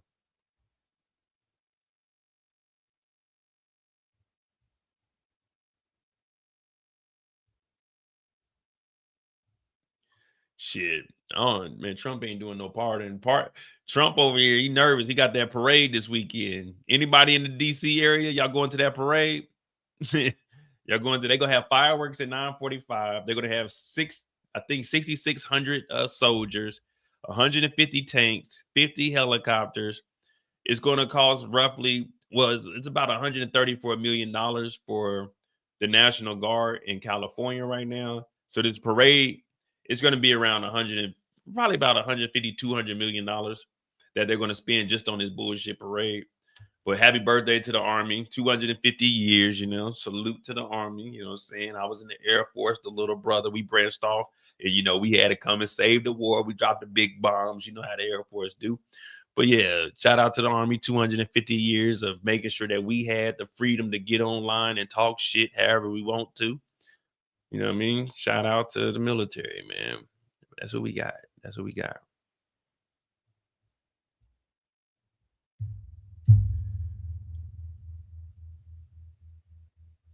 Yeah, I mean, closing arguments is going to be great because that's where they're going to put together everything they heard, well, everything that's been said that the jurors heard throughout this intensive 6-week process. You heard not only was Diddy the head of this enterprise, not only was Diddy using those around him as accomplices to make sure that everything was put in place. Diddy was flying men out. We have records here. We seen Diddy put it in text message that he was setting up hotels. He was buying people off of freaking Craigslist. We got all of this. Diddy was supplying drugs to everybody. The defense themselves admitted that Diddy was a drug addict. So we know that drugs were heavily involved. We've seen how Diddy did Cassie. You've seen the tape. So one would believe that he did that to many other women. And he continued till the day he was arrested. Then the defense is going to have to get up there. Everything you've heard has been a lie. All of these women have been consensual with one Sean Combs. Yes, Sean Combs like to get a little freaky, but who don't want to get a little freaky? Yeah, he got a little high, but who don't get a little high? Now, he never supplied. All the drugs Diddy did was his own drugs. Now, is Diddy toxic? Yes. Did Diddy have a lot of women? Yes. But what Playboy don't? So what I want the jurors to do is just think about what we've said and just think about Jane Doe and Cassie and how they all stuck around just for the money. And if you don't reach a not guilty verdict on all 5 charges, then is this really America? So that's what the defense is going to have to get up there and do.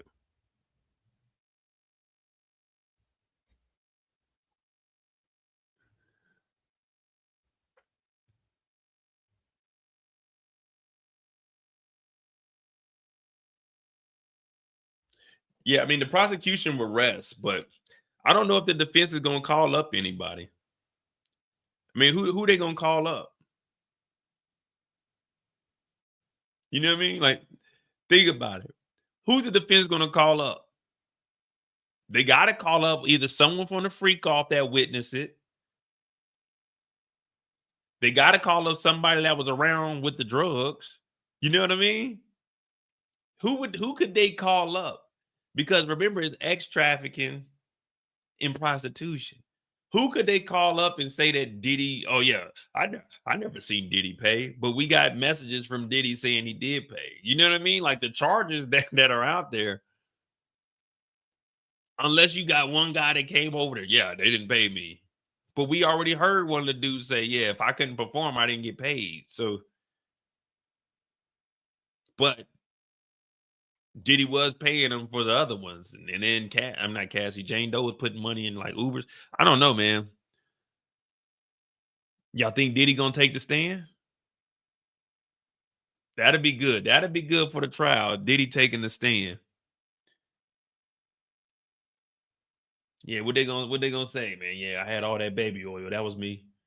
That was me. Diddy didn't have that baby oil. That was me. You know what I mean? Like, I don't know, man. We're gonna see how it plays out, though. We here. And the thing is day 21, 22, 23, 24, 25, 26. We might have 27 days. What I say at the beginning of this, 28 days later. So damn, boy, I ain't gonna lie to you. We've been running through this shit. I haven't done anything else but cover this trial.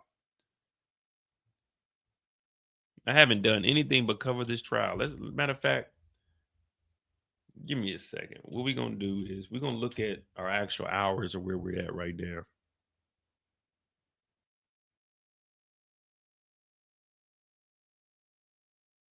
This is the only thing I've done.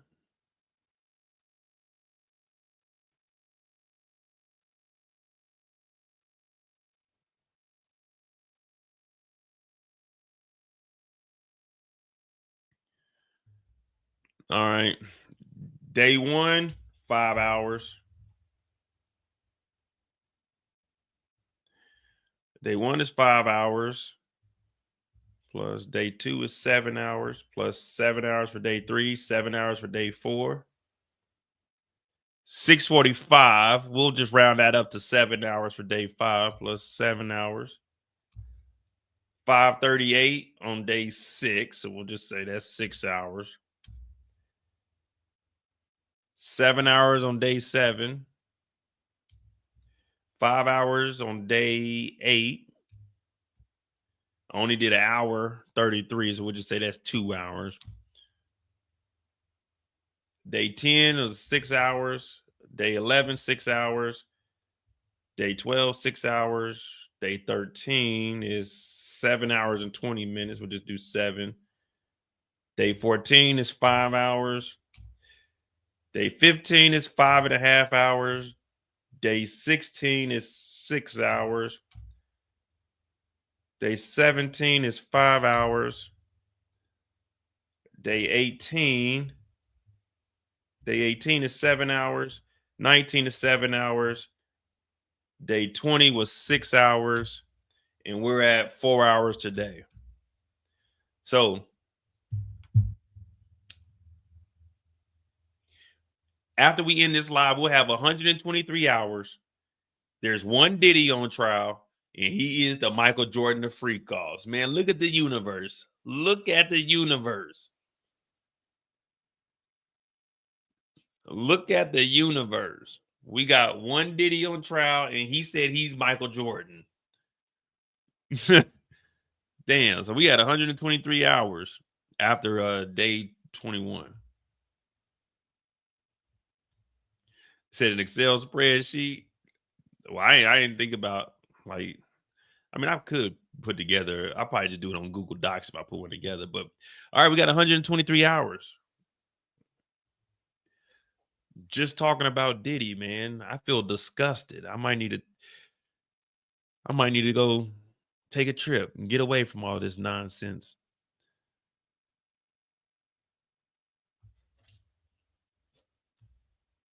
All right, I hope I've entertained you guys for 123 hours. I know you guys probably thought, man, Mo ain't gonna cover this whole trial. I know y'all thought I was gonna give up. Can't stop, won't stop. You know what I mean? I know y'all thought we was gonna give up. Y'all thought I was gonna be bullshit. We got 123 hours. Young Miami is out shopping. They said, yeah, they was clowning Young Miami last night.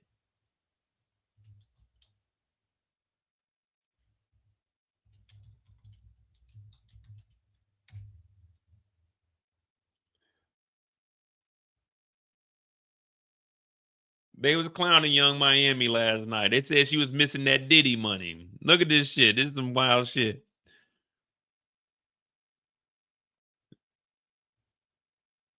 Yeah, then we're gonna get up out of here. We're gonna get up out of here. We're gonna talk a little bit of shit and get the hell up out of here. All right. So this is the photo of Young Miami here.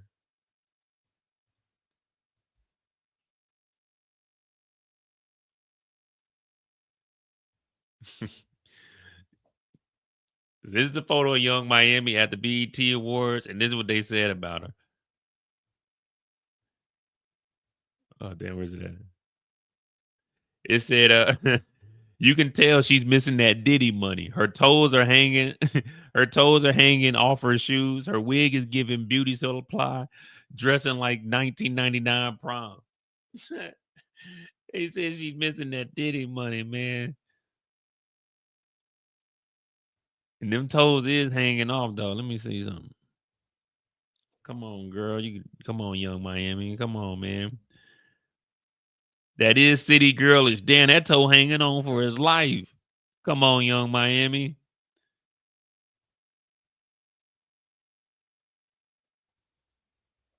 Damn, man. They clowning that girl. Said she missing that Diddy money. That's fucked up.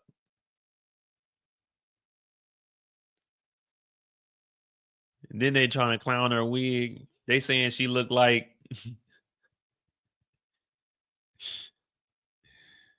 they said she looked like Taraji from fucking Straw. Oh man, they said she looked like Taraji from Straw, man. They were going in on Twitter, man. I forgot who sent me that shit this morning, man. But yeah, man, we about to get the hell up out of here, man. Young Miami, we don't got no problems with you. I'm just reading what they wrote, man. But yeah, that motherfucker right there, that goddamn toe is motherfucking scraping the ground. Scrub the ground. Damn, man. That motherfucker, like, you don't want to walk on like no gravel because that thing will get the scratching. The worst thing to get is like a paper cut or a cut on the bottom of your foot. Damn, why she go out like this, man? No, I was clowning her for some other shit. But I wasn't clowning her for like her appearance or anything. You know, I don't like clowning people for their appearance. I like clowning them for the stuff that they do.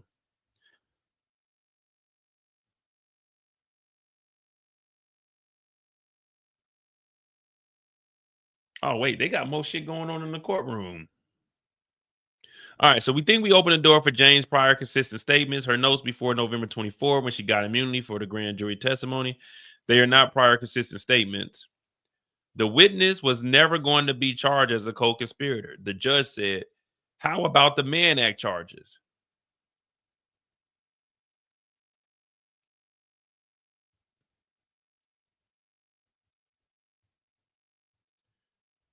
So wait, they're saying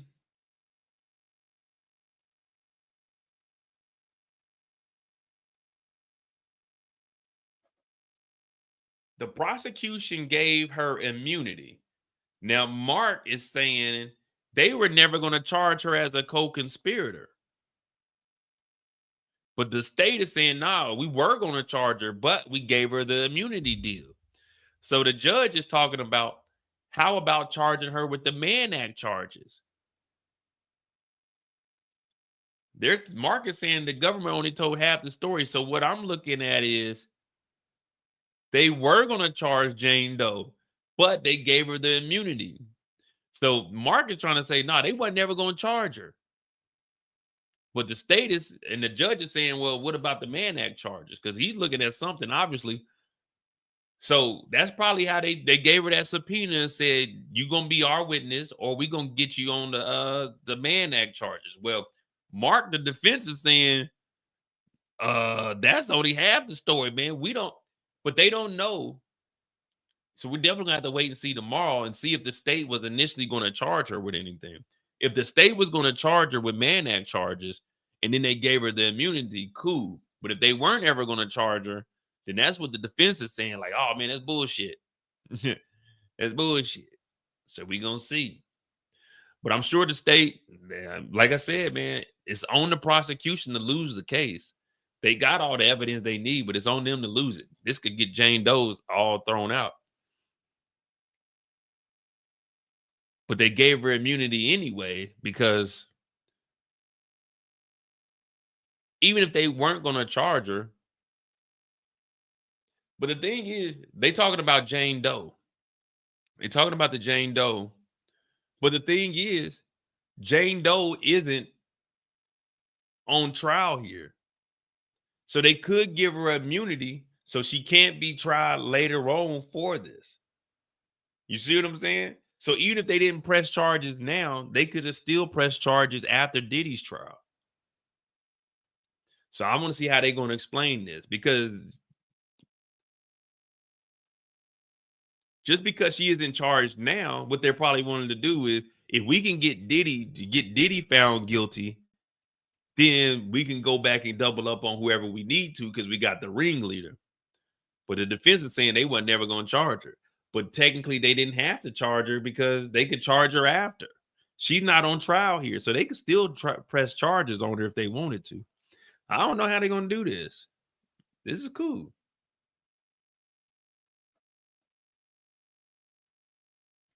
Yeah, that's what the defense is saying. Like, they lied, but she's openly admitted that she committed crime. So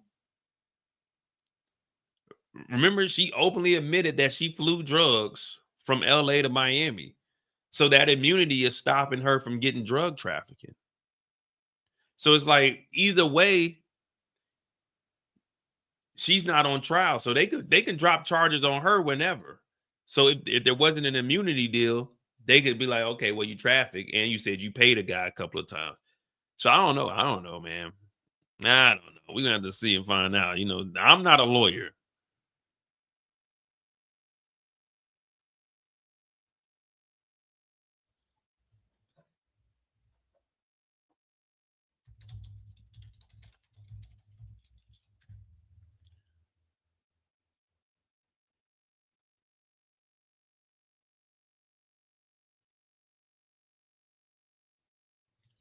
So everyone is talking about there's no crimes being committed up under the Mann Act. It's also known as the White Slave Traffic Act of 1910, is when it actually first came out. Is a federal law that criminalizes the transportation of individuals across state lines or foreign countries for the purpose of prostitution or sexual activity.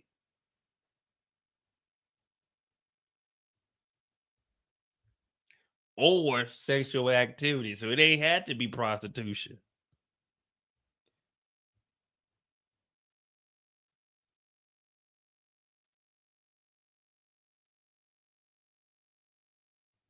The Mann Act covers a wide range of behaviors, including transportation for prostitution, sex exploitation, or illegal sex acts. So the sex act is the illegal sex act is the prostitution. So that's where that's coming from. But the Mann Act is also R. Kelly. So R. Kelly got hit with racketeering and he violated the Mann Act. I mean, he had minors on his, but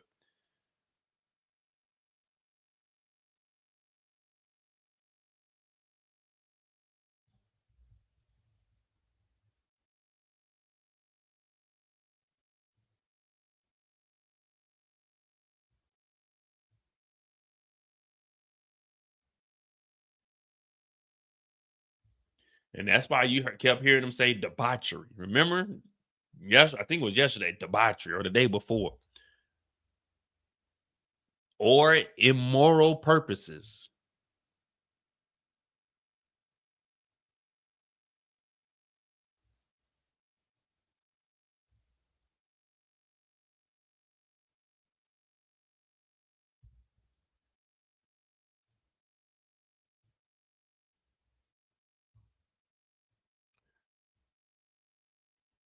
Oh, so here goes a picture of Cassie and Brianna from April 2016.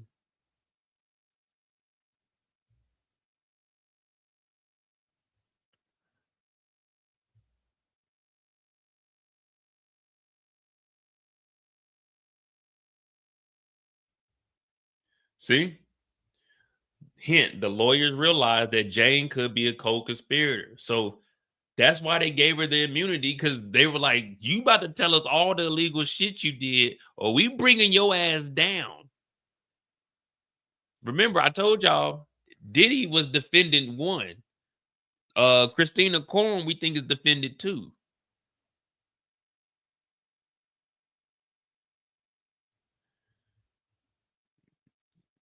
So that's why the defense, wait, but they wasn't gonna charge her. But no.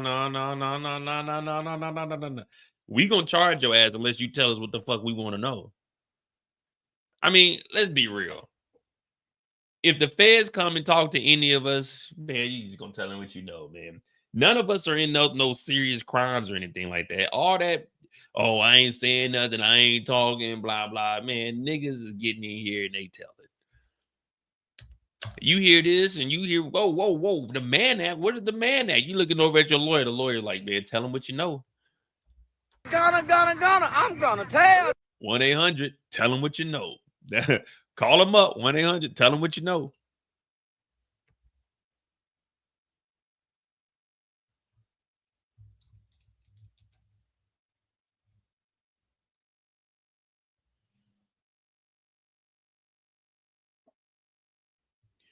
See, as I say, R. Kelly, Rico, and the Mann Act.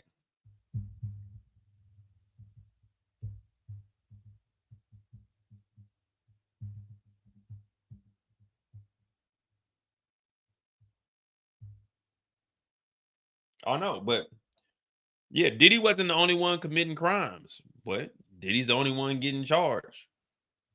Everyone else got immunity. Jane Doe got immunity. Brianna got immunity.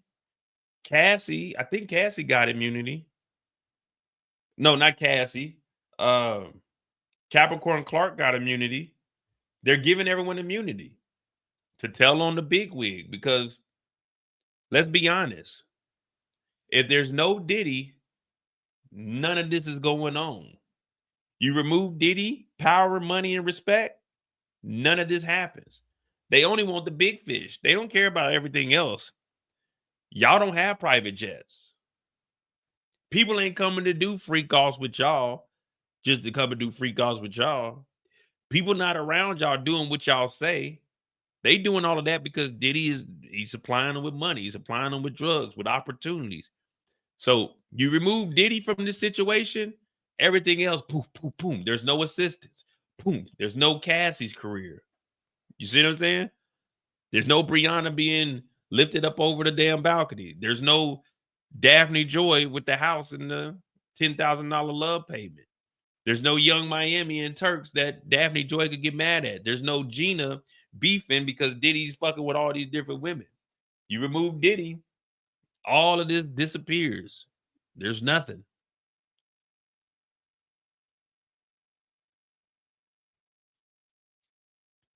Yeah, Brendan got immunity, the drug dealer, Brendan Paul, the one that got arrested in Miami. Remember, we seen that.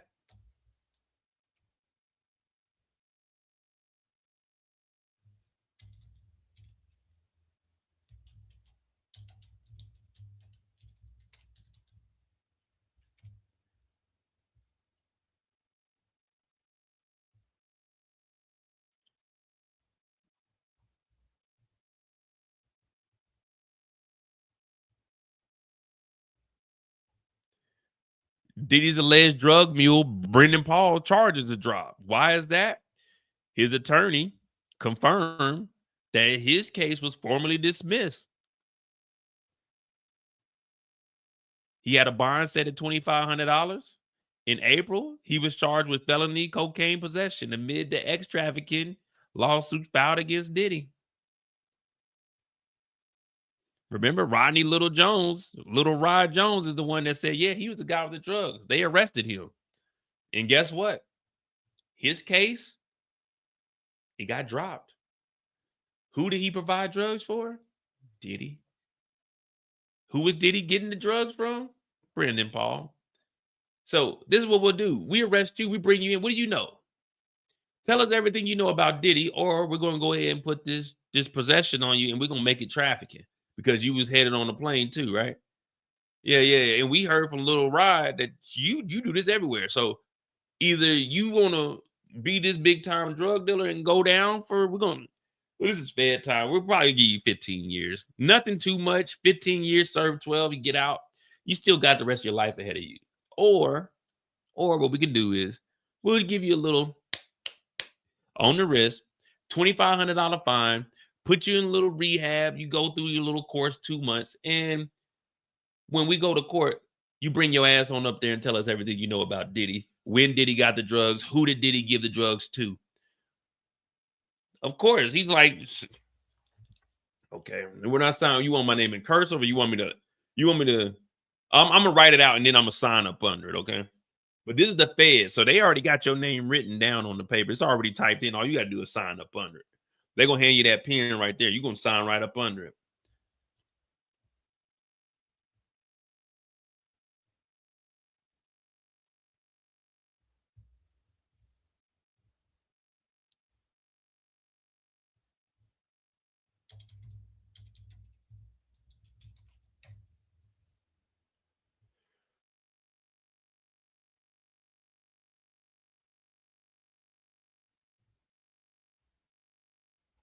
He was named as Sean Diddy Combs' drug and gun mule in a civil lawsuit, but today he was cleared criminally from any charges in Miami-Dade County.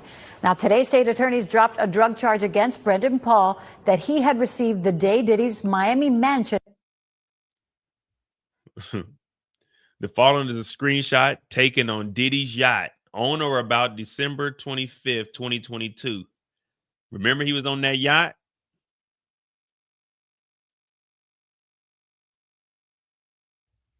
Was raided against Brendan Paul that he had received the day Diddy's Miami Paul was videotaped with mansion was a drug charge against Brendan Paul that he had received the day Diddy's. He's videotaped with black pouches with the defendant Diddy and Christina Khorram. They required their associates and members of the Combs RICO enterprise to carry the pouch filled with X, cocaine, GHB, ketamine, marijuana, mushrooms. So he got arrested with all of the drugs on him. It wasn't like they're saying that he's a drug dealer. He got arrested at the Miami airport with the drugs on him in a black pouch, just like Little Rod said it would be there. And this is, guess when this is? 2022. It falls in the timeline of the Jane Doe. So he was around, remember? And then when Diddy got arrested, what they find? X, cocaine, ketamine, pink powder. What they find at the house? Cocaine, ecstasy, ketamine, pink powder, methamphetamine. So I mean, we don't know what all witnesses. They might just have a witness as like a doorman or something. You know what I mean? We don't know what all witnesses they have. But you get, you get as much as you can. His Miami mansion was raided. NBC6 reporter Christian Khorram joins us to explain.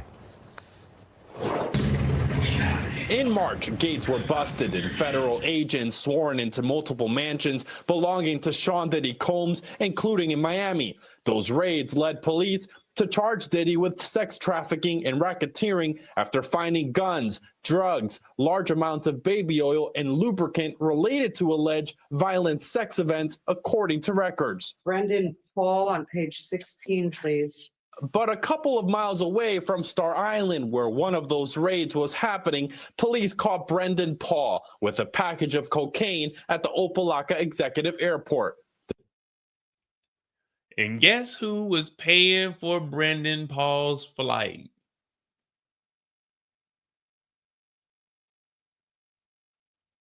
That's right. The Enterprise was. Bad boy for life. The 25-year-old was arrested for possessing drugs, but today his record was wiped out after Miami-Dade prosecutors say he successfully completed a 6-month pretrial diversion program, which included a drug substance abuse course. Engine F246345, the state announces a null process for successful completion of PTI. And you hear that? They said Miami. They said Miami dropped this. Yeah. The feds came in and said, wait. No. Miami-Dade, y'all local PD, drop that shit. Y'all can put them in rehab or whatever, but don't charge them with this. Drop the charges. We got a federal case over here. Let us talk to him. Well, you had cocaine at an airport. Airports are federal. So what we're going to do is we can either get you with this cocaine or, because we're going to get you with the cocaine regardless, one way or another. And we're going to throw you in on this federal ex-trafficking RICO that Diddy's in. Or you, because we already told Miami to drop you. Because you can either do this 15 with us or tell us what you know about Diddy. So they had the state drop it. The feds picked him up.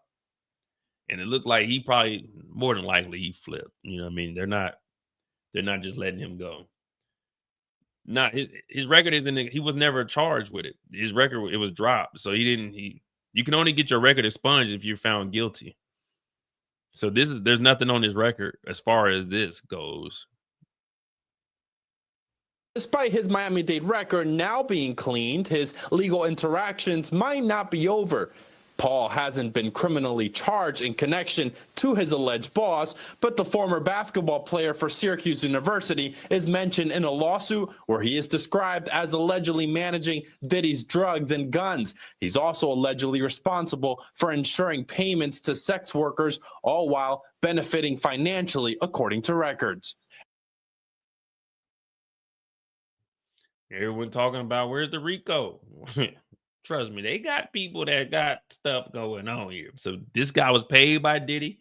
He made sure that Diddy had his drugs. He made sure that the freak offs they were paid for, and he benefited financially from it.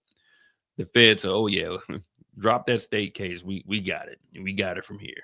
And Combs denies all the allegations against him. As for Paul, today his attorney confirmed the drop in Miami-Dade charges. However, he did not want to provide any more comment. Yeah, he can't, because the feds are talking to him. He can't be like, yeah, we're going to testify against Diddy. And then you can't give the defendant a heads up that you know what I mean? Shh. Don't say nothing. So hopefully they bring Brendan Paul up here. We can hear him again. You know, we ain't wishing. I mean, if he's guilty, then yeah, take his ass to jail. But you know what I mean? We ain't bringing down no black man over here. We're going to let him do it to himself. But yeah, there we go. So that's Brendan Paul. He was in charge of the guns and the drugs.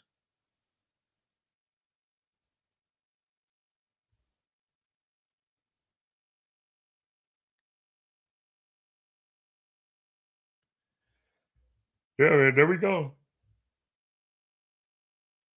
123 hours. Hit that like button, hit that subscribe button. We'll be back tomorrow, man. I think quarter start at 9 o'clock tomorrow. I got to verify, but tomorrow's Thursday, so I probably won't be on here till 10. I get off a little later on Thursday, so yeah, I probably won't be on here till 10. But I'll see you guys here tomorrow for day 22 of the Daily Diddy or Diddy Day 22. Either way, man, you can run, but you can't hide. Remember, don't do drugs. Crack is whack. And always tell Diddy no. I'm Mo.J. This is the Mo You Know. Subscribe to my other channel, the Mo You Know. Is pinned in the chat. We need 110 subscribers, and we'll have 1,000 over there. Support the channel. Cash App pinned in the chat. Subscribe to the Mo.J also. I'm going to try to do BMF on Friday, and we'll go from there, man. I appreciate you guys. 123 hours. We're going to hit maybe 131. We might hit 150. You never know. Hit that like button. Hit that subscribe button. And we out. You can run, but you can't hide.